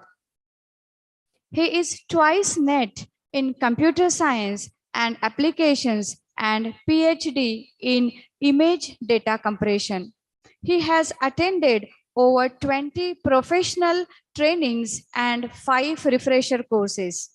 Having delivered over 29 talks at national and international workshops, conferences, and seminars, he has delivered over 20 guest lectures. It is no wonder such able shoulders have shouldered many administrative and academic responsibilities. He is also the fellow at Institute of Electronics and Telecommunication Engineers, New Delhi. His areas of specialization are biomedical image processing, computer vision, remote sensing, nanorobotics, MEMS microprocessors, and embedded networking. He is the recipient of many awards like Shikshak Pratibha and Vidya Ratna Award. He has published and presented over 100 research papers at more than 134 national and international conferences. He has authored over 11 books and 16 of his projects are presently ongoing. 8 scholars have completed their PhD and 14 students have completed their MPhil research under his able guidance. Many fellowships have also been conferred upon him. I once again welcome you, sir, and request you to kindly commence your session and deliver your talk on the topic modeling and performance evaluation techniques using Python. Over to you, sir. Thank you, madam, for your kind introduction. Just let me know up to what time I supposed to continue. Sir, you can continue up to 40 minutes. 40. Yeah, 30 to 40 minutes. 30 minutes. Yes, sir. Means up to Q4. Okay. Is my PPT Sir, visible? your screen is visible, but your camera is off. Kindly put on your camera. Let it be, no issue. All right, sir. Thank you.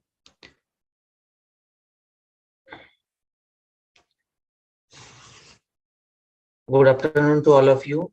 Let me express my sincere thanks and gratitude to organizer for giving me this opportunity to be part of this session. I'm also thankful to a YouTube channel, Code Basic, from where I took the contents which I'm going to present now, and same material I have also referred from the reference of tutorial points. The content of my today's discussion are linear regression analysis technique of machine learning. Then with the help of a data set of size small having few records, how to create a model and how to evaluate the working of that model with code written in Python, and then same things we will repeat on the large data set of having larger number of records, and there also we will check the performance of working of that model. So let us begin with linear regression analysis technique of machine learning, where we will take first a small exercise in which a table is given of having two columns data. In first column we have built up area, and in second column price of that respective built up area. This table we will use to train a model, and then we will predict the price of any built up area which we wanted to purchase. So here, for example, using this given data set of 5 records, after the model has get trained,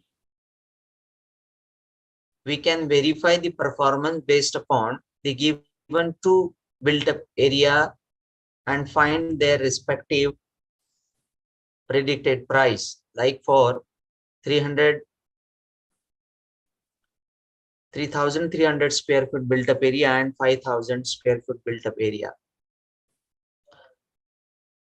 To train a model, in initial stage, we will take that given table of 2 column data, area and price, and just plot a graph called scatter plot, in which all the red points are the actual data points according to the given data set. Then on that data set, we will just pass one random line, which is shown in another graph in blue color, just sample line. Now, this is very traditional method to find out the price from the graph itself. What we are going to do is, we are going to point out the point where my built up area is 3,300 on the graph, and then the point on other axis, which is intersect to this blue line, that point gives me a price of that respective built up area. Similarly, we can select a 5,000 line, draw one vertical followed by intersect horizontal line to find out my respective price for 5,000. This is a traditional method. Now, when we try to build a model here, like blue line, there might be a chances of possibility of having multiple lines like blue. For example, here on the same graph, there are other 2 lines can possible. Like to n number of possibilities are there. Then question comes, which one is best? Which is most suitable? So for that, what we do, we start with any random line out of these 3. The process to select the best one, we will start with any random line L1 and go on drawing a line passing through those red data points. This will repeat to get a correct line. Still, question left is which one is correct out of total possibility. For that, to find the best out of multiple, what we will do is, we will select any one line first and find the difference from that selected line to all the data points, called each respective difference as delta 1, delta 2, delta 3, delta 4, and delta 5. Then we will do the square of delta points just to convert the values of those differences from negative to positive. Then we will do sum of all those data points to calculate mean square error. Suppose we have 10 possible line passes through those data points. Then according to this method, we will get 10 mean square error of 10 different lines. Among those 10 mean square error, we will compare and find minimum mean square error, and the line whose MSE is minimum, that will be the most suitable line for currently available data points. So this is the method used to select the good suitable line, and in machine learning using Python, this can be automatically done during our training process. Now let us of and B is intercept. What is X here? X is the known value and Y is unknown that we are going to calculate. So here unknown, or we are going to calculate is price. Area we know, so value of area will put in X, value of price which we will calculate will goes into Y, and this way we can able to find out Y for any given X using this particular formula. If we put the value of X over there, we can able to get easily a price. Here price is dependent variable which will depends upon the value of area, whereas area is independent. It may have any value. Now come to the Python part, where we will use Anaconda library, which we need to download from this respective website. Then Anaconda for Windows option we have to select. We need to download, do the installation, then start. Okay, I assume now we have Anaconda everything installed, and every next successive execution of Python code is done in Jupyter. So start with our exercise first, where my sample table consists of area and price, and we have to find the values of two built up area. Before going to that, we need to train the model. So take this table into Excel, Microsoft Excel. In one column area, another column price. So we have data in Excel. Now in programming, we will import certain libraries like Panda, NumPy, sklearn, matplotlib. Then read the Excel sheet and stored into df variable. If you verify values of df, it gives me table. Further,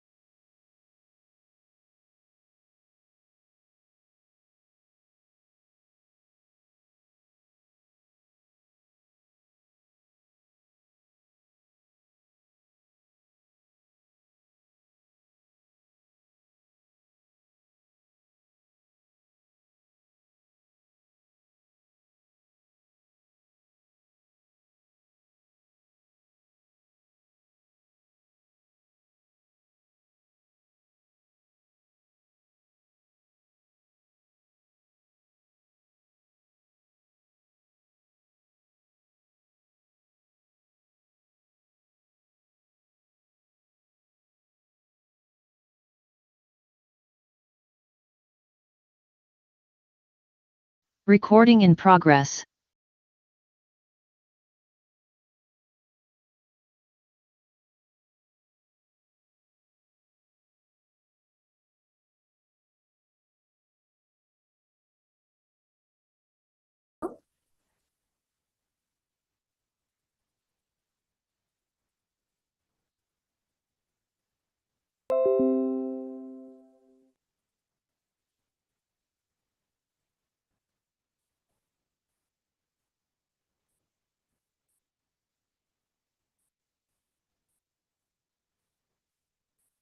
Hello, sir. Am I audible to you?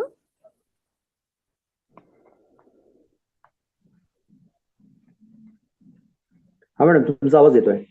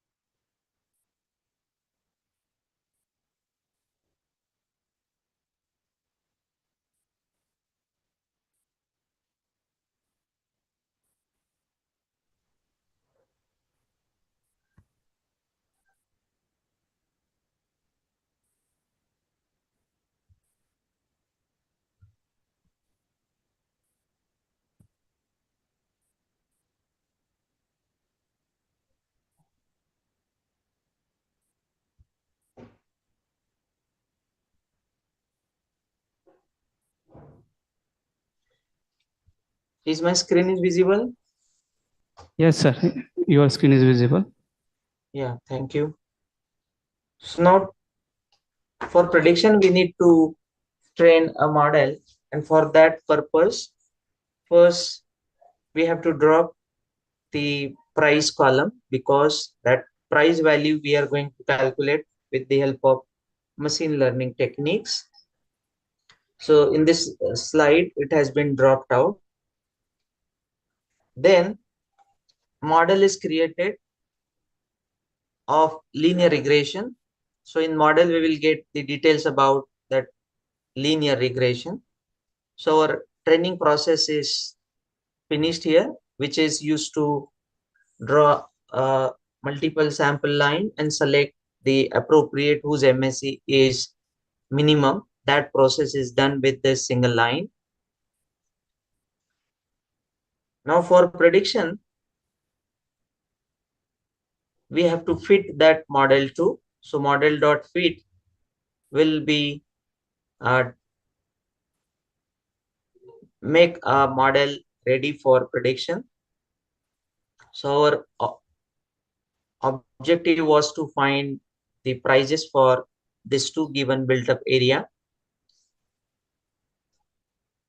So this parameter will pass as input for predict function. So model.predict with 3300. We got a price here. The input parameter for predict function need to enclosed in double square bracket, because the syntax is to get two-dimensional array.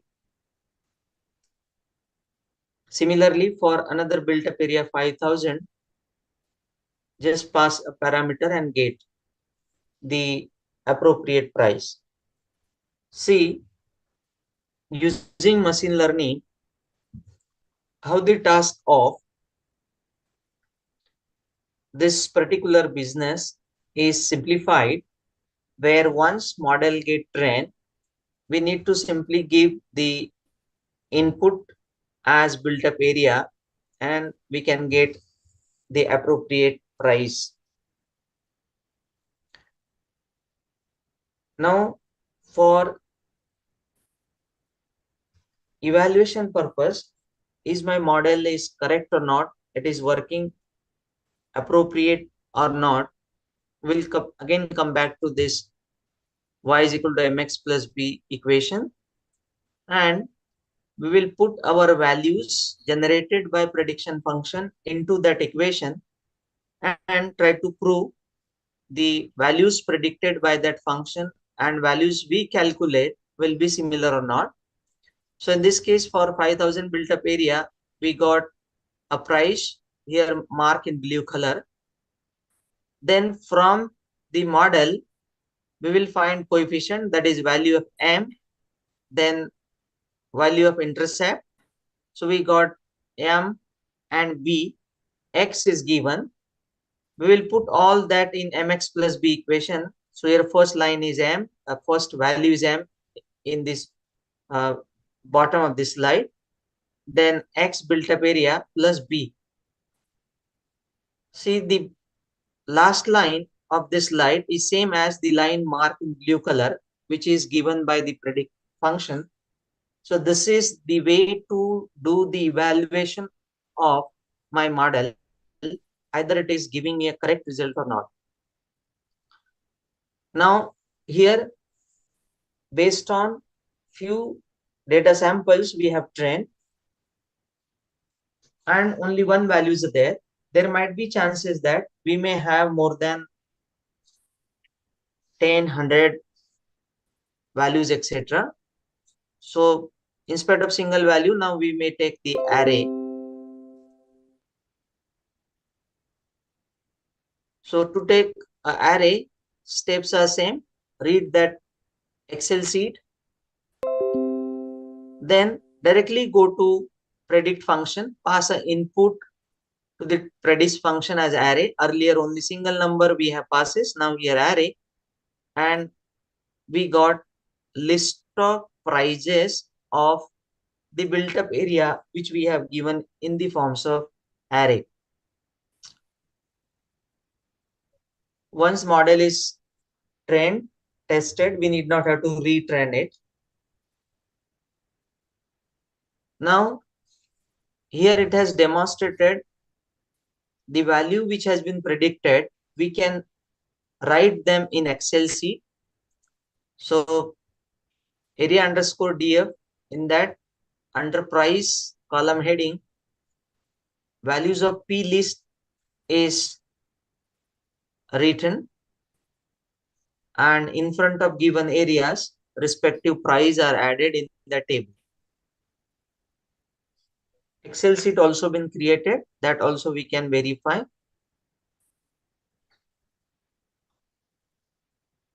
So here it has shown that the list of prices are added in the Excel sheet.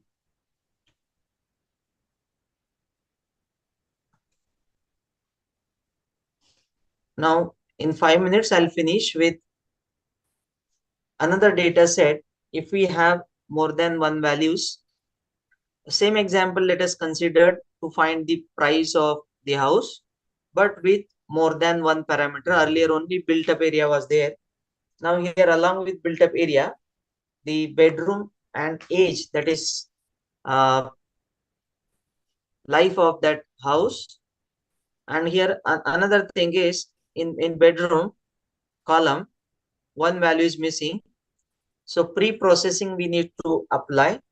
Data cleaning we may also call it as. We have to guess the value for missing data. And variable we will handle here are 3: area, bedrooms, number of bedrooms, and age. Okay. For given 2 samples, we have to predict the price. 3,000 square feet built up area, number of bedroom 3, and 40 years age. Similarly, 2,500 built up area, number of bedroom 4, and year 5. Line equation is expanded now. Price equal to M1 into area plus M2 into bedroom plus M3 into age plus B, where the area, bedrooms, and age are independent variables. We may also call it as features. In research, most frequent popular word is features, and price is dependent. Like here, 3 independent variables we have. So M1, M2, M3s are there. If there are n, we may have M1, M2, M3 up to Mn. M1, M2 and M3s are coefficients. So this is generalized equation. For any n number of variables, we can use the same equation. For pre-processing, we will either take that particular column where values are missing. We may find the median of whole column or average of that column and replace value into missing place, or we may take mean, or we may insert 0. Case will be varying from problem to problem. And same regression analysis we will use here also. So respective libraries are imported. Excel sheet is read having the given data set. Then first, for finding the missing value, the bedrooms.median function is used, and we got median values 4.0 of that number of bedroom column. So it has been filled with the help of FLNA function. Missing value is filled. Now here we got complete data set. This pre-processing we need to apply before going to training of the model. Then create a model with linear regression, fit that model. Here also we need to drop a price column. Then predict for first given set whose built-up area is 3000, number of bedrooms are 3 and age is 40. So we got one price value. Similarly, if just reduce the age, the price increases.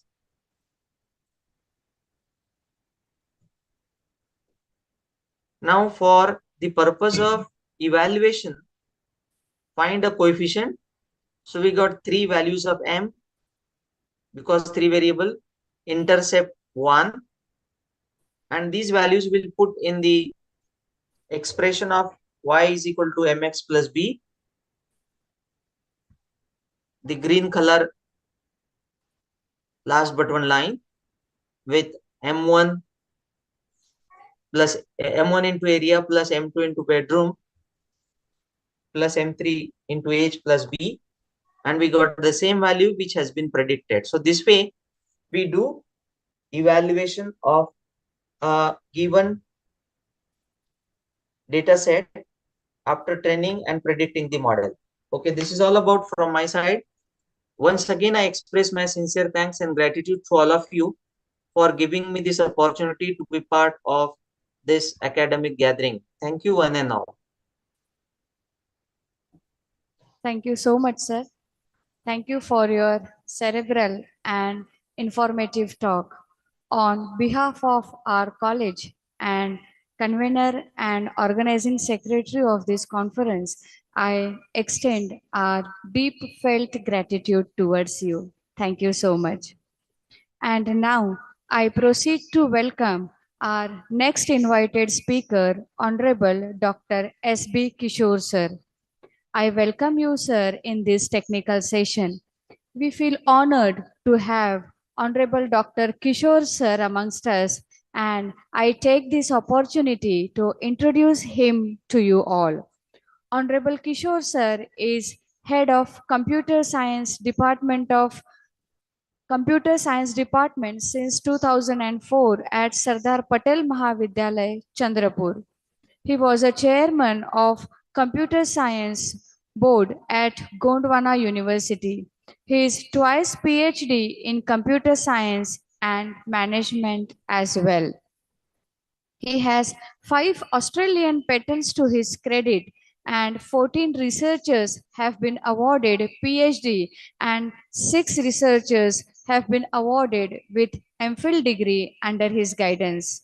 He has graced many national and international conferences as a resource person for more than 125 times. Since COVID, he has uploaded more than 240 videos for faculty, academicians, and research. Having published more than 120 research papers, he has published 56 articles in the daily The Hitvada. It is very obvious that such dedicated person is conferred with many awards like Best Writer Award, Master Award, Ideal Teacher Award, and Shiksha Ratna Award, etc. I would like to request you, sir, to kindly commence your session and guide us on review paper using ChatGPT and Copilot. Over to you, sir. Thank you. Thank you, madam. Like Mandasara, let me know how much time I have. Hello. Hello, sir. How much time I have, madam? Sir, half an hour. Okay, thank you. Okay, thank you. Yeah. So please put on the slideshow. Yes, madam. Thank you. So I hope that my screen is visible to one and all. Yes, sir, it is visible. Okay, thank you.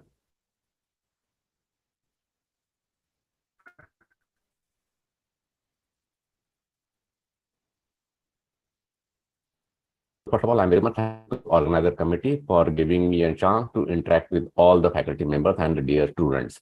So in the today's session, we will discuss a review paper using OpenAI ChatGPT. The content that we are going to discuss is what is research, then difference between Google and ChatGPT, then intro to ChatGPT, a practical session, features and tips, and finally reference. So let us start with what is research. As all of you are aware, being a teacher of computer science, my definition of research methodology is very simple. Okay, it is what simply input, process, and output. Input, process, and output. It means research is what simply collections of input. Now, what is the meaning of your input? It may be a primary data, secondary data, or published data. It may be in the form of review of literature and so on. It means, of all, whenever you are doing a certain research, you are collecting the basic information of the subject or discipline that you are going to carry out.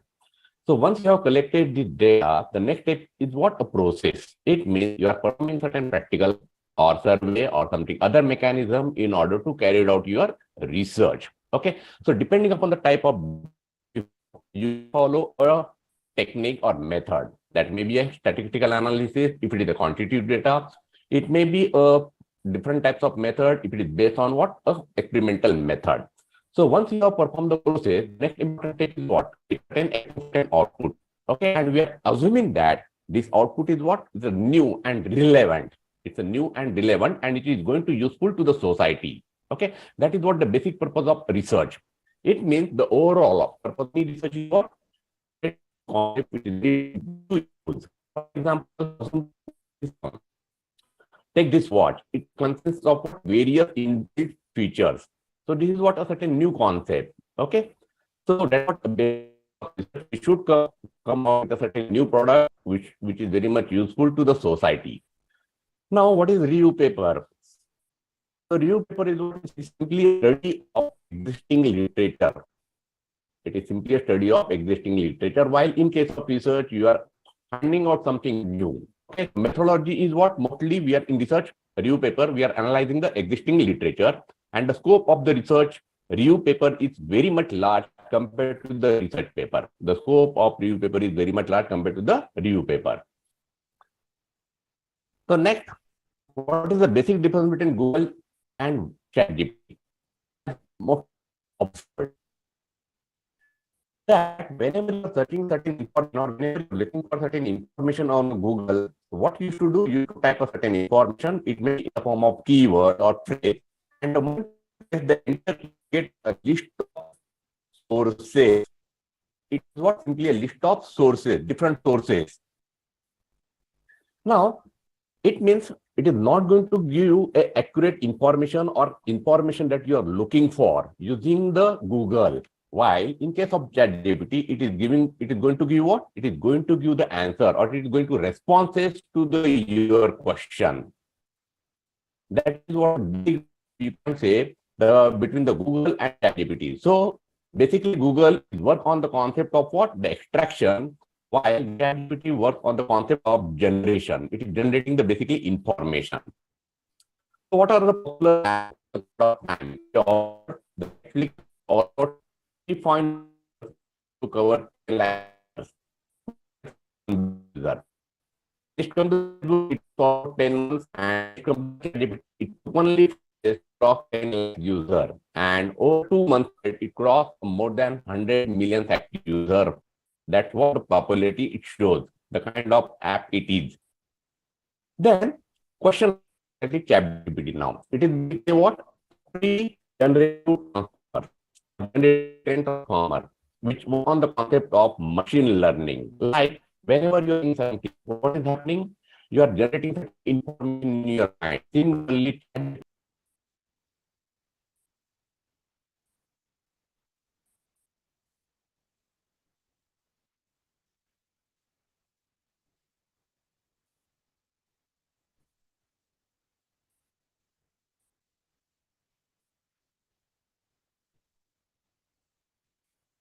so through that, it generating what information.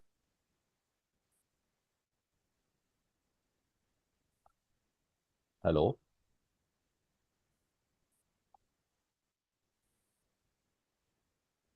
Now,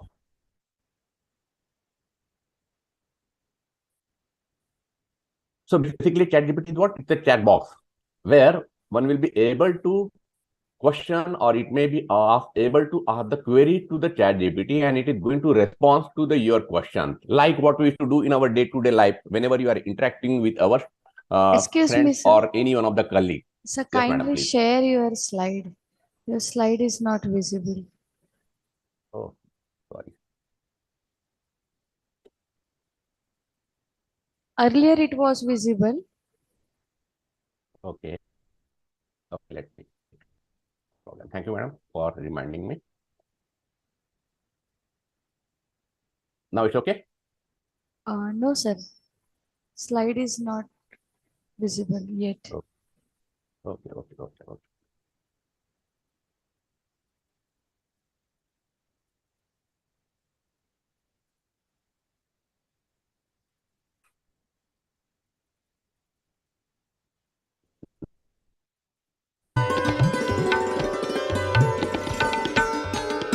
Now it's okay, madam? Okay, thank you. Yes, sir. Now it is visible. Okay, thank you.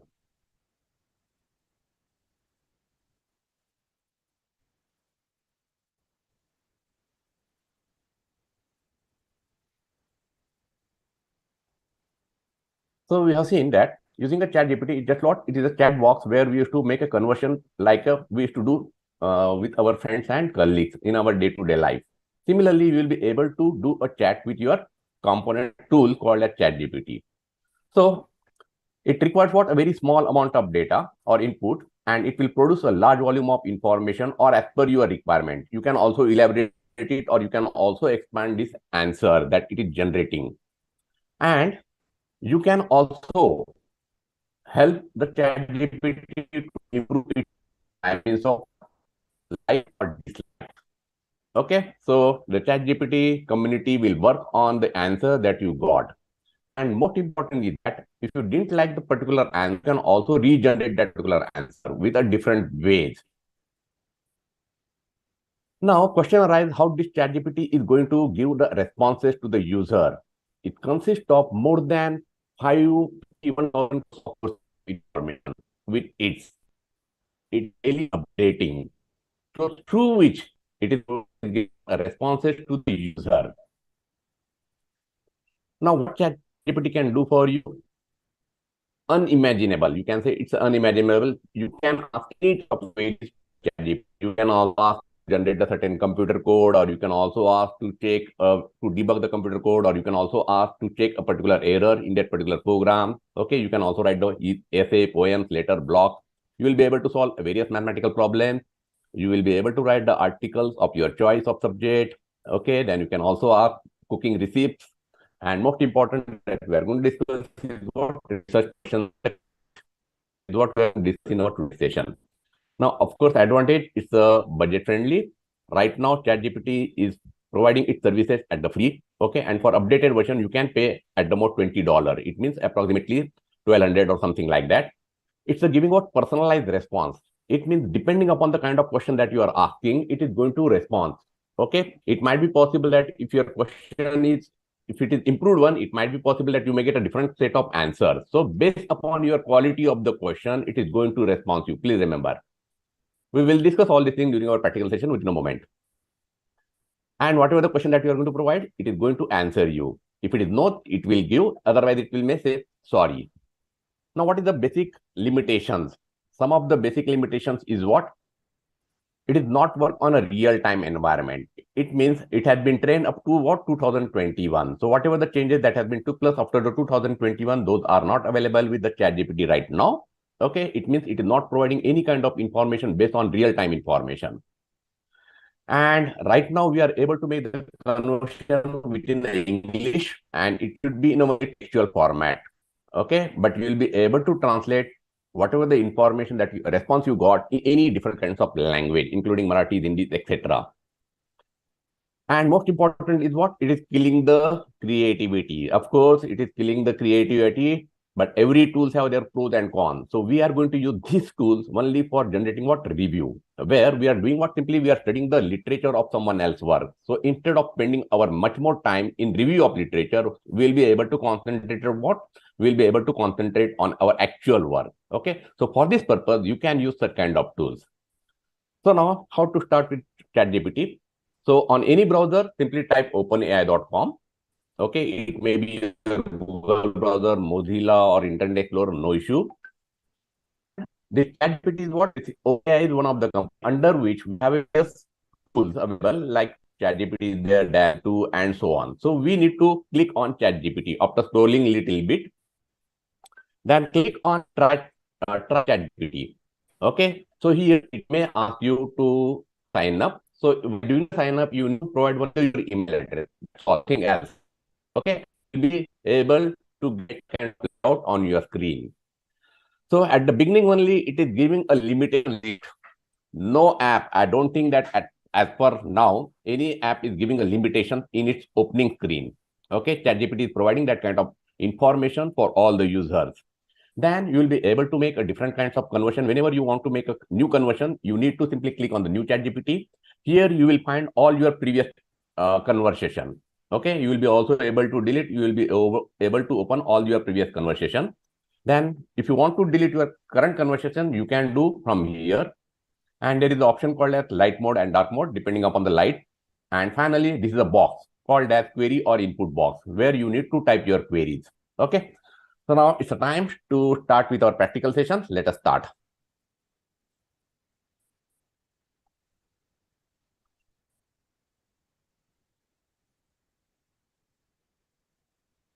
So this is what layout of your ChatGPT. Okay, so I will simply refresh things else. And we will see how one will be able to write a review paper. Before that, let us see this is what a basic layout of your any review paper. You need to type a topic followed by the name of the author, then affiliation of the candidate, abstract, keyword, introduction, and discussion. These are the only 4 points usually appears only in the review of paper. I am not talking about the research paper. I am talking about the review paper. Please remember. So let us see. I want topics on, say, you can specify any kind of topic. I need only on, say, trace management. I am looking for the topics on the trace management. So let us see what kind of answer you are going to get.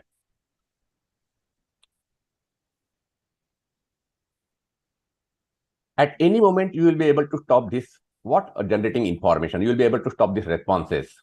Okay, so let me stop here. What I have asked, I asked for the topics on the trace management. But it is giving me what is exactly trace and all other things. I want exactly topics. So what I need to do? Research topics. Research topic on, say, trace management. The more,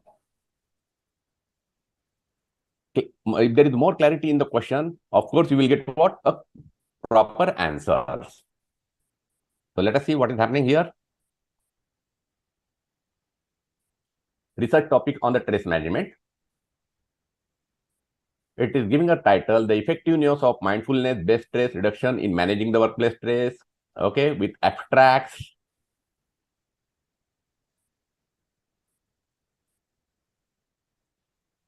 And you will be able to copy this information on your software. It may be LaTeX or it may be word processor, no issues. Now, question arises, what is the sources of this information? Because many times, because when you are writing a research paper, it is necessary that you should specify a citation. Okay, and it is not giving any kind of citation. So question obviously comes into the mind, what kind of sources it is following while answering this particular questions.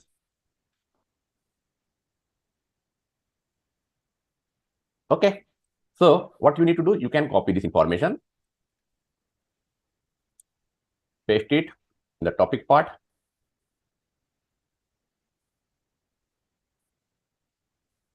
Okay, then second part, simply extract.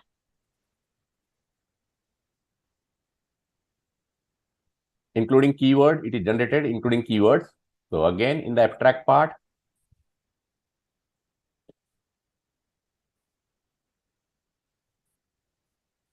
but question is, what is the sources of this information? So what you can do, you can specify, first of all, find the gaps in the study with citation on topic stress management.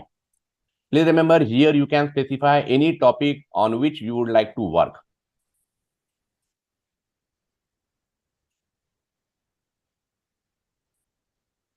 Okay. And let us see what kind of answer it is going to provide you.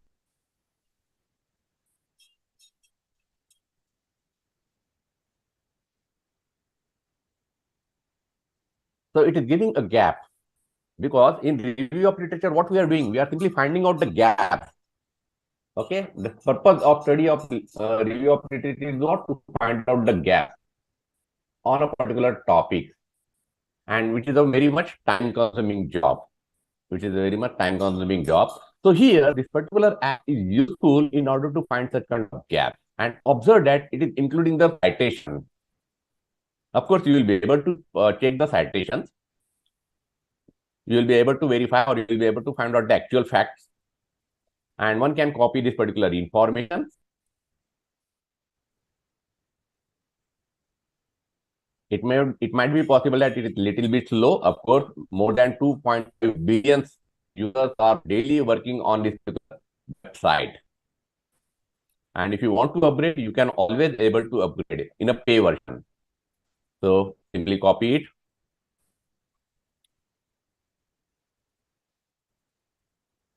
Specify.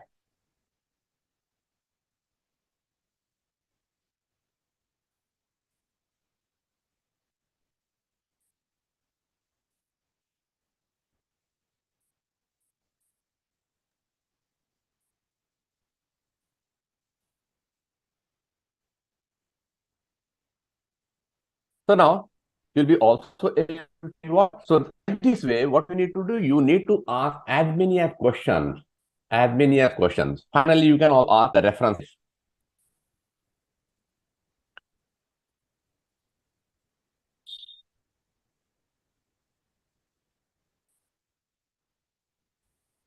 In the meantime, you will be able to change what? A mode.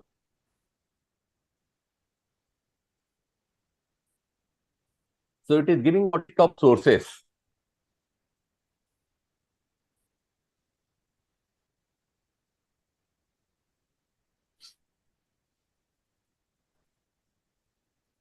Your review of literature will get what? Obviously, it is going to be reduced a lot more by using these particular tools.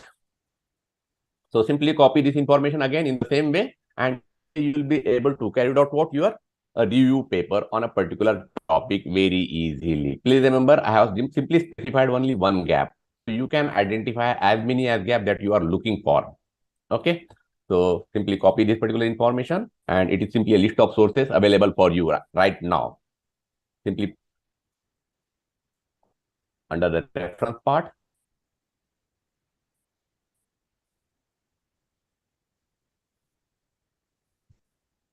Okay. In this way, what we will be able to write your very easily.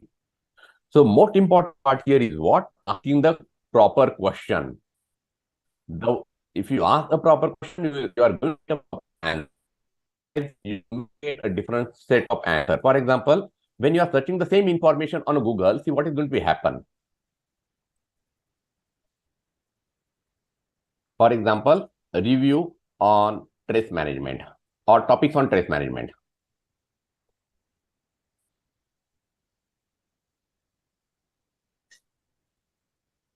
So you are going to get what? A list of sources. And you need to check all the sources one by one. You need to click on each sources in order to find out a particular information that you are looking for. Okay, which is a very much time-consuming job. Now, suppose the second question that here I am placing review. So it is not considering this question earlier question. What is review is what? It is separately a new question. It is not associate this particular question with a earlier question or earlier answer. And it is the line of your entire paper. It is going to very much helpful to the researcher. It is useful for the text generation, data analysis, and language translation. Of course, language translation is there. Let's see. I will show you. For example, again, type this one particular, find the gap in the test management, or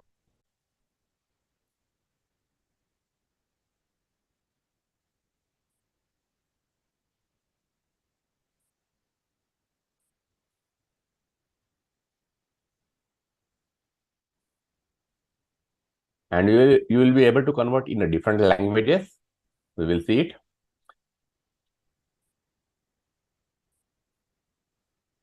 In the meantime, let's discuss some other points.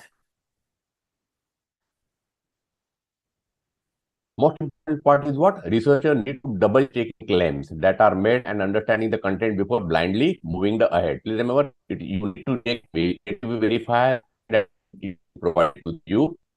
Question arises, whatever the content that is responding to you, whether it is a plagiarized. So for your time, for your information, as of now, none of the contents are plagiarized. If you are going to check using software, it is 0%. It means it is showing 100% unique contents. That is what the feature that it is providing right now. But we don't know exactly how many permutation and combination it is generating in order to generate that particular information. So it might be possible that over a period of time, it might be possible that two persons have getting what the same kind of answer. But as of now, we can say that no. And we are not sure about the copyright and ownership concern. When you are getting a certain responses, we are not knowing whether that particular information is under the copyright or not. Okay, that is one more problem that right now we are facing under the ChatGPT.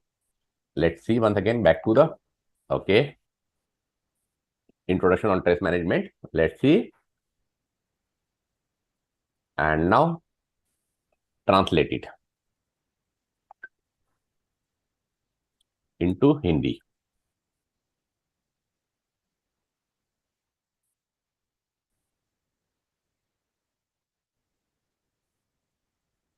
It may take a certain fraction of time.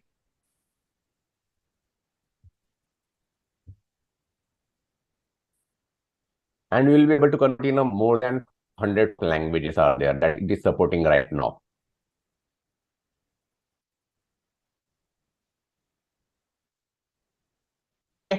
And most important, you will be also able to generate, now being a teacher of computer, so you will be also able to generate a code in C language or any computer programming language. For example, code in C to find, say, additions of two numbers.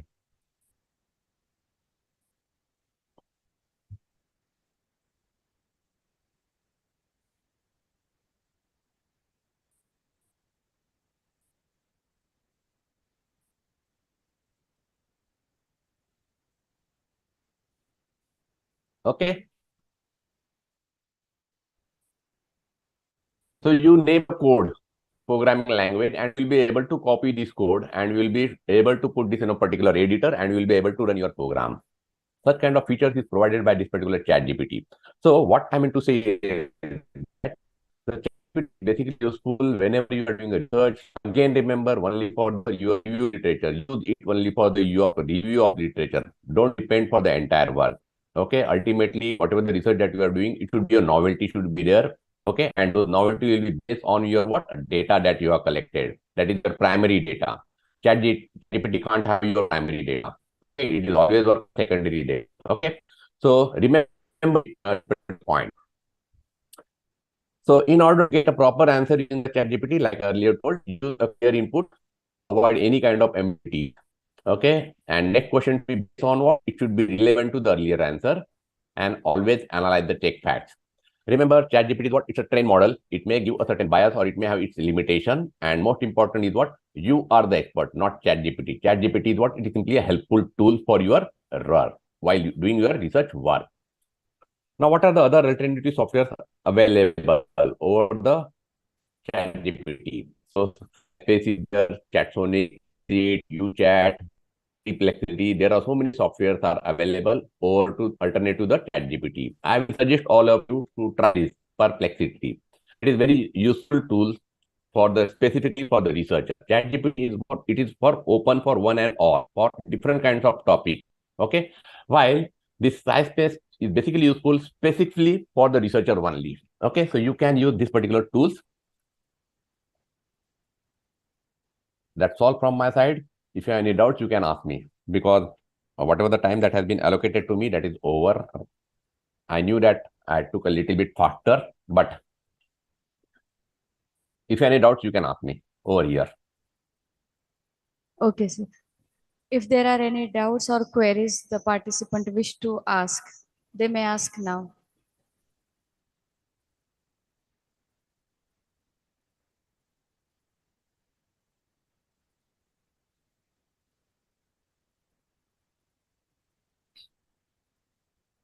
I hope there are no queries. I express our sincere gratitude and deep felt thanks towards Honorable Dr. Kishore sir. Sir, your topic and explanation was very cerebral and informative. Thank you for your knowledge exchange and research sharing. I thank you on behalf of our college, convener, and the organizing team of this conference. Thank you once again. Thank you, madam.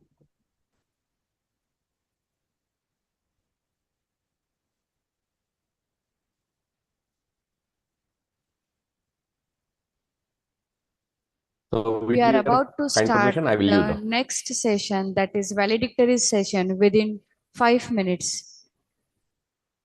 Madam, with your permission, I will leave. Yes, sir. Thank you.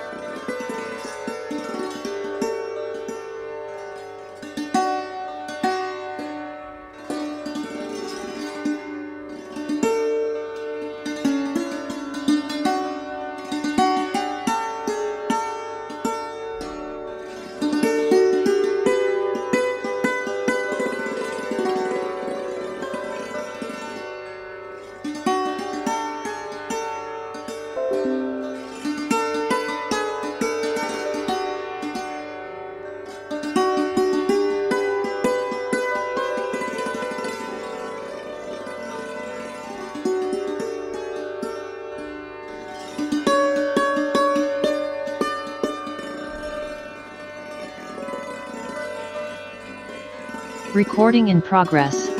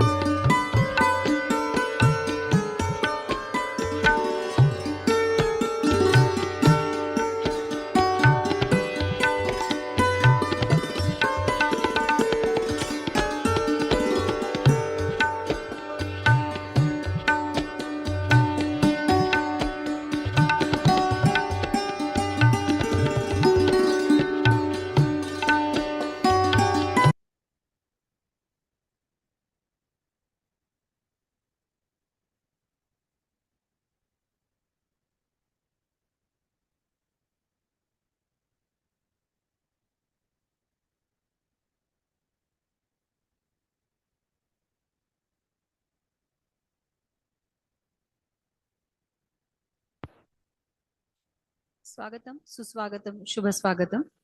I welcome one and all in the valedictory session of this International Interdisciplinary Virtual Conference on recent advancements in computer science, management, and information technology, organized by Department of Computer Science, Shankarlal Khandelwal College, Akola. Friends, we have Honorable Principal of our college, Honorable Dr. James Sabu sir, as a president for this valedictory session. And we are really pleased to have Dr. Prafulla Ajmire sir, Professor and Head, Department of Computer, GS Arts, Science and Commerce College, Khamgaon, for this valedictory session. He is with us online from GS College, Khamgaon. I welcome all of you, sir. Now I request Mr. S.G. Dikshit, sir, treasurer of this conference, to please welcome the president of this valedictory session, Dr. Jagdish Sabu, sir.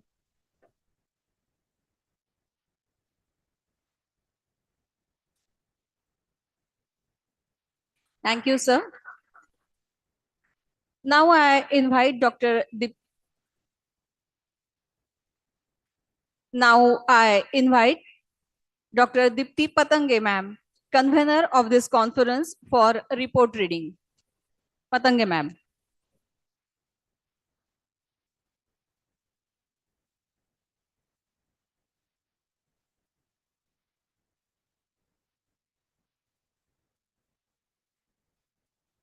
Good afternoon, everyone.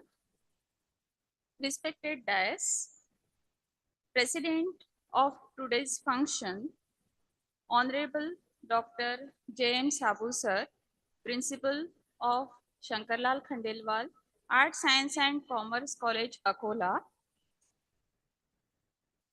Chief Guest of this valedictory function, Professor Dr. Prafulla Ajmire sir,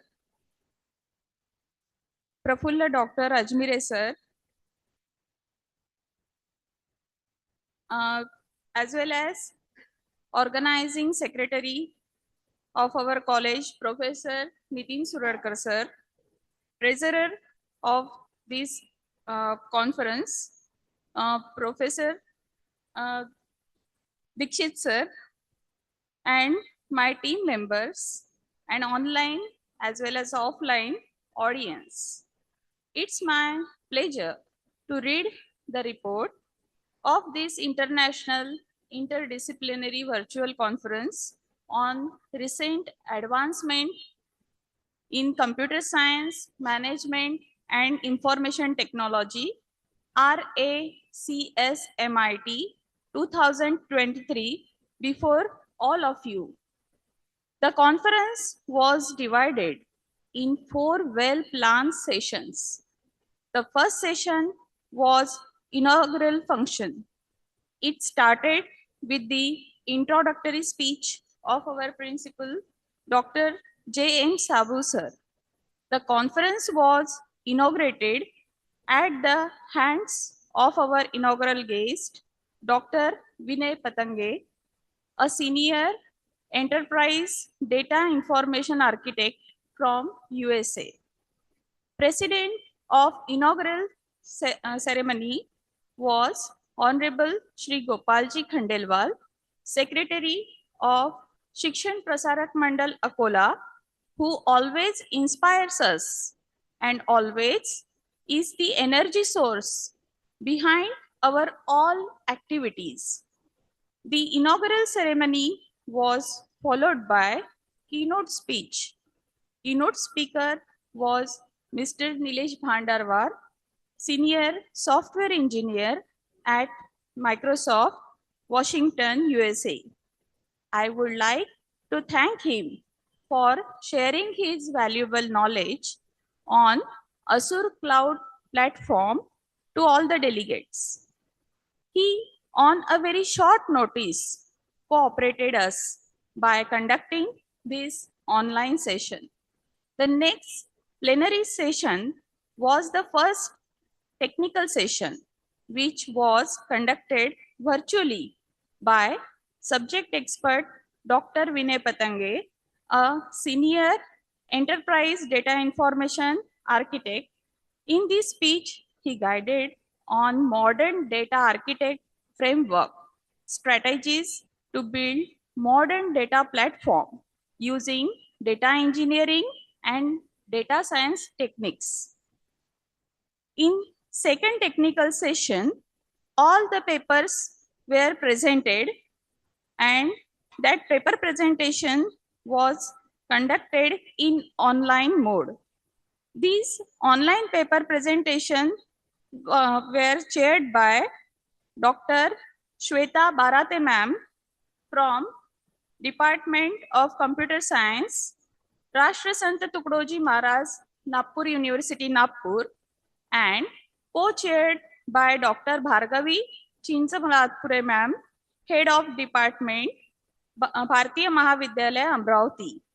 Both of them examined and reviewed all the presented research papers. I am grateful to them, thankful to them for it. The third technical session was the plenary lectures, which are our invited speakers was, for that our invited speaker was Professor Dr. R.R. Manja sir, Department of Computer Science and Information Technology, Dr. Baba Saheb Ambedkar Mahavidyalaya, Marathwada University, Aurangabad, Maharashtra, India. He imparted a vast knowledge to all our delegates on modeling and performance evaluation techniques using Python. Later on, Dr. S.B. Kishore sir, Head Department of Computer Science and Head of Institute of Higher Learning Research and Specialized Studies, Sardar Patel Mahavidyalaya, Chandrapur, Maharashtra. He conducted a lecture on review paper using Chat GPT and Copilot. I am thankful to Dr. R.R. Manja sir and Dr. S.B. Kishore sir for their guidance to our delegates and all research scholars. The last but not the least, that is the valedictory function. The president for this function is Dr. James Abu sir, Principal of Shankarlal Khandelwal College, Akola, and the chief guest, Professor Prafulla Ajmire sir, Head Department of Computer Science, GS College, Khamgaon. We have got tremendous response from all the researchers from various states of India like Himachal Pradesh, Karnataka, Madurai, and abroad also. For this conference, total 45 research papers we have received, while 154 students had registered for the conference. The conference is organized in blended mode, that is both in virtually and physically. All of these delegates' paper must be published in International Journal of Scientific Research in Computer Science, Engineering and Information Technology very soon. Before I conclude, being a convener, I want to thank every resource person for this support to us, all the participants, paper presenters, audience, and our Shankarlal Khandelwal College team. The combined effort of all the stakeholders has made the effort fruitful. I am very thankful to those who directly or indirectly supported to us for the smooth conduction of this conference. Thank you. Thank you very much.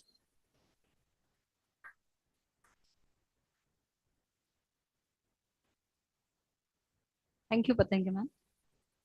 Feedbacks are always valuable.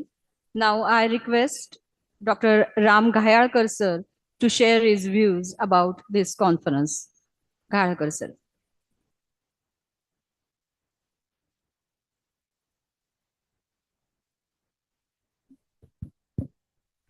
Thank you, ma'am. Actually, whenever the times comes and this call any events or any particular conference organized by this college, I am very happy to attend all this conference, sir. So in that sense, I am very lucky. And this is the specifically conference related to the computer science.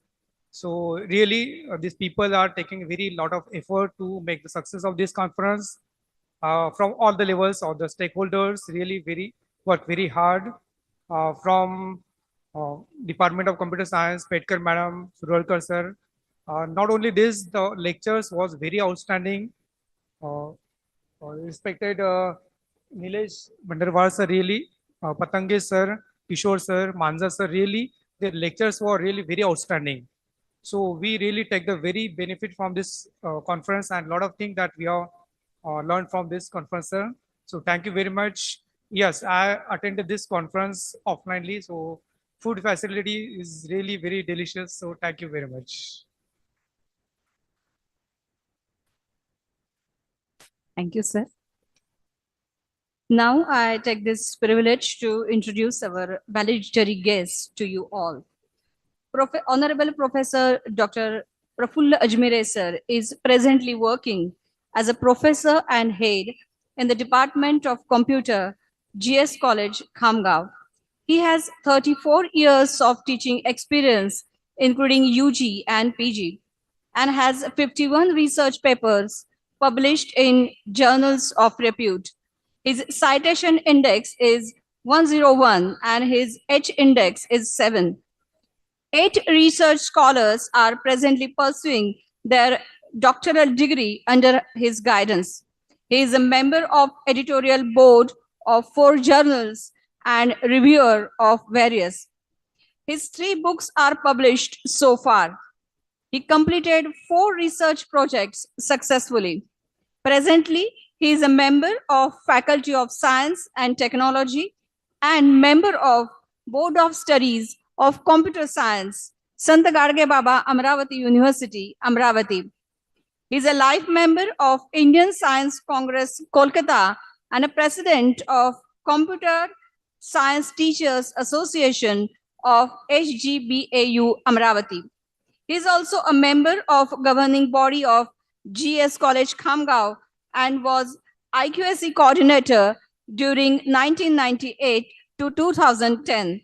He was awarded with Best Teacher Award for 2016 and 17 and a Best Enlist User in July 2018. Now I request our valedictory guest, Honorable Dr. Prafulla Ajmere sir, to guide us on this occasion. Sir. Am I audible, madam? Yes, yes, sir. Good afternoon, everyone. I pay my homage to Ma Saraswati, my salute to Santa Gadge Baba. Honorable Chief Patron of this conference, Dr. Prasad Vadegaonkar, Honorable Dr. Taratai Hatwani, President, Shikshan Prasarak Mandal, Akola, Honorable Trustees, Honorable Principal Dr. Sabu, Convener of this conference, Dr. Dipti Patinge Madam, Organizing Secretary, Mr. Yanar Suralkar, Guest, Chairman of the Plenary Sessions, all eminent speakers, academicians, faculty members, support staff member, and my dear scholars. It has been an honor to be a part of this delightful conference on International Interdisciplinary Virtual Conference on recent advancement in computer science, management, and information technology. Just I listened that there are 45 papers presented during the conference. Our speaker who have made in-depth and very pertinent observation and share their research and the interaction that has been taken place throughout the day will help us in finding some new area of research. In the morning session, Mr. Nilesh Bhandarwar from USA guide us about the Azure platform, whereas later on, Dr. R.R. Manza, Professor, Department of Computer Science and IT of Dr. Babasaheb Ambedkar, Marathwada University, Aurangabad. He also is a good speaker. I listen him. He is my friend. Another invited speaker, ESB Kishore, also deliver keynote address on the current trend of social media communications, and it is just known to everyone. It is a hot cake, you can call it as a chat GPT. Along with this, all speakers deliver their talk, share their views with you. Along with this, just I joined after 3:30. Some students from colleges also share their views and they focus on some social problems such as accidents. How the accidents can be stopped or minimized. They also give the solutions. Some talk about the bank security. This is a very hot topic. Bank security of our money transaction, or we can call it as a security of banking transactions. And I was listening recently about these topics. All the sessions are well managed. In the morning session, during the inaugural program, Dr. Sabu sir rightly said that the aim of this conference is to bring various fields together, such as experts from industry, software experts, and researchers, to find the solution to the current challenges. Sir, I assure you, we can find the solution to any challenges before us, if and only if these all fields will come together. Otherwise, it is not possible. Only IoT will find the solution. Only computer science will find the solution. Only medical science will find the solution. Nowadays, we are rigorously using IT, computer science in the field of medical. We have just observed this during the COVID. How the computer science helps to improve the tests in the medical sciences. There are a lot of work is to be done in medical science by using a computer science. Sir, I will give you one simple example. We know that we have a pen drive and we know the capacity of that pen drive. But whereas even today, I think as far as my knowledge and my information is concerned, any neurosurgeon is unable to say the capacity of our brain, how much data we can store. There are so many problems, and if this field goes hand in hand, then and then this is possible. So it is a very good topic that you have selected, and you have rightly said that we can find the solution if we work together. It may be management, it may be IT. We are doing most of the thing by using a computer to manage the various resources even. So these are all about the conference and papers presented in the conference. I am happy that my expert,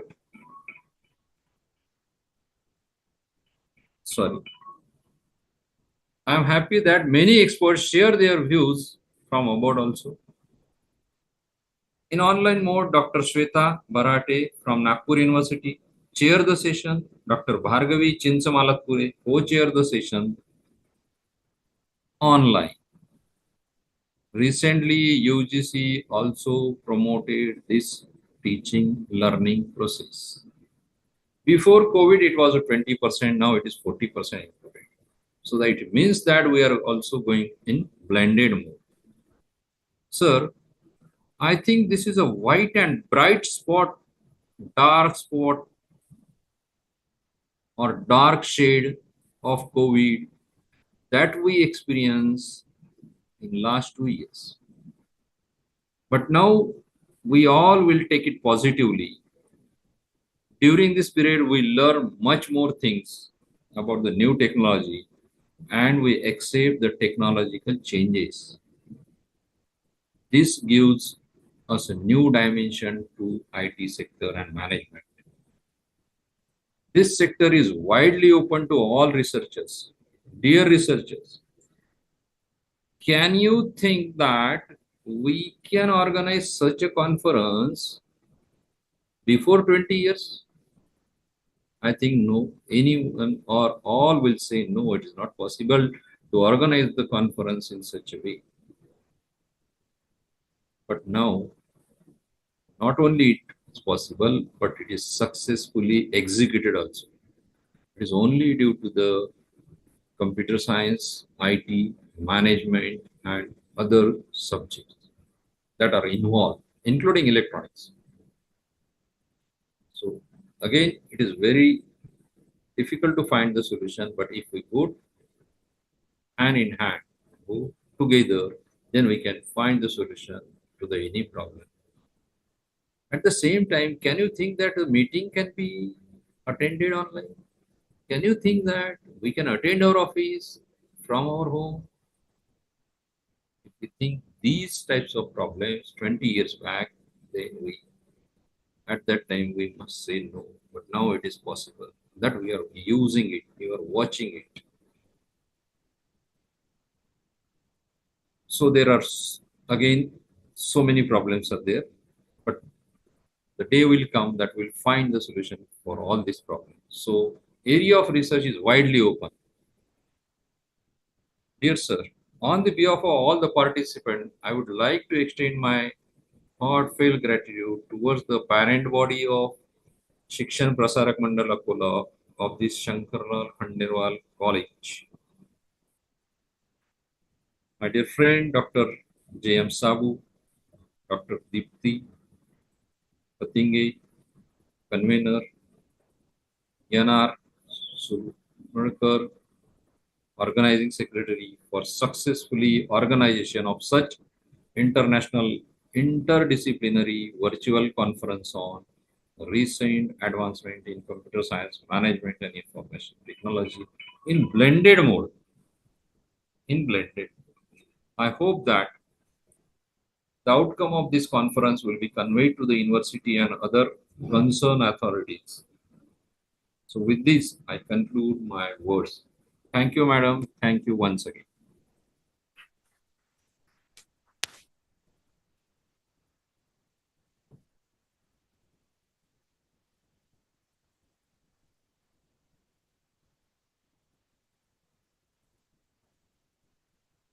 Thank you, sir.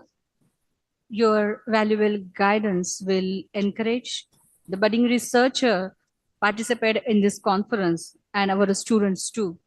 Now I invite President Dr. Sabu sir for his presidential address. Dr. Sabu sir.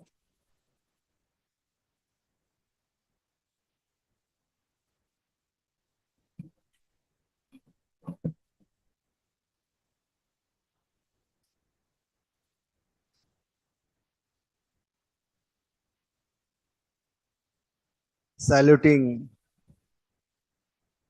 motherland, Bharat Mata.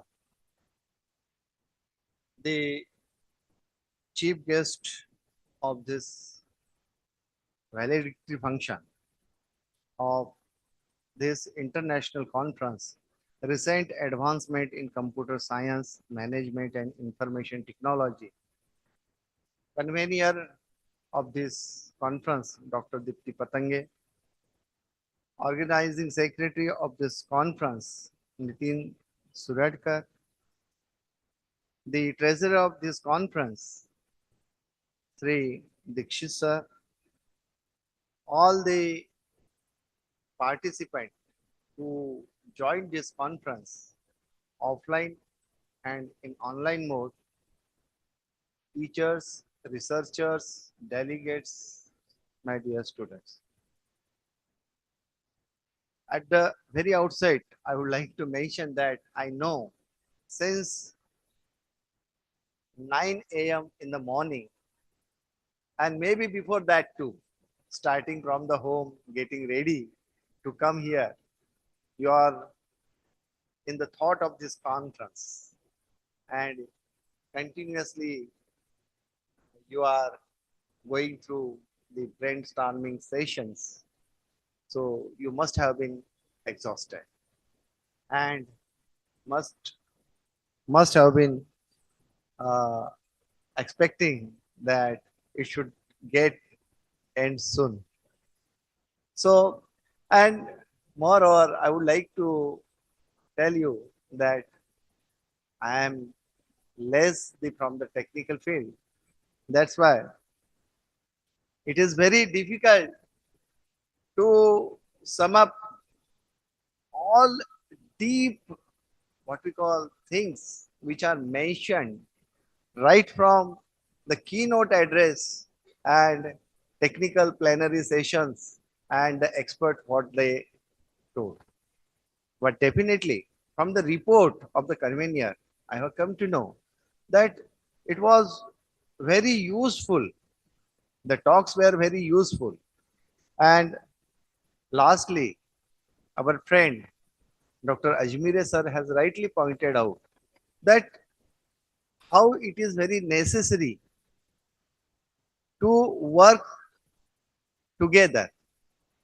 Particularly, all of us as academicians know that whatever we learn in the colleges, universities, or what we call departments of universities, most of the things are theoretical.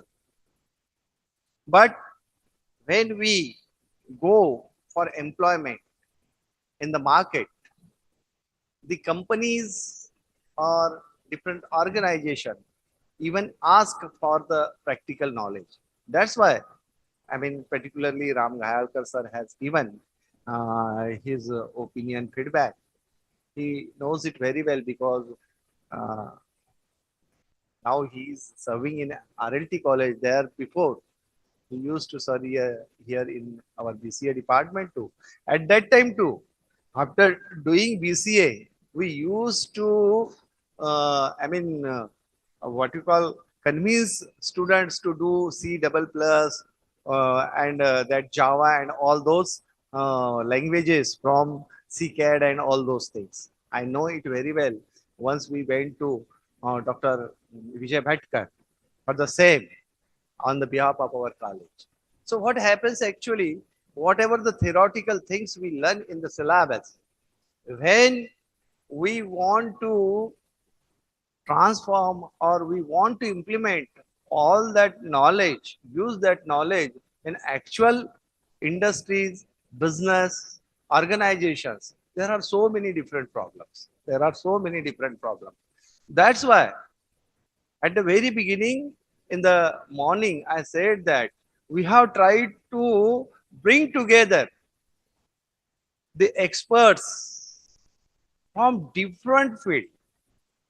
You might have noticed the highlighting feature of this conference that the keynote speaker, thereafter inaugural guest, these were from Microsoft. These were from USA.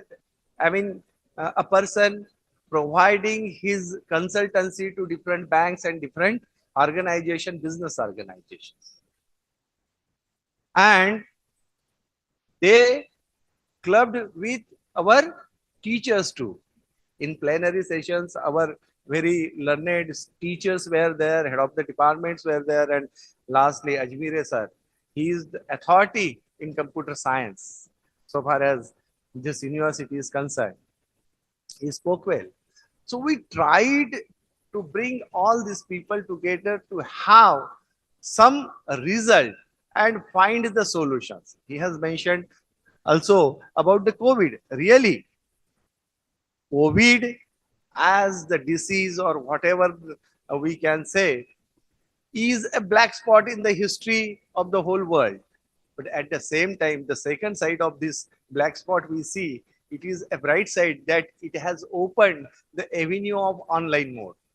Today too, you may notice that Madam has said that 45 papers we have received from across the country, from even from abroad too, and near about 154 participants has registered in this conference, but most of them are in online mode.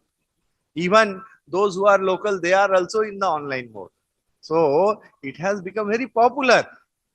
How it has become very popular? Because it has become very easy to attend such conferences without disturbing our day-to-day what we call work.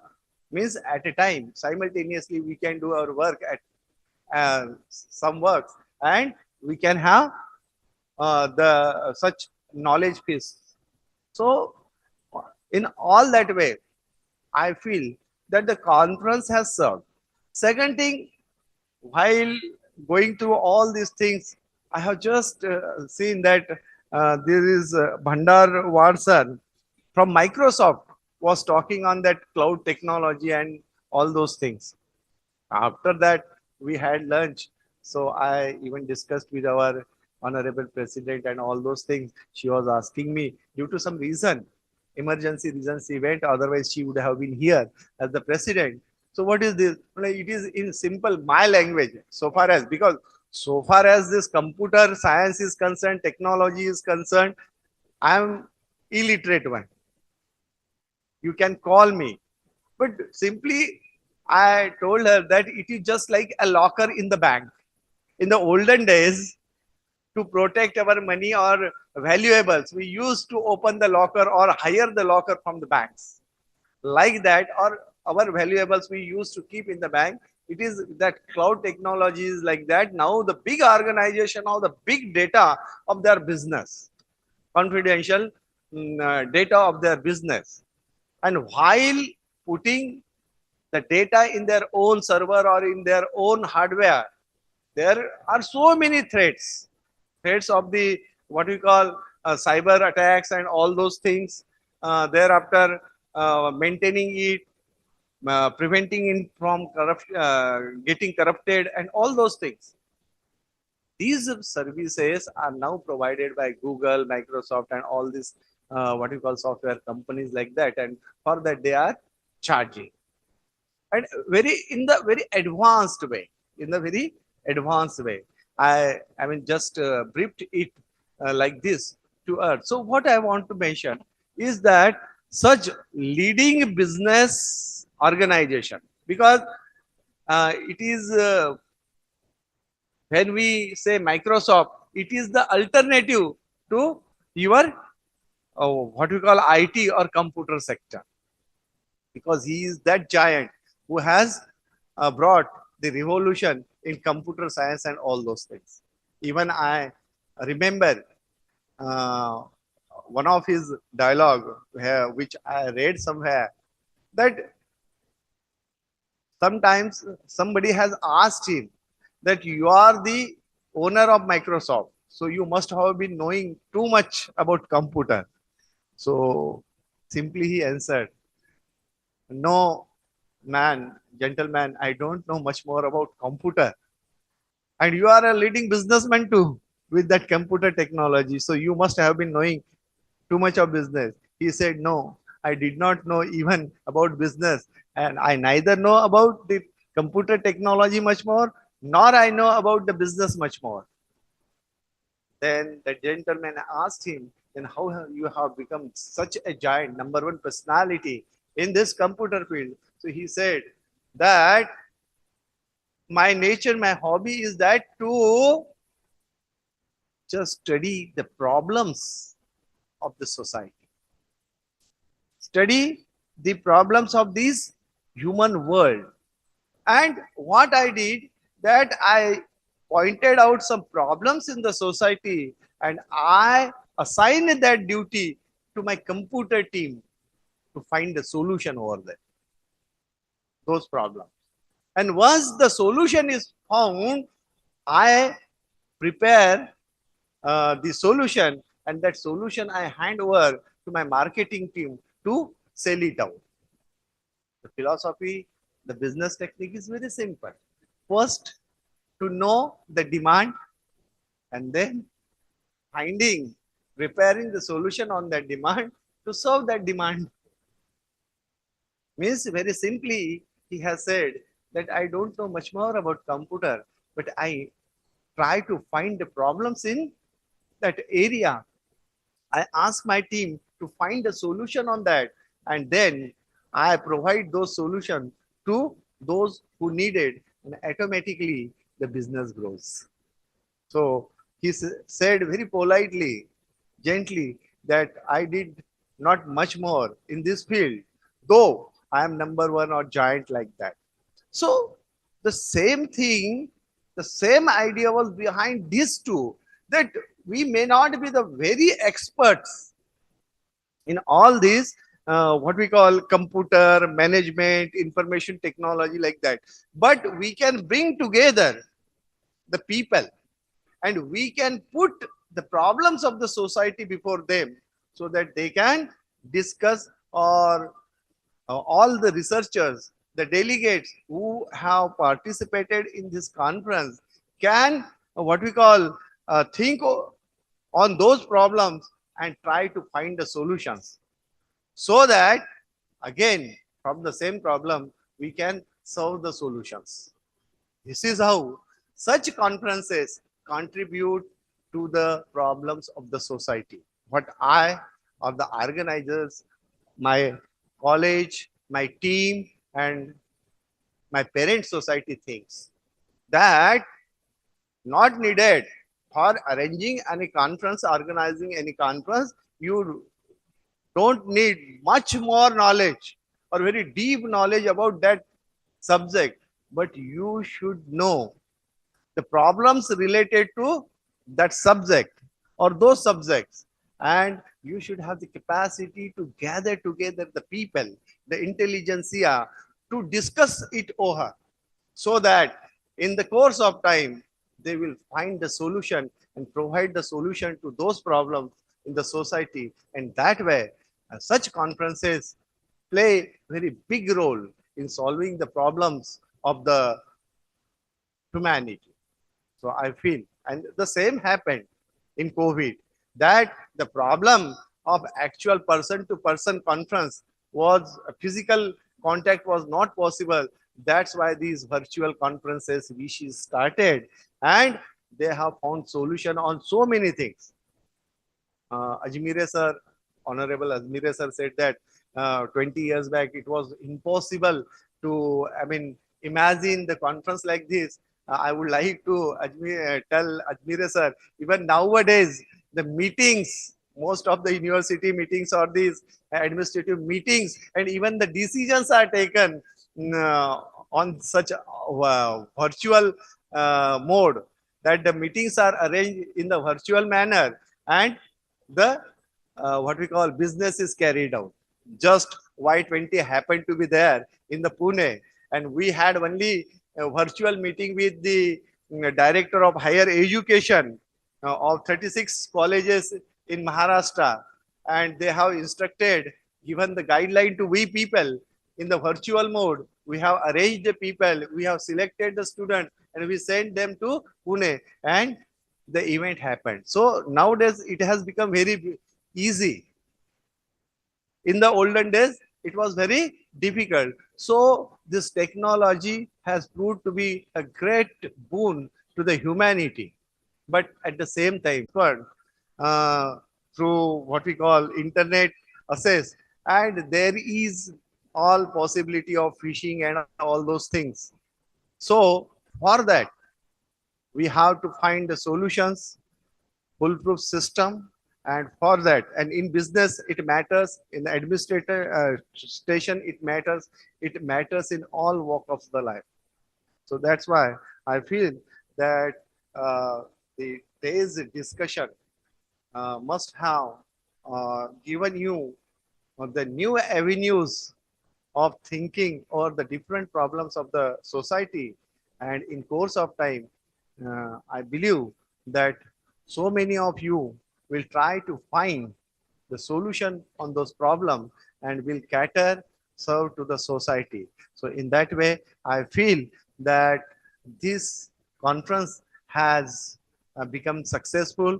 I congratulate the organizers for arranging such a nice conference. I thank all the participants, all the resource person, keynote speakers, even those who chaired the sessions, and last but not least, that is the chief guest of this valedictory function, for contributing to this conference on the behalf of the college. Thank you very much.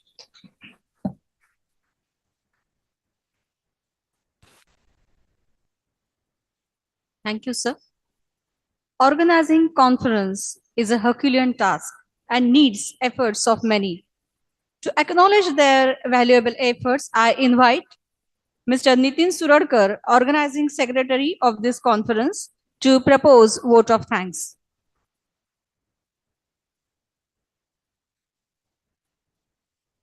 Thank you, Madam. A warm and graceful afternoon to our most valued Honorable Chief Guest, Management Committee member, worthy teachers, researchers, my dear friends, and everyone gathered here. At inaugural session, my dear friend, Mr. Rohan Shirsat stated that feeling thankfulness, not expressing it, is like a wrapping a present and not giving it. In this manner, today I take the opportunity to put all my gratitude into the words on behalf of the Department of Computer Science and IQAC, Shankarlal Khandelwal College, Akola. I would like to thank our chief guest of this valedictory session, Dr. P.A. Ajmere sir, for taking his precious time out and consenting to be the chief guest. Sir, indeed, your words have inspired the delegates. Thank you, sir. We have been fortunate to be assisted by our principal and president of this session, Dr. James Sabu, sir. Your constant support and encouragement help a lot to accomplish this wonderful event. Thank you, sir, so much for backing us in all the areas. As concerned to this conference, it has been our pleasure to host all the participants. The participants were enthusiastic, and I am thankful for them coming here to attend this virtual as well as offline conference. We have been fortunate to have an eminent persona from industries, academics, and utility works in area of computer science, management, IT, and etc. I'm sure that the participants are benefited by the coming here. I'm also thankful to the management of Shikshan Prasarak Mandal Akola for their continuous encouragement and guidance. I also extend thanks to all the staff members of the college, that is teaching and non-teaching staff, for their enthusiastic participation, support to make this conference successful. I would like to thank the people who work behind the scene to make this event happen, our technical arrangement team, in which Professor Rohan Shirsat sir, Mr. Shekhar Dikshit sir, Viraj Bhagat, Ganesh Upadhyay, Shubham Sharma, and so many people are working behind to make this successful conference. I am thankful for them for their cooperation and support. Finally, I thank all the research scholars who have greatly helped us in organizing the conference. Thank you very much, all of you. With the permission of the chairperson, I declare this session is over and it concluded with the national anthem. जनगण मन अधिनायक जय हे भारत भाग्य विधाता पंजाब सिंध गुजरात मराठा द्राविड उत्कल बंगा विंध्य विंध्य हिमाचल यमुना गंगा उच्चल जलधि तरंगा तव शुभ नामे जागे तव शुभ आशीष मांगे गाहे तव जय गाथा जन गण मंगलदायक जय हे भारत भाग्य विधाता जय हे जय हे जय हे जय जय जय जय हे